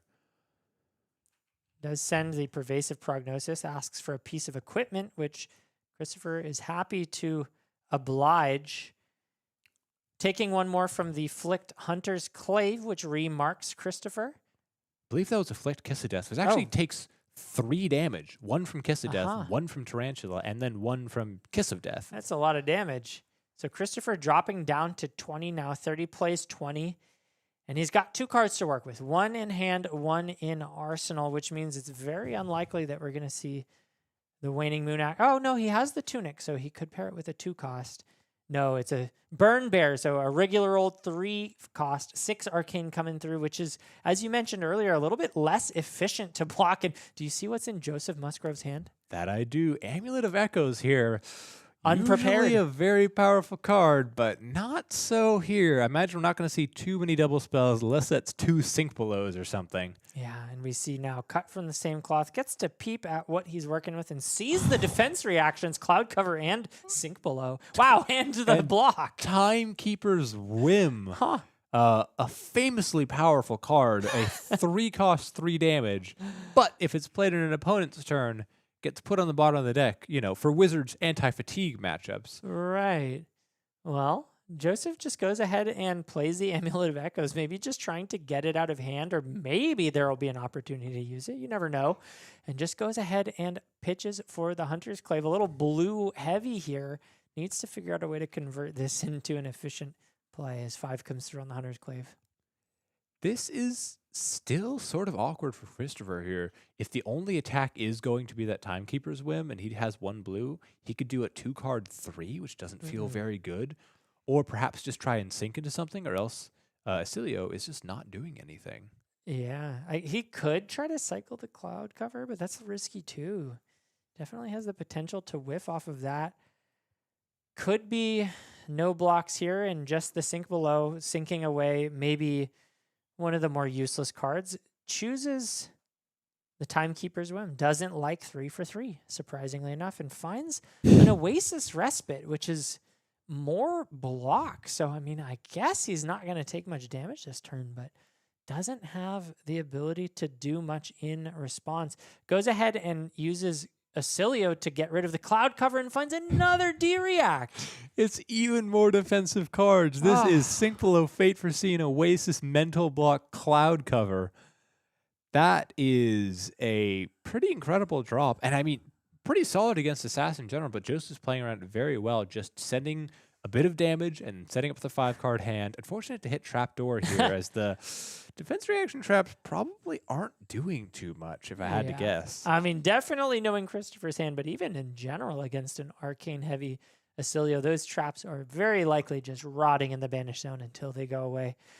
Very curious to see what Christopher does, if anything. This is looking like Arsenal Pass with 3 cards in hand. He could activate Oscilio here. That's true. Gets one more Needs chance a spell. to look. He finds it. It's something. It's a snapback into Waning Moon. So he's pretty happy to sequence this up this way. Goes ahead and ships 2 into 3. Really, it's a 2-card 5. Not bad in Arcane. Considering its Arcane damage, honestly, I think this was just about the best outcome outside of specifically 3rd Burn Bear. Sure.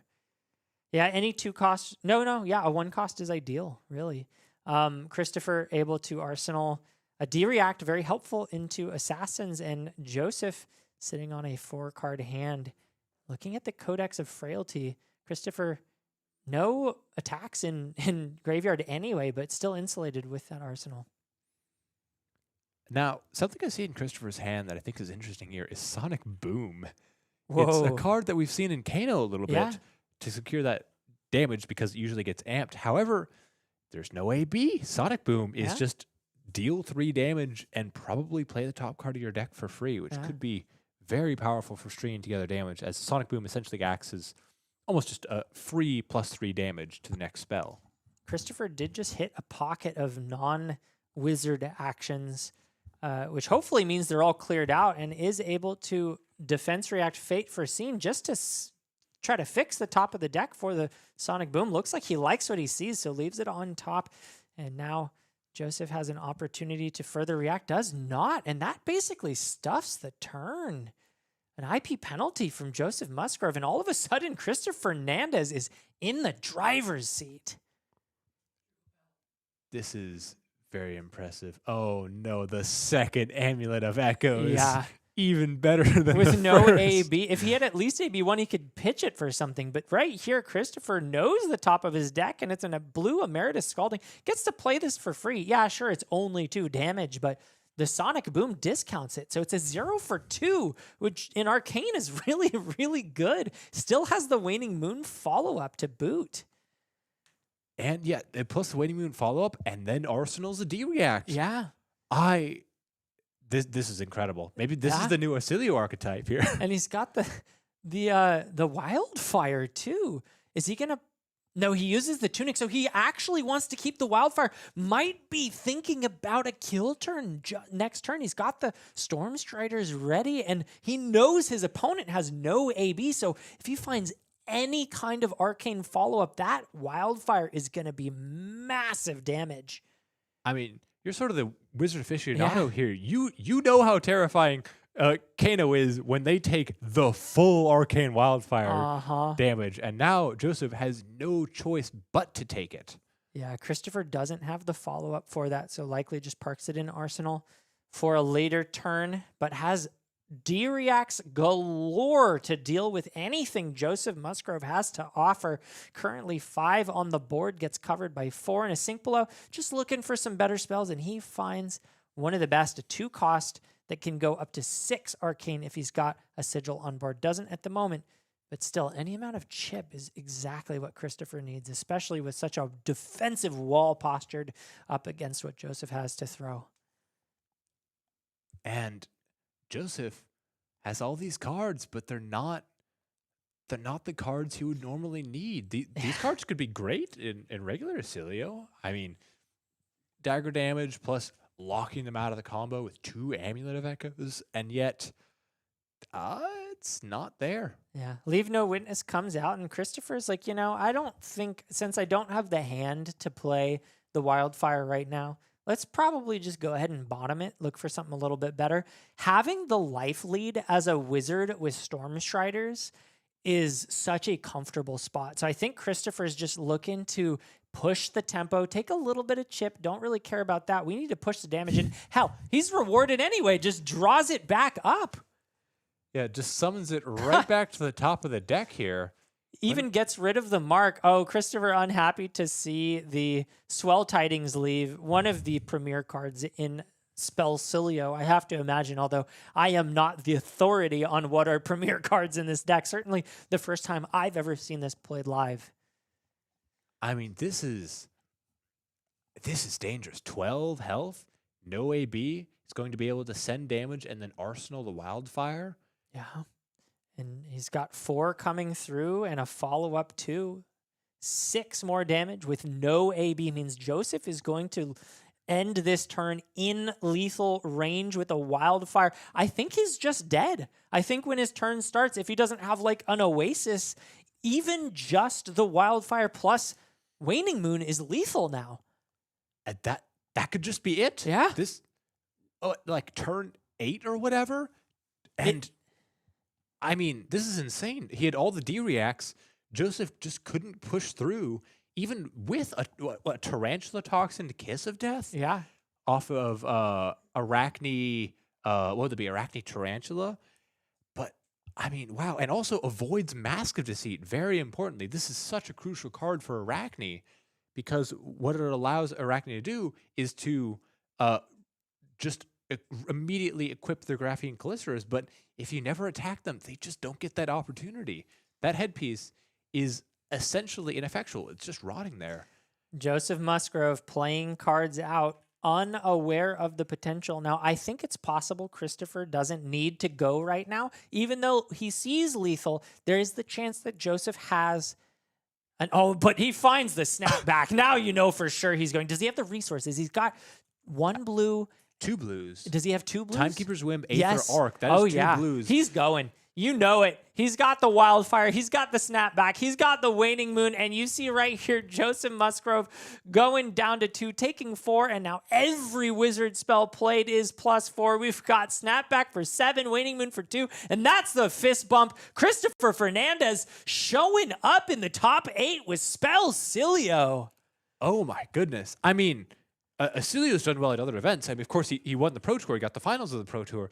But nothing like this. Are we just going to see every Oscilio build win? I mean, this is what's so crazy about it is I think the reason we have so many Arachne marionettes is because when you can disrupt Oscilio, you can kind of stop the game plan. But when the Oscilio has D-reacts and counters and what the heck? It's like Oscilio now counters Arachne marionette. I know. This is crazy. Like the Arcane Barrier has left a lot of these deck lists.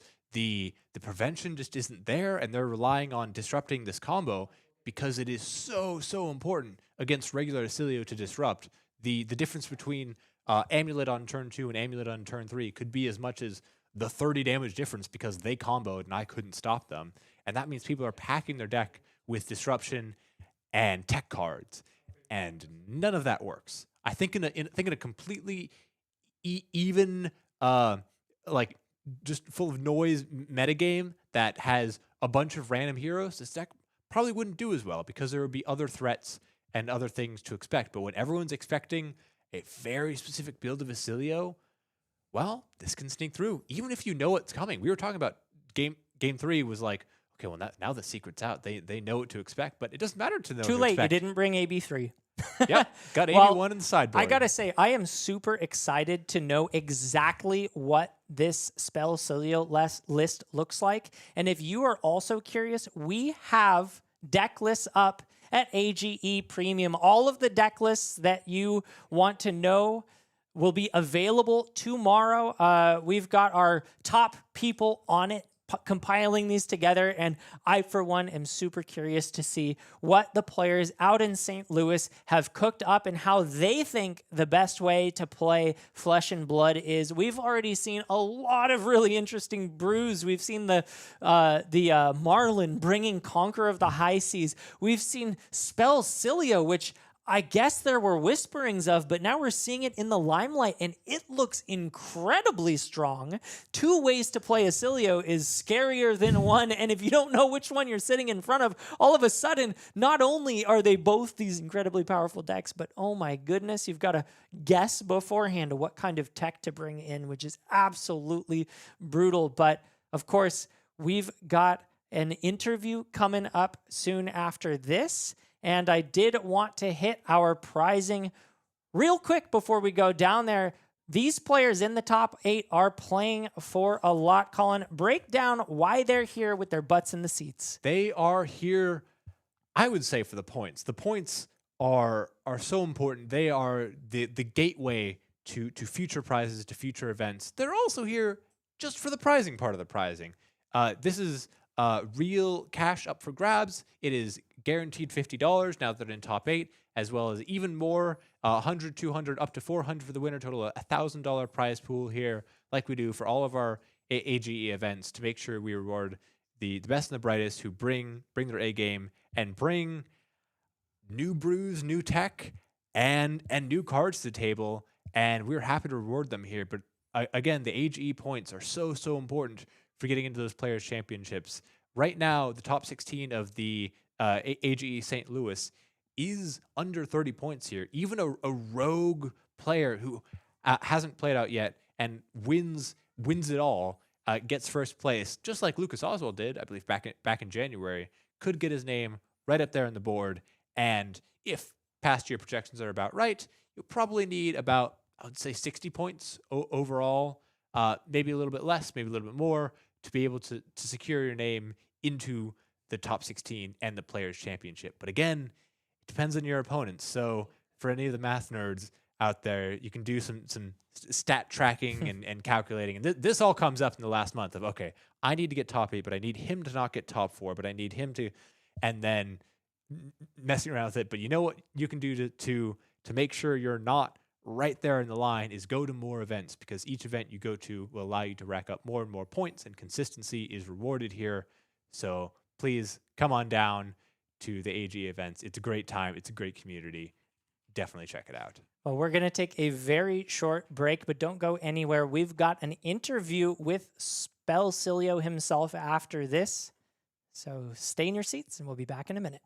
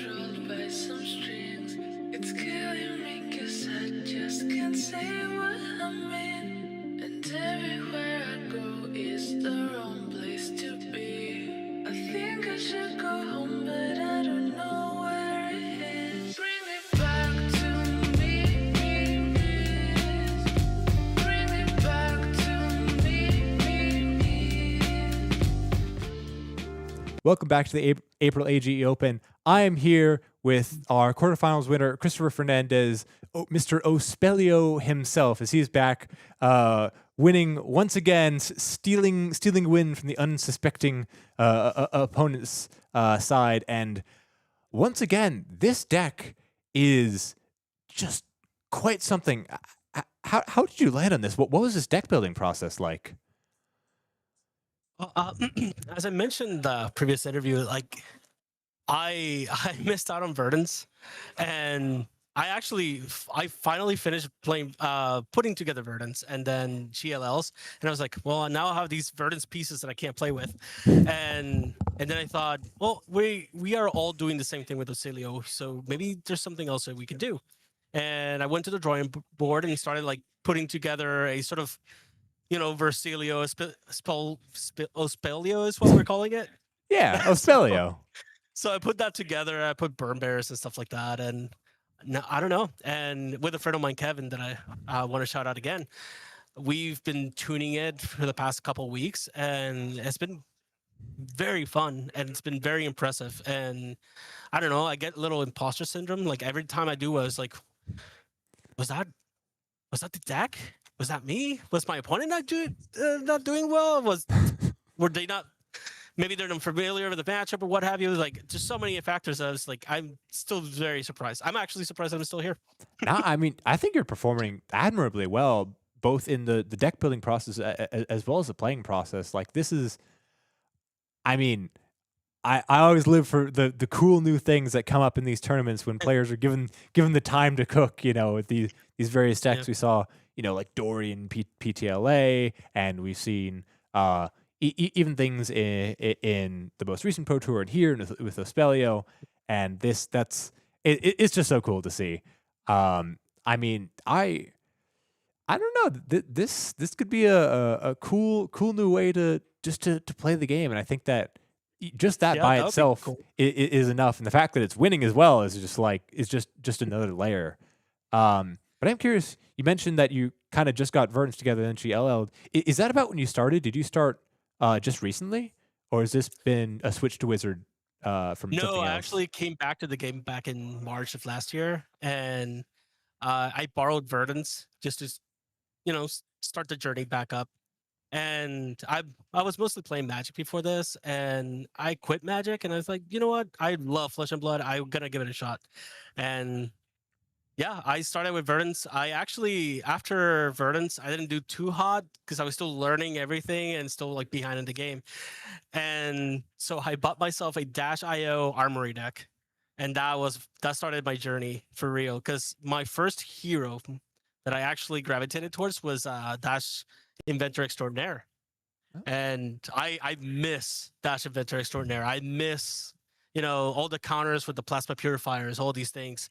I love that kind of intricate gameplay, and I keep looking for switchboards and decks that can do that and stuff like that. So okay, so you weren't full slab dash. You were doing that mid range plan, and who knows what I might bring. Okay, I see where you're getting Oscilio from. Who knows what I might bring. I'm picking up your putting down. Yeah, exactly.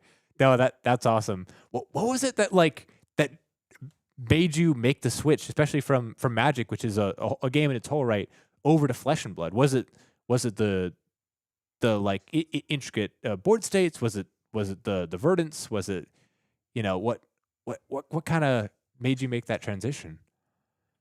it's so complicated. Let's just say that my relationship with Magic became a little too toxic, and I love grinding. I love competitive card games, and with Magic, I just wasn't getting there, and I wasn't getting, that joy. And I remember the first PQ that I played in for Flesh and Blood. It was with the Dash IE, and I never felt so happy playing in a pro quest and so comfortable. And I was like, this is it. Flesh and Blood is what I should be doing. That's amazing. It's a story I hear so often of so many Magic refugees and One Piece and Legend of Runeterra players that find this game and then just get stuck to it because it's such an amazing game.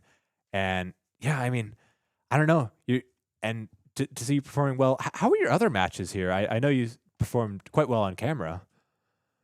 Yeah, so I ended up 4-1 into top 8, 4th seed.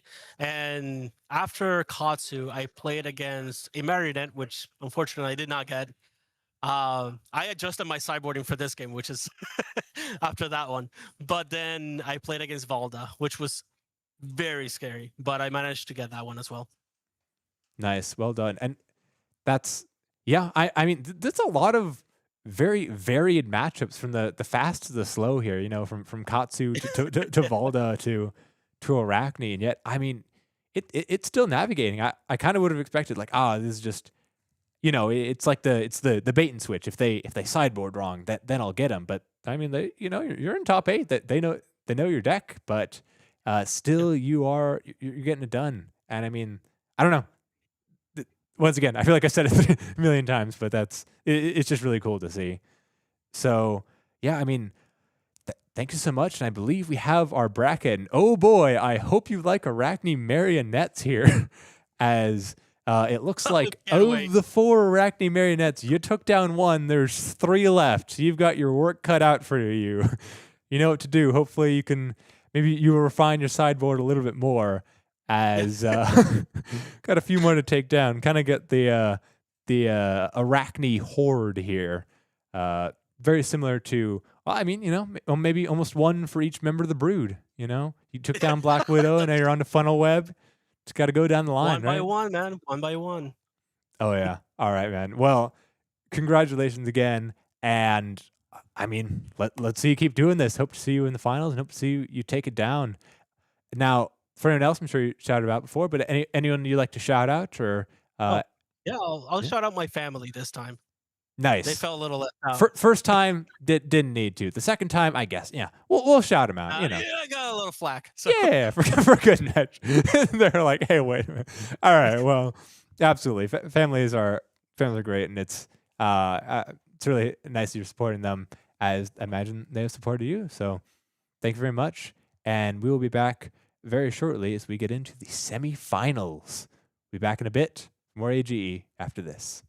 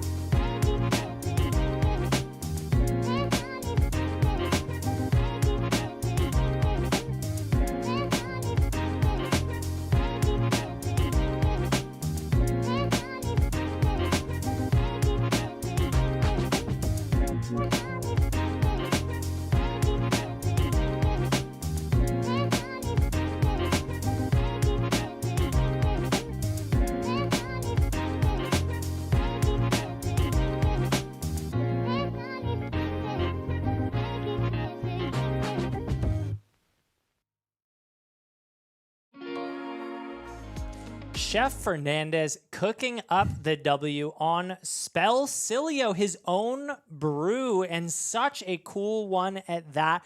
I am so excited to continue following him through this top 8 bracket. Currently, the only non-Arachne marionette to make it past the quarterfinals. And of course, you know, we're going to continue following him all the way through, assuming, of course, he wins this match. But he's up against Jason Fung, who is a bit of a tough opponent, currently sitting, I think, at 45 points, 41, excuse me, third place in the AGE leaderboard. So this is one of our top 3 AGE St. Louis players, and certainly has the skill set to deal with an Oscilio. And also a little bit more information. These are not open deck lists, but you have to assume that after this Spellcilio won in the quarterfinals, that the talk of the town would be making waves over to Jason Fung's ears. He surely has to know what type of deck, even if he doesn't have the exact deck list, he's about to face. So I do not expect to see Amulet of Echoes in, unless, of course, he's got the AB to support it. Right, and we do have other players in the top 4 as well. Lucas Barding and Lucas Oswald here, both who have already performed quite well at 48 and 30 points respectively. And then we have our Oscilio, who currently is at 8 points, but after this is at minimum, 23, I believe, or maybe even 28. So looking to break into the top 16 on his homebrew list. And I got to say, this is such a David and Goliath in the making. Not only is this man sitting only at 8 AGE points against Goliath Arachnes galore, but he's got to face all of them on the way up to the top. But we've got news now that our players are ready. So we're going to swoop on down to the match floor as Christopher Fernandez on Oscilio Constella Intelligence, Spellcilio as we're now calling it, goes up against Jason Fung. Currently the first place Arachne at this event, likely went X and 0. Can Christopher give him the first loss of the day? Or does Jason Fung have what it takes to take down the Spellcilio now that he probably has a little bit more information on his side? We will see. As they're setting up here, once again, we see the cards like Mask of Deceit, a very powerful card, but just not going to do anything against this arcane heavy matchup. Probably won't even be able to block with it unless Christopher has brought in Eclectic Magnetisms. But, I mean, he's played against a couple of marionettes. He might think better of it and decide not to bring it in at all. Hunter's Clave starting things out, blocked out with that blue Voltic Bolt as Jason Fung flicks the second, and it gets blocked by a cloud cover. That's a big deal. And then he plays the Sigil of Conductivity on top of that. Fantastic start from Christopher Fernandez, taking no damage, not getting marked, and drawing back up to 4 to start this game off.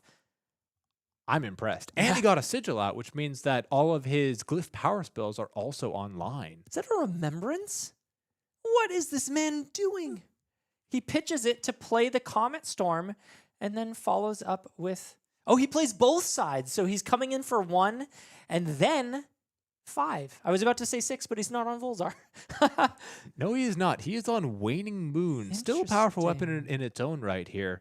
And going to be leaking damage. Again, this is a little bit below rate damage, but Yeah. this is nearly unblockable. A little bit curious, because couldn't he have gone 5 into 2? Oh, I guess he's just doing that. Doesn't want to keep the blue in arsenal, so goes 5 into 1 into 2, and drops Jason Fung all the way down to 32 to kick things off. Christopher Fernandez starting this game out with a life lead.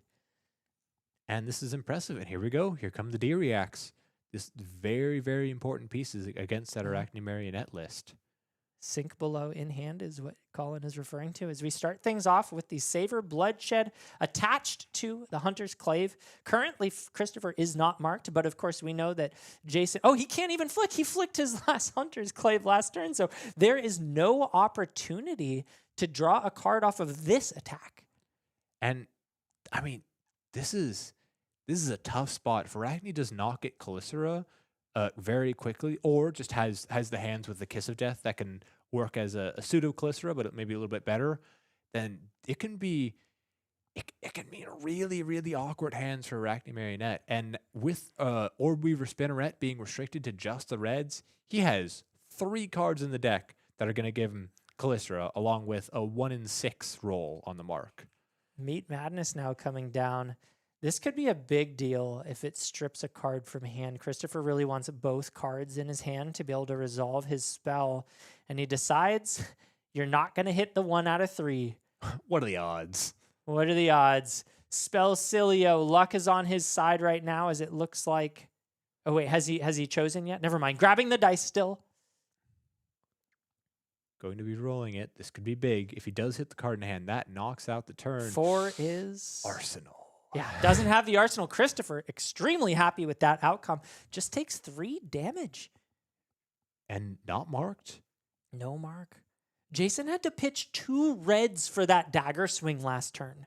Super underrate. That is a 3-card 5. Hey, arcane damage might be underrate, but nothing like that. Yeah. And Comet Storm coming across, as you mentioned, that number 5. This time only 2 cards needed to play it, and unpreventable effectively. I mean, there is 1 AB on the side of Jason Fung, but are you going to get rid of a card for 1 damage?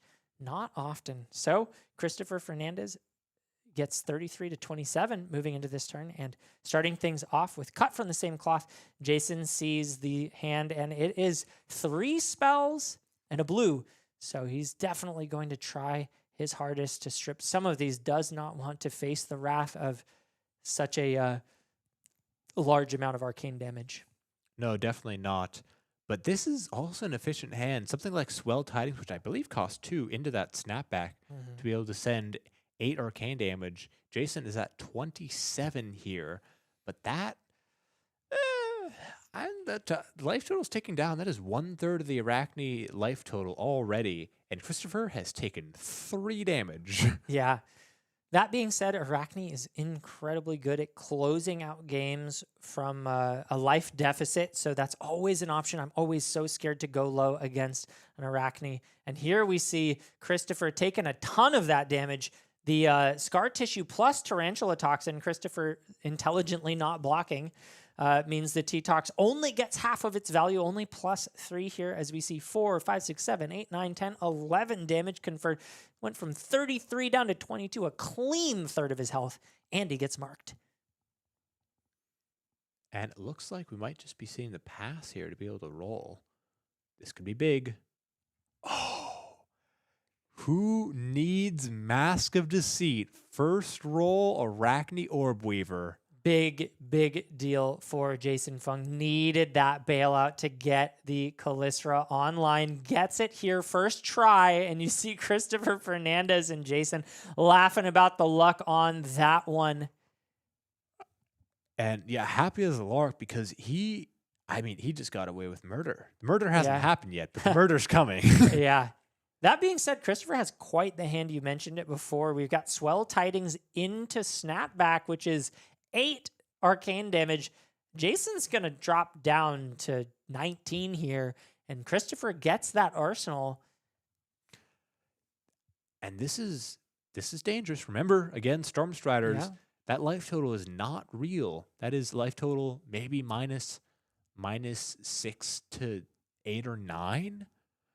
Christopher's going to be hoping to see that wildfire coming up in the next couple hands. Really wants to be able to close this game out sooner rather than later. The lower your life total gets against an assassin, the more worried you are about an absolute blowout. And Jason Fung just takes the damage down to 19 with Orb Weaver Spinneret, or I guess Arachne Orb Weaver rather, on the table. Orb Weaver Spinneret as well, which means he would have gotten that anyway. Fair enough. So, hey, in hindsight, kind of nice that he rolled into that for Christopher, given the hand texture. Only one Graphene Callistra is likely to be made here. Could actually be, depending on if he has a blue in hand, he can't quite see here. He could play the Spinneret, attack with the Clave, flick the Callistra, and then activate Orb Weaver to get another Callistra, and then attack with it to try to maximize damage if he does have that blue here. I do see a cloud cover in Christopher Fernandez's hand. As Jason Fung makes the first Callistra, and it gets +3 thanks to the Arachne Orb Weaver ability. Coming in for 4 damage, and believe, is that a Tarantula Toxin? No, it's Savor Bloodshed. What's that last card? We have Incision, Mark of the Black Widow, and something. A lot of the assassin cards are similar in color, and we see reaction coming out, covered up again by cloud cover here, and it's clean. Christopher only takes 1. And this is very effective here. Now, cloud cover is the next time you would be dealt damage, prevent 3 of that damage, which means that Arachne could try to break this with a flick, for example, a flick of the Hunter's Clave, but that would mean, because he's attacking with the Callistra, he can't flick the Callistra, that would mean he loses the Clave and doesn't want to do that. So the cloud cover does get that full value.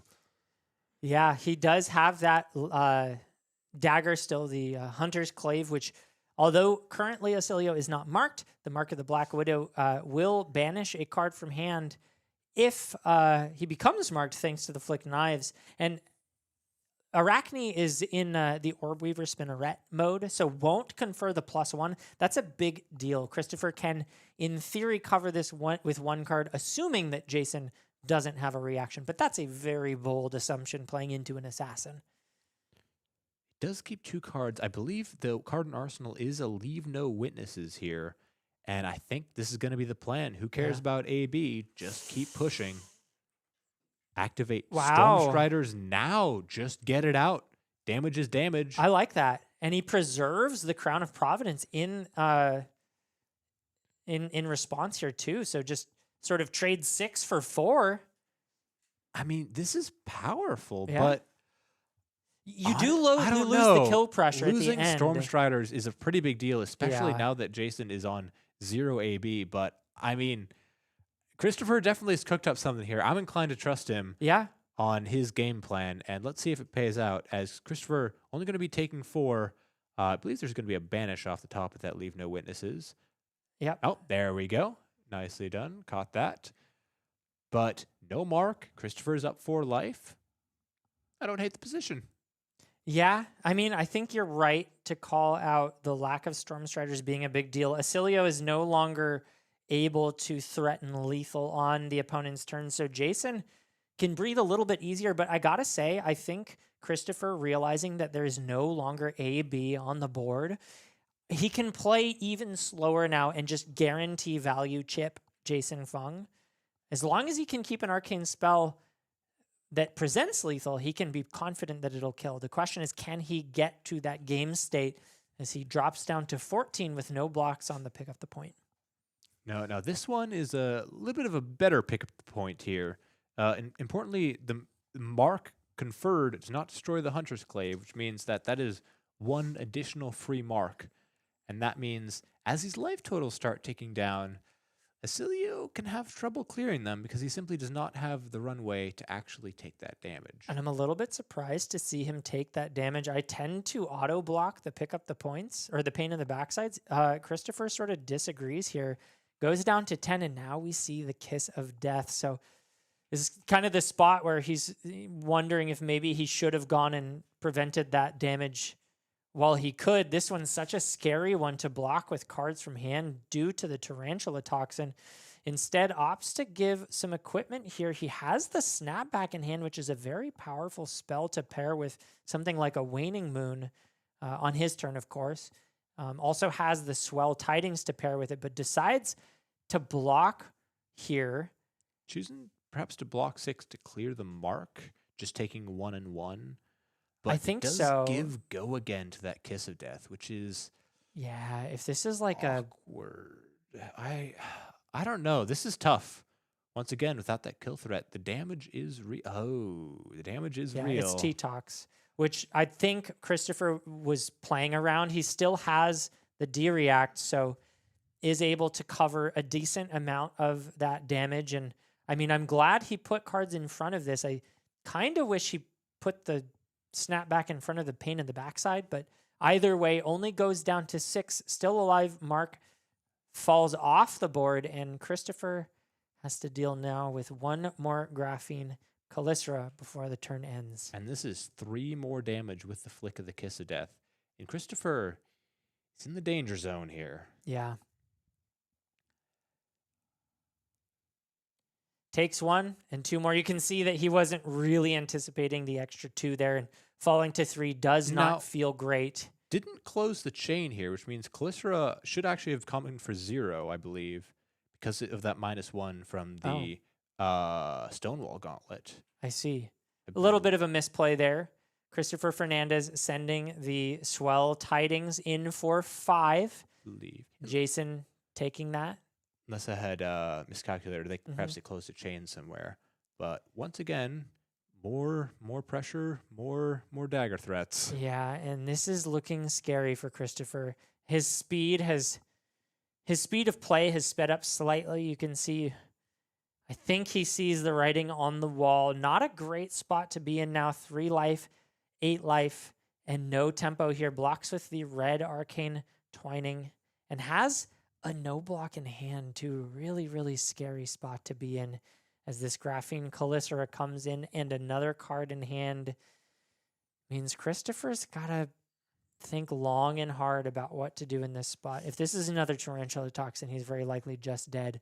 Uses Oscilio to bounce that Sigil out of hand, and even if he gives up a card to block here, he doesn't really have a play after this. No, it doesn't need to give up the card, though, because even with no blocks and no pumps, Arachne could flick the Hunter's Clave, bring Christopher down to 2, bring this attack up to 2, and that would be lethal, which means that needs to give 1 card, but even 1 card might not be enough if that is a scar tissue in hand, because it would be 5 against 3, and then would still die even through the block. And I mean, this is the tough part of Assassins. When you get low, you just can't afford to take the damage and see what happens, because that damage is lethal, and you need to be preemptively blocking and figuring out exactly what they have. This is very tense here, and we see the flick of the Hunter's Clave. Christopher down to 2. This could be it. Christopher hiding. If I can't see you, you can't see me, as the turning point comes through, pumps the dagger up to 6. Christopher sitting at 2 and does not have a D-React, and there's the fist bump. Jason Fung taking it.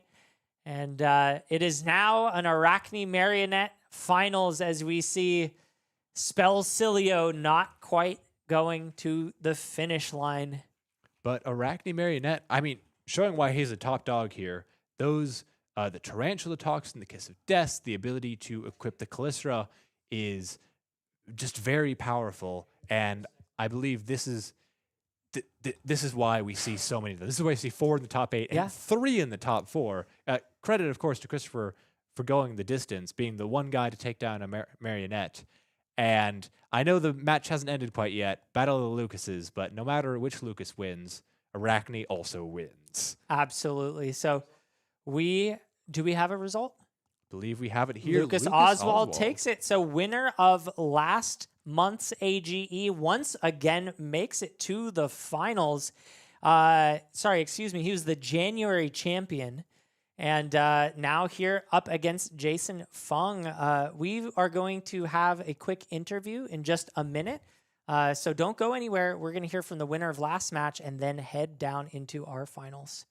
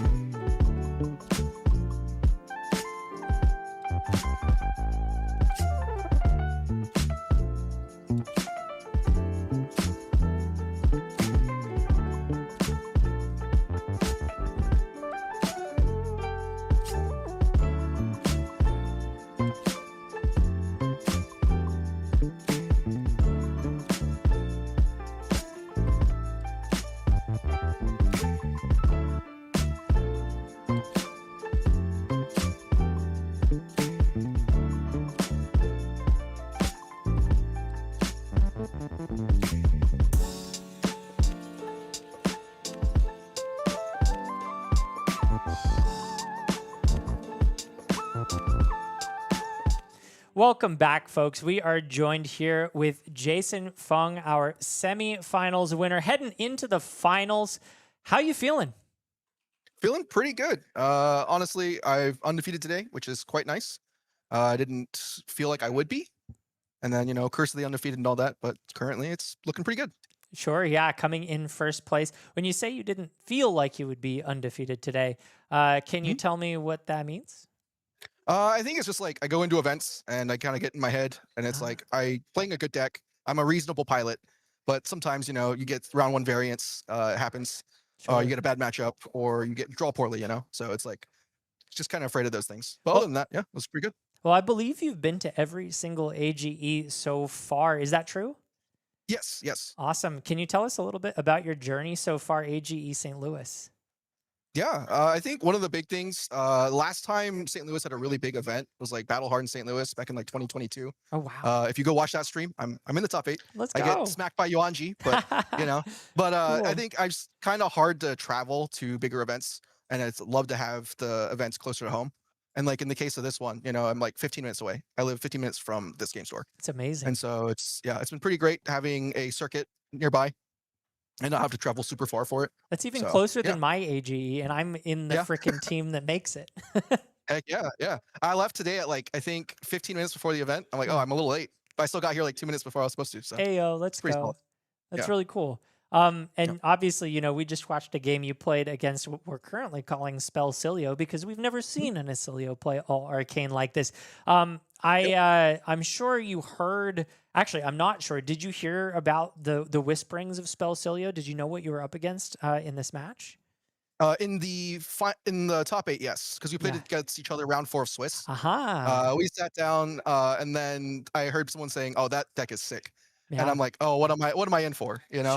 Sure. And then I sat down, I saw the waning moon. I'm like, "Okay, I think I know what's going on here." Mhm, So Yeah. So tell me, how did your game plan change knowing that you were up against an arcane version instead of the traditional one? So I brought in Amulet of Echoes, the bells, for Oscilio today, and I had that in the Swiss matchup, and I was like, "Oh, this card is just a blue pitch.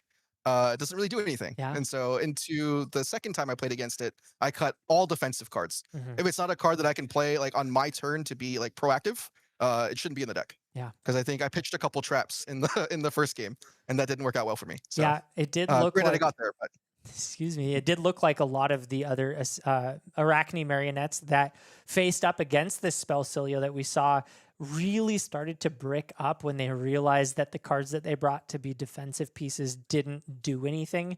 And so one of the things I think to your credit that went differently was you had a lot of very powerful offensive turns, and it looked like you weren't really punished, or rather you didn't have any really bricky hands compared to what we saw in the other matchup. So it seems to me like you made the right read, and thanks to that, you are now going on to the finals. yeah. So that was So you're up against Lucas Oswald, and from what I know, this man is now the villain.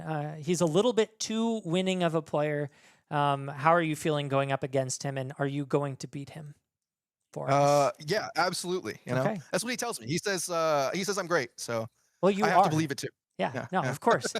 So we're all going to be rooting for you, even though you took down what I think is one of the coolest decks to come out of today. The That's villain turns into the hero because we can't let Lucas keep getting away with it. We need new faces and new people showing up in the top table. So far you're undefeated. I believe Lucas was undefeated for a long time, is no longer. Why don't you keep it that way today and go X and O as we round things out? That's the goal. Awesome, Thank man. you. Well, thanks so much for joining us. We're going to take a quick break, but don't go anywhere, folks at home. We've got the final match, Arachne Marionette Mirror.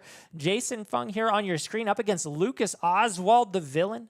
So we will see everyone shortly after this break.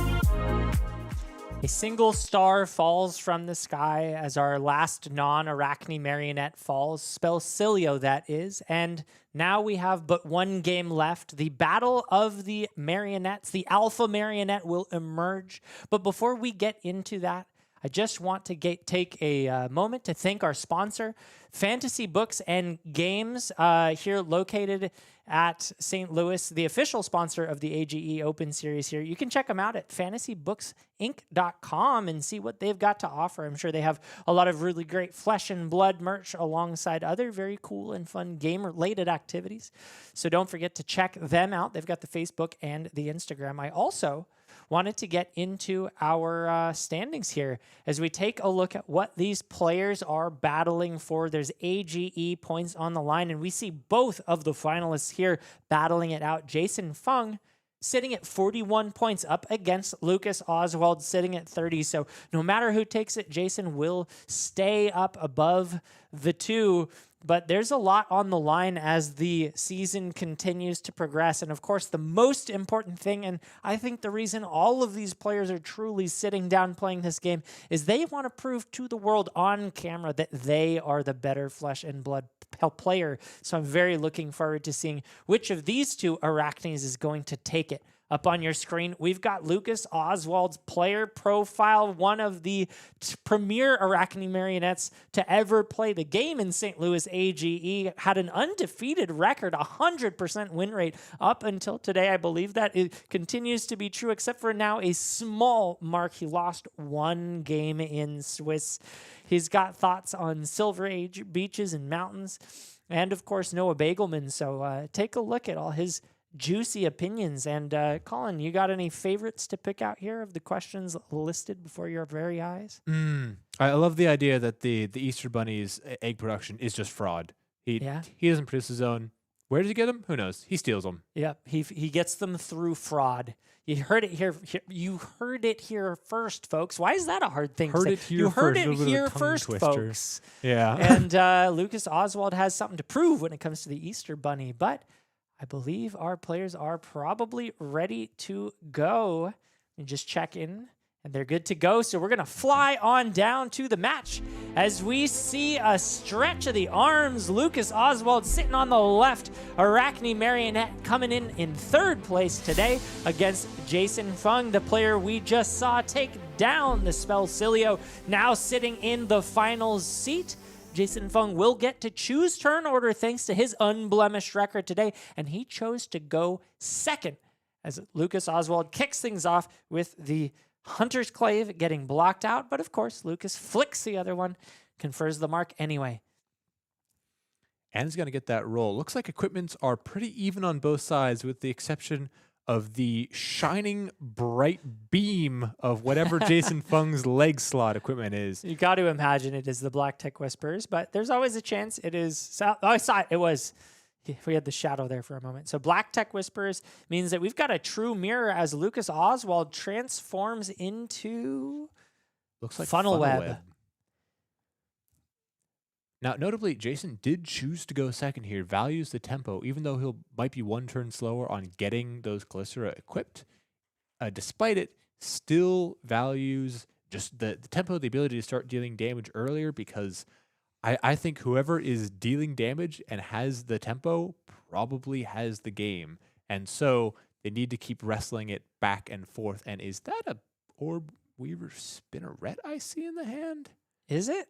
That would be pretty strong. If it is. Getting online that early. Powerful. And we see no blocks on the first Hunter's Clave, flicking the second, and that tells me you probably saw it right. Very likely to be that Orb Weaver Spinneret. Yeah, Mark is conferred here as well.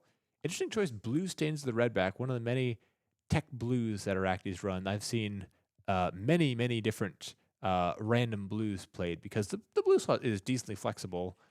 Everything all the way up to like exposed, a non-block blue, to overcrowded, to just anything you want. Stains the red back, a nice way to juke around here. But very importantly, Calycera generated. Yeah, and you see Lucas Oswald's reaction a few seconds ago to the play. I think he realizes that Jason Fung has a very good start to this. Of course, being another Arachne Marionette player, he's got a very good idea of what the game plan is, and the first box in that game plan was just checked as Lucas drops all the way down to 30, and Jason Fung establishes that very important piece, Graphene Calycera.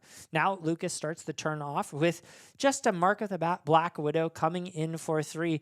Thanks or no thanks to being transformed, does not get the +1 nor the potential go again, so we'll need to find other ways to give this card pumps or go again from hand if he wants to continue. Now, he can pump guaranteed with that funnel web, also destroying Arsenal on hit.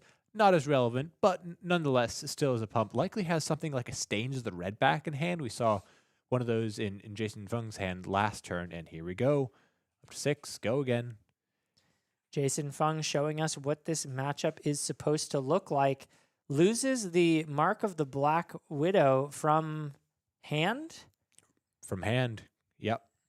And now Pain in the Backside coming through. So what we are seeing right now is both players postured for an absolute race, neither wanting to block if possible. Yeah, blocking this matchup is tough. They don't quite have the defensive tools of these really, really staunch responsive decks. So instead, just more often take the damage if the other player has a bunch of cards in hand, because likely they'll be taking the damage anyway. This is an exception, though. Pain in the Backside, there are not very many attack reactions that can hit it. So if you can cover it up with a 3-block, it's basically turning your 3-block into a 4-block, which is pretty convenient. Nice way to generate some value. But Jason Fung now getting hit with the Codex of Frailty. Lucas Oswald grabbing back that Pain in the Backside, creating a Ponder and a Frailty. Jason Fung luckily dodging a potential Leave No Witness as his hand was just picked apart, down to 1 card in hand and 1 in arsenal, and does decide to commit the 2-block plus the boots to cover that up completely, and has just a singular Pain in the Backside to work with on the following turn. Right, and I talked about a little bit about these tech blues. There is one blue in here that very notably will be able to react on things like Pain in the Backside, and that is Blue Shred. We've seen it crop up in a couple of lists. I know teammate Anthony Pham really loves it. Died to the believe the 3rd Blue Shred over an AGLA about a month or 2 ago. Probably catch that on stream if you'd like. And these decks are tricksy, and that's why these players don't want to play into it. Yeah, Lucas Oswald starting things off with the Hunter's Clave, following it up with the Scar Tissue, pumping that Hunter's Clave and conferring double mark. Jason Fung now sitting there marked as the Mark of the Black Widow comes through. 4 damage, +1 thanks to the Arachne hero power and the mark. 1 card in hand means Jason has to think long and hard about whether or not this could be a reaction that could pump this up to potentially 7. This is a lot of Mark of the Black Widows. Lucas sent one last turn, Jason banished one last turn, Lucas sends one this turn. Really is just a lot of disruption, and this is pretty much exactly what these decks are trying to do. They're trying to do efficient damage, they're trying to disrupt, and then, once they get the Calycera, they're trying to go pump, pump, pump, pump, 17 you. And Jason Fung says, I'll take it. Ends up banishing an Incision from hand. Goes down to 25, but now has the tempo back in his favor. Pain in the Backside to lead things off. Lucas Oswald, pretty happy to throw a card in front of this one. We mentioned that this is a 4-value block, but man, a second Pain in the Backside. Lucas Oswald, you know that he doesn't want to be blocking. We talked about that earlier, but the value proposition of putting a card in front of this one is quite high, especially when you're not marked. So Lucas Oswald really in the tank about this, is pained to give it up, but also knows how important it is to stay off of mark if at all possible. Jason Fung goes ahead and swings that Hunter's Clave using the blue shred that you just mentioned. Beautiful art. Love that from the tournament packs. Lucas Oswald takes the one happily, I'm sure, taking less damage than he would have if it was the Pain in the Backside conferring that mark. And now we see the Tunic into C&C. Ooh, and that's going to rip at least the rest of the hand. Does Lucas have 3 blocks in hand? I think it's a Kiss of Death, and he has to use the boots. So Jason Fung, despite not really doing much damage this turn, super happy to strip the full hand of Lucas Oswald, I have to imagine. That is very impressive here. We've seen Arachne Marionettes have varying choices on what to play in their sort of big attack slots. We've seen Death Touch, we've seen Command and Conquer. Some lists aren't running one or the other. We've even seen a couple of Look Toughs in certain lists, specifically for Prism, not to be mainboarded or anything. And it's a bit of a choice because those blues can be hard to come by sometimes, and you never do want to get that card stuck. But when it works like a charm here, forcing Lucas to give up the rest of his hand and allowing Jason, even though he's lower on life, to keep that all-important tempo. Yeah, Jason Fung, as we mentioned, worked super hard to get the tempo, but doesn't have the cleanest hand, has to pitch a red to swing in this Graphene Calicera. Up Stitz and Run, pumping it up to 5, and 2 cards remain, which means Lucas has to think about what potentially could come out. Ooh, blocking with the Tarantula Toxin, and also has 2 Shelter from the Storms in hand to respond to any potential Tarantula Toxins coming out of Jason Fung. Doesn't have them, though, or I would have assumed he would use them, and follows this up with a simple Leave No Witness, but Lucas has the answer. Another Shelter from the Storm comes down, hits the chain, and this time he gets to keep a card and still took no damage. Playing out his own Leave No Witness at the start of his turn as the players have kicked it into high gear, playing Lightning Speed. Right, now, because Lucas drew up the more defensive side of his deck, he's very happy to just say, okay, take a turn off, I'll block a bit, won't lose any life, and is still going to be able to send back a moderately efficient threat in the form of Leave No Witnesses, and then try to make sure that he is ready to be able to have those bigger turns later, which is very important. We saw in a lot of these matchups, just throughout the day, players who would probably win the game if they get to do their thing, and those who weren't able to do it and keep cards likely lost. It required their opponents to whiff to be able to get out of that situation, and that's a pretty rare occurrence here. And so we see, of course, these finalists paying a lot of special attention and care towards making sure they are given the runway, given the room, and to be able to set up exactly what they need to. This, though, not what you want to see. No, Jason Fung had the D-React in Arsenal, a super clean way to deal with the Leave No Witness, but then starting his turn off, pitching 2 more red D-Reacts just to send the Hunter's Clave for 1. Very inefficient and not what you want to be doing when you've got the tempo. So slowly but surely, Lucas Oswald is clawing his way back in, and we see Jason Fung now pitching the blue. I'm a little bit surprised to see this if he had the option to say Arsenal one of these, but you know what? I think I'm going to eat my own words because I think the last card in hand is the Codex of Frailty. I think so, too.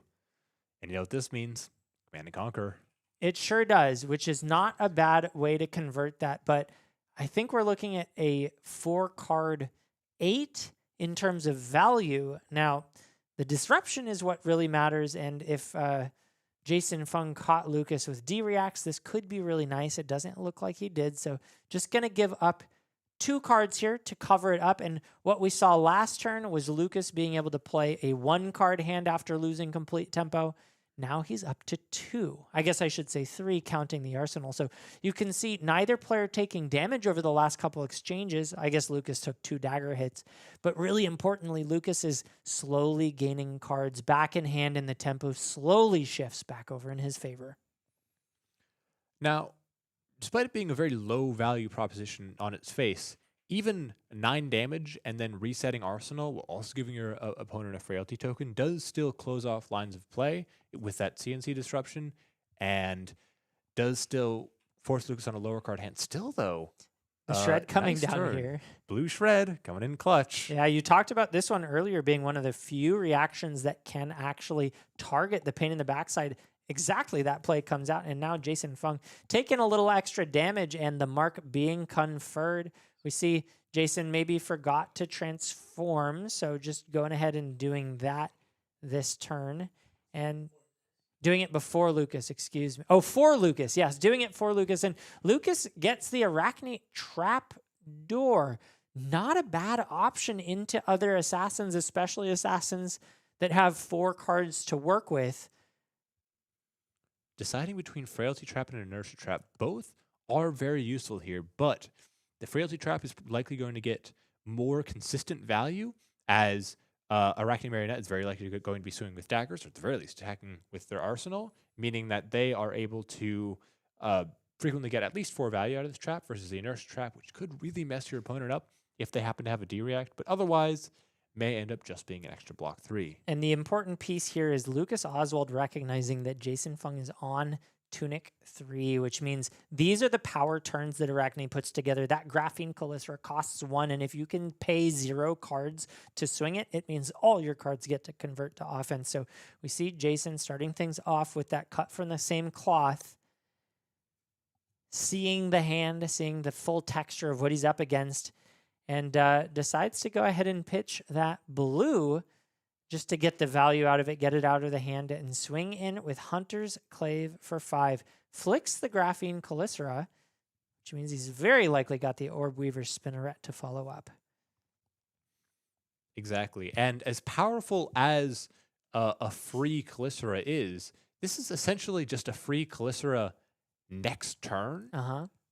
Because Tunic will still be on 3 here, so Jason's able to carry value throughout. But nevertheless, Lucas is actually still staying ahead on life. He's defending very well, and Jason just hasn't quite had the punishes, hasn't quite had the Tarantula Toxins, the big Savor Bloodshed plays. And Trapdoor working out very nicely, just buying 5 health, essentially, blocking 4 on the Clave, plus an additional 1 from the Calycera afterwards. Yeah, very, very powerful. Now, Colin, I've got a bit of a noob question. Does that Frailty affect Flick Knives? It does not affect Flick Knives. Frailty specifically works on the weapon attacks and attacks from Arsenal. Flick Knives is not targeting a weapon attack. It is just targeting the physical dagger itself. And that dagger is going to deal 1 damage.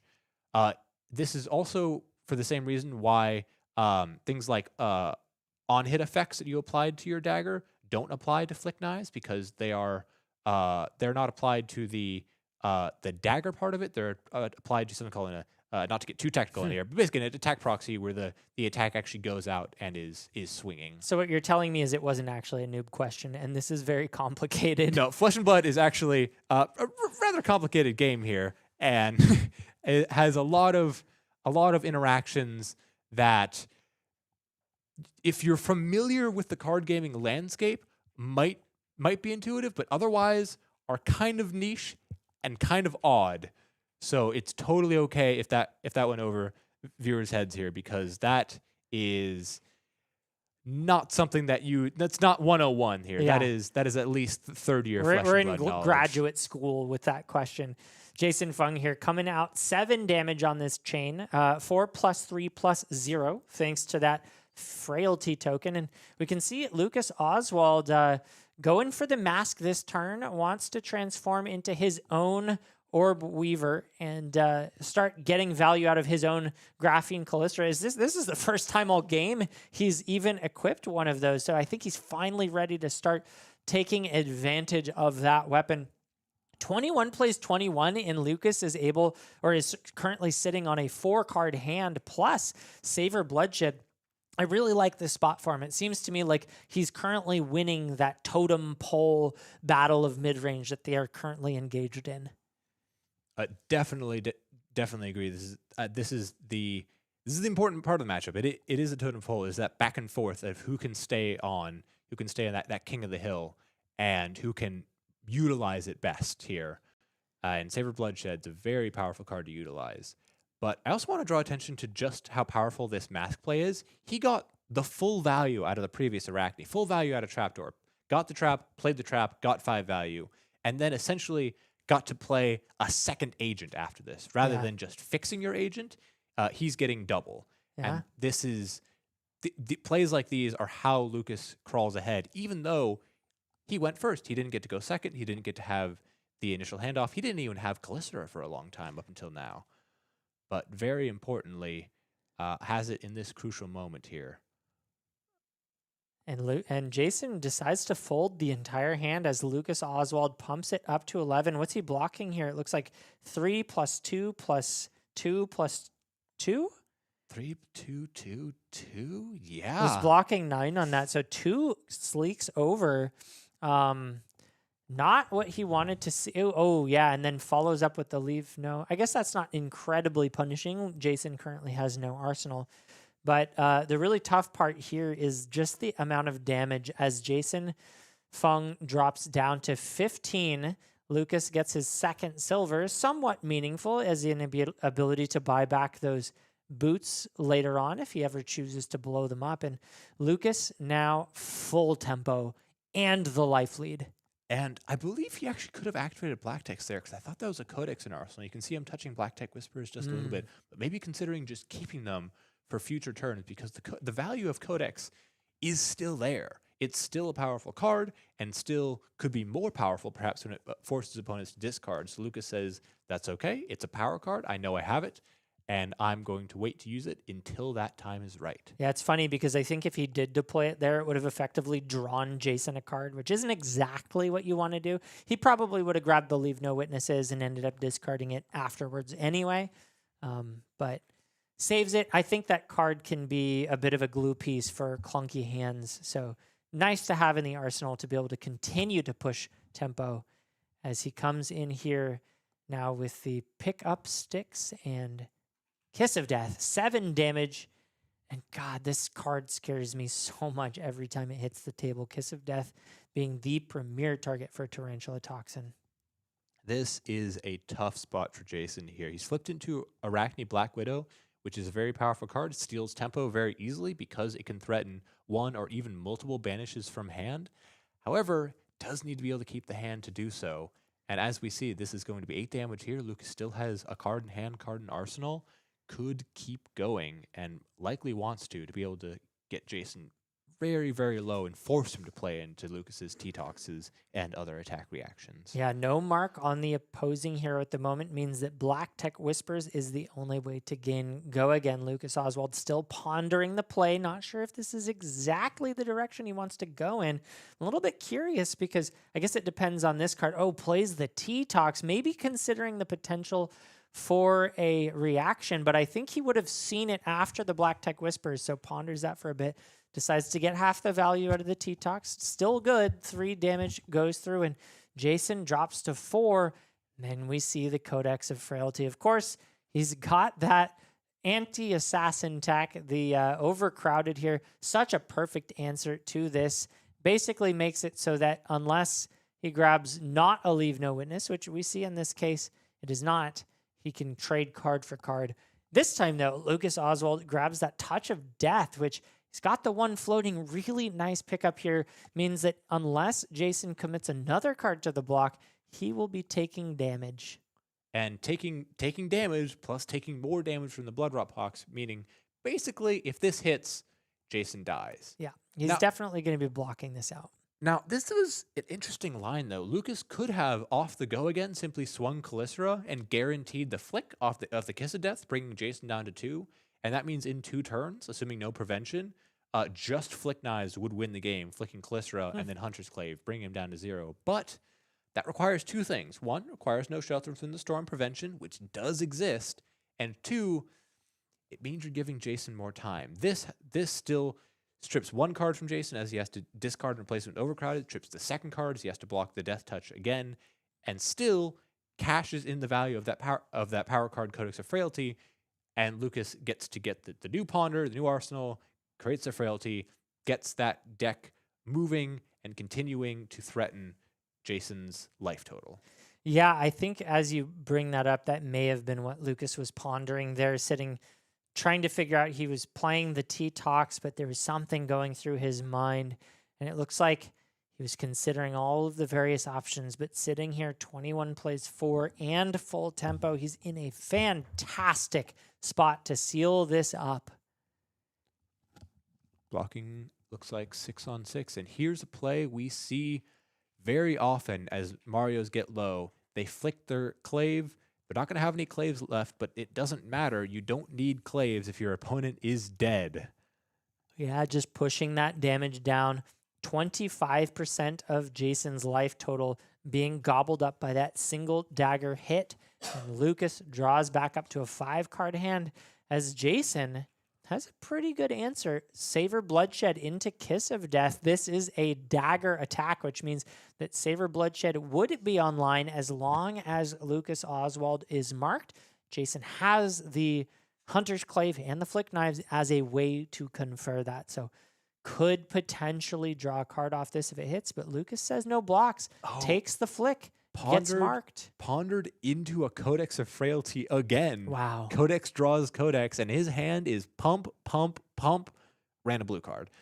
So outside of the random blue here, he could potentially go 13 go again into Codex and block 3 with that under the trapdoor, potentially even more if he grabs a trap here, which means that if Jason can't kill Lucas here, and likely he can't, Lucas is in a very, very prime position to potentially win the game next turn. Yeah, Jason's got one heck of a turn, but it doesn't look like it's quite enough. A second Savor Bloodshed drawn, and looks like Lucas is banishing or discarding one of the new compendium cards to grab that Frailty Trap.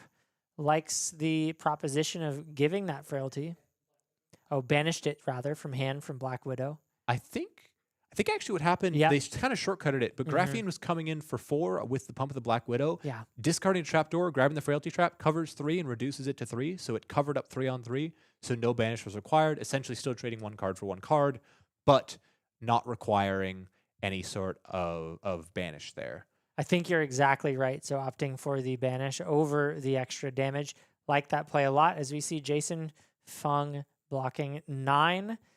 Ooh, and now it's pick up the point into, and that's it. Jason just gives him the fist bump. They don't need to play it out. He knows exactly how much damage is coming through, and it is more than he can block. So congratulations. Lucas Oswald is our finalist winner on Arachne Marionette. Wow. And I just want to highlight that last turn because that was very well played by Lucas. He had 3 +4 pumps, but instead decides I'm going to play 2 of them, attack, strip 3 cards, and then keep the last card to go pump Codex of Frailty, because if you let your opponent strip every card out of the hand and then play Codex, they get to grab Overcrowded for free and cover it up exactly. But by playing it like this, you make them discard that last card anyway to grab Overcrowded instead of getting it for free, and you come in for 7, can only be blocked by 4, and you get over, which is just goes to show why Lucas has had such a win streak, playing that just masterfully and showing the power of this deck. This is disruption, this is damage, this is evasion. It has it all. Yeah, Arachne Marionette, absolute all-star in this meta. We saw exactly why that was as we saw the mirror in the finals, but we've got a few messages for you here before we head off into our winners interview. Arcane Games and Events Premium is the front page of competitive Flesh and Blood. We've been building it up right here at home. We've got articles from people like Colin Erickson sitting right next to me. We've got puzzles. We've got content. We have backup matches for premium viewers. And of course, if you like to attend AGE events, we're giving you a $10 discount for every Arcane Games and Events you enter, as long as you are signed up with the AGE Premium, which means, if you do the math, AGE Premium is free for those of you who attend AGE events on the regs. So don't forget to sign up for that. It's a freebie if you do attend those. And of course, more than anything, we very much appreciate the help and support. We are trying our darndest to make it so that y'all have great Flesh and Blood content to view and consume, and we do very much appreciate your support in helping us continue to do that. So go check out the AGE Premium website. We even have deck lists available. They will be available for today's tournament. They come out tomorrow, so head on down there tomorrow if you are curious about any of the decks you saw on stream or even any of the ones that you didn't. You're looking to build some spice? Well, we've got the spice cabinet for you. We also have a few upcoming events here. AGE Open Series New England at Grave Troll Games on May 9th. This is a classic constructed event. On May 23rd, we've got the AGE Open Series coming back home, my home that is, to Los Angeles. Top Deck Keep, classic constructed. On May 30th, AGE Open Series returns back to St. Louis, where we are today at Mystic TCG. We've got a classic constructed battle for you there. And we've got June 27th, AGE Open Series St. Louis at Fantasy Books and Games. CC, and June 27th, AGE Open Series, New England. So all sorts of events for you guys. For anyone who wants to join and hop on the train ride, it's not too late. I promise you. If players like these can perform well, even players who haven't previously have performed, haven't played too many AGEs. We saw here with our Oscilio today. Personally, Oscilio over Spellcilio. You know, I like that better too. Vote in the chat if Yeah. if you like it too. But anyway, he only had 8 points here, but coming in, performing a stellar performance. I believe he gets 20 points off of that. That puts him right on the leaderboard, and that could be you next month. So if you're curious, try it out, check it out. It'll be a grand old time. Community's great. And come down, support your local game store as well. So we're going to take a quick break before we cut to our winner's interview. Don't go anywhere, folks. We've got one more segment for you coming up after this.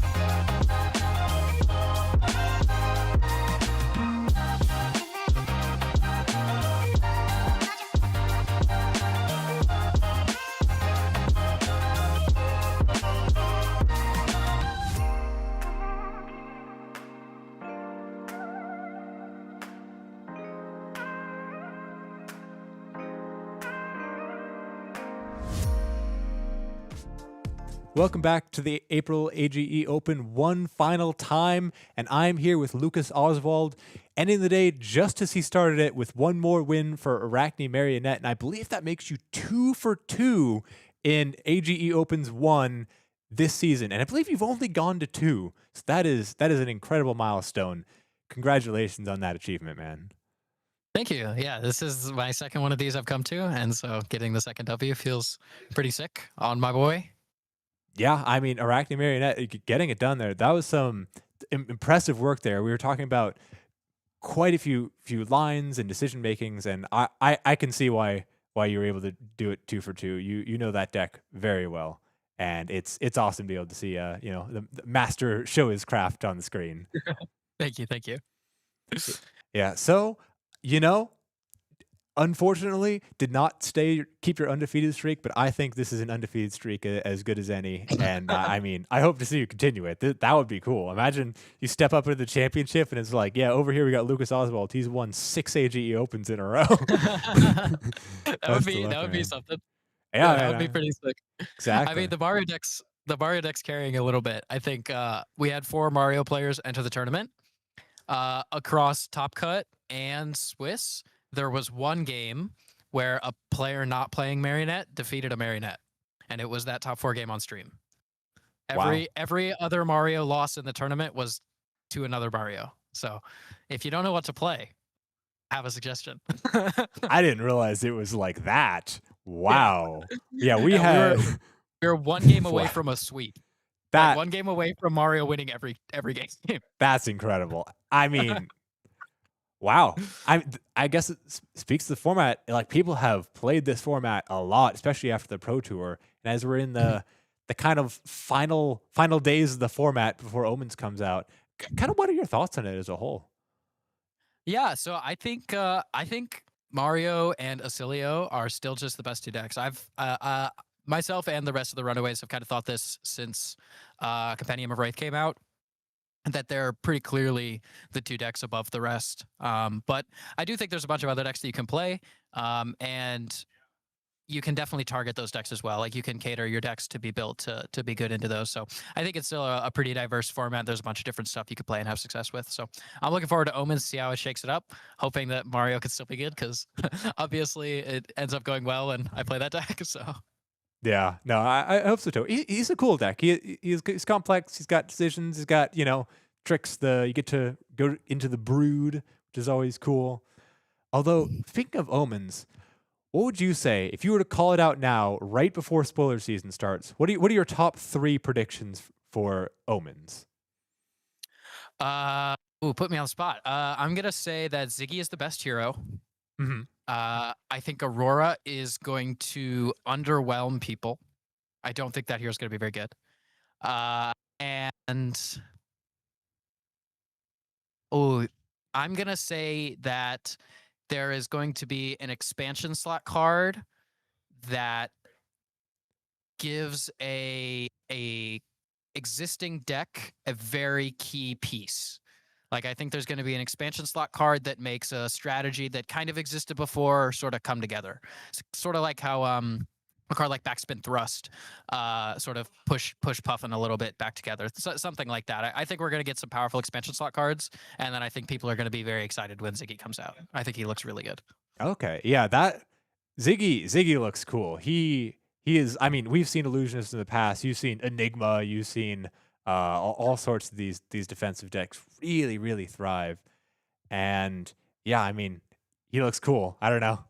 Do you think if Ziggy and Arachne are equally good, do you think you would switch to Ziggy, or is Arachne your guy? So I think Ziggy looks like he should be pretty good into Arachne. Like, that matchup actually looks like it should be pretty good. Ziggy has a bunch of ward, so hitting with Flick Knives seems incredibly difficult. And I think Mario is also prone to decks that are pretty fast if you aren't able to leverage defense reactions. And it looks like defense reactions are probably not the prime thing to be doing into Ziggy. So I would say if Ziggy and Marionette are both pretty strong, I very well could see myself playing Ziggy. I think it'll just depend on how Ziggy's matchup spread ends up looking. I think he's clearly very powerful, but without other cards, I don't really know, how he's going to fare into Guardians and Will Warriors and all that sorts of stuff. Fair enough. I mean, yeah, that remains to be seen. I'm certainly excited for spoiler season. It sounds like you might be as well. And of course, not to mention draft, right? We haven't had draft as a premier format kind of since High Seas. We had that a little bit in Super Slam. Are you excited for that? Oh, of course, yeah. I always love drafting. It's historically those 6 rounds in the middle of the Pro Tour are always the ones that get me. So I'm hoping that I could sort of figure it out. But historically, Nationals draft goes pretty well for me. So I'm hoping that this year that draft coming to US Nats should favor me.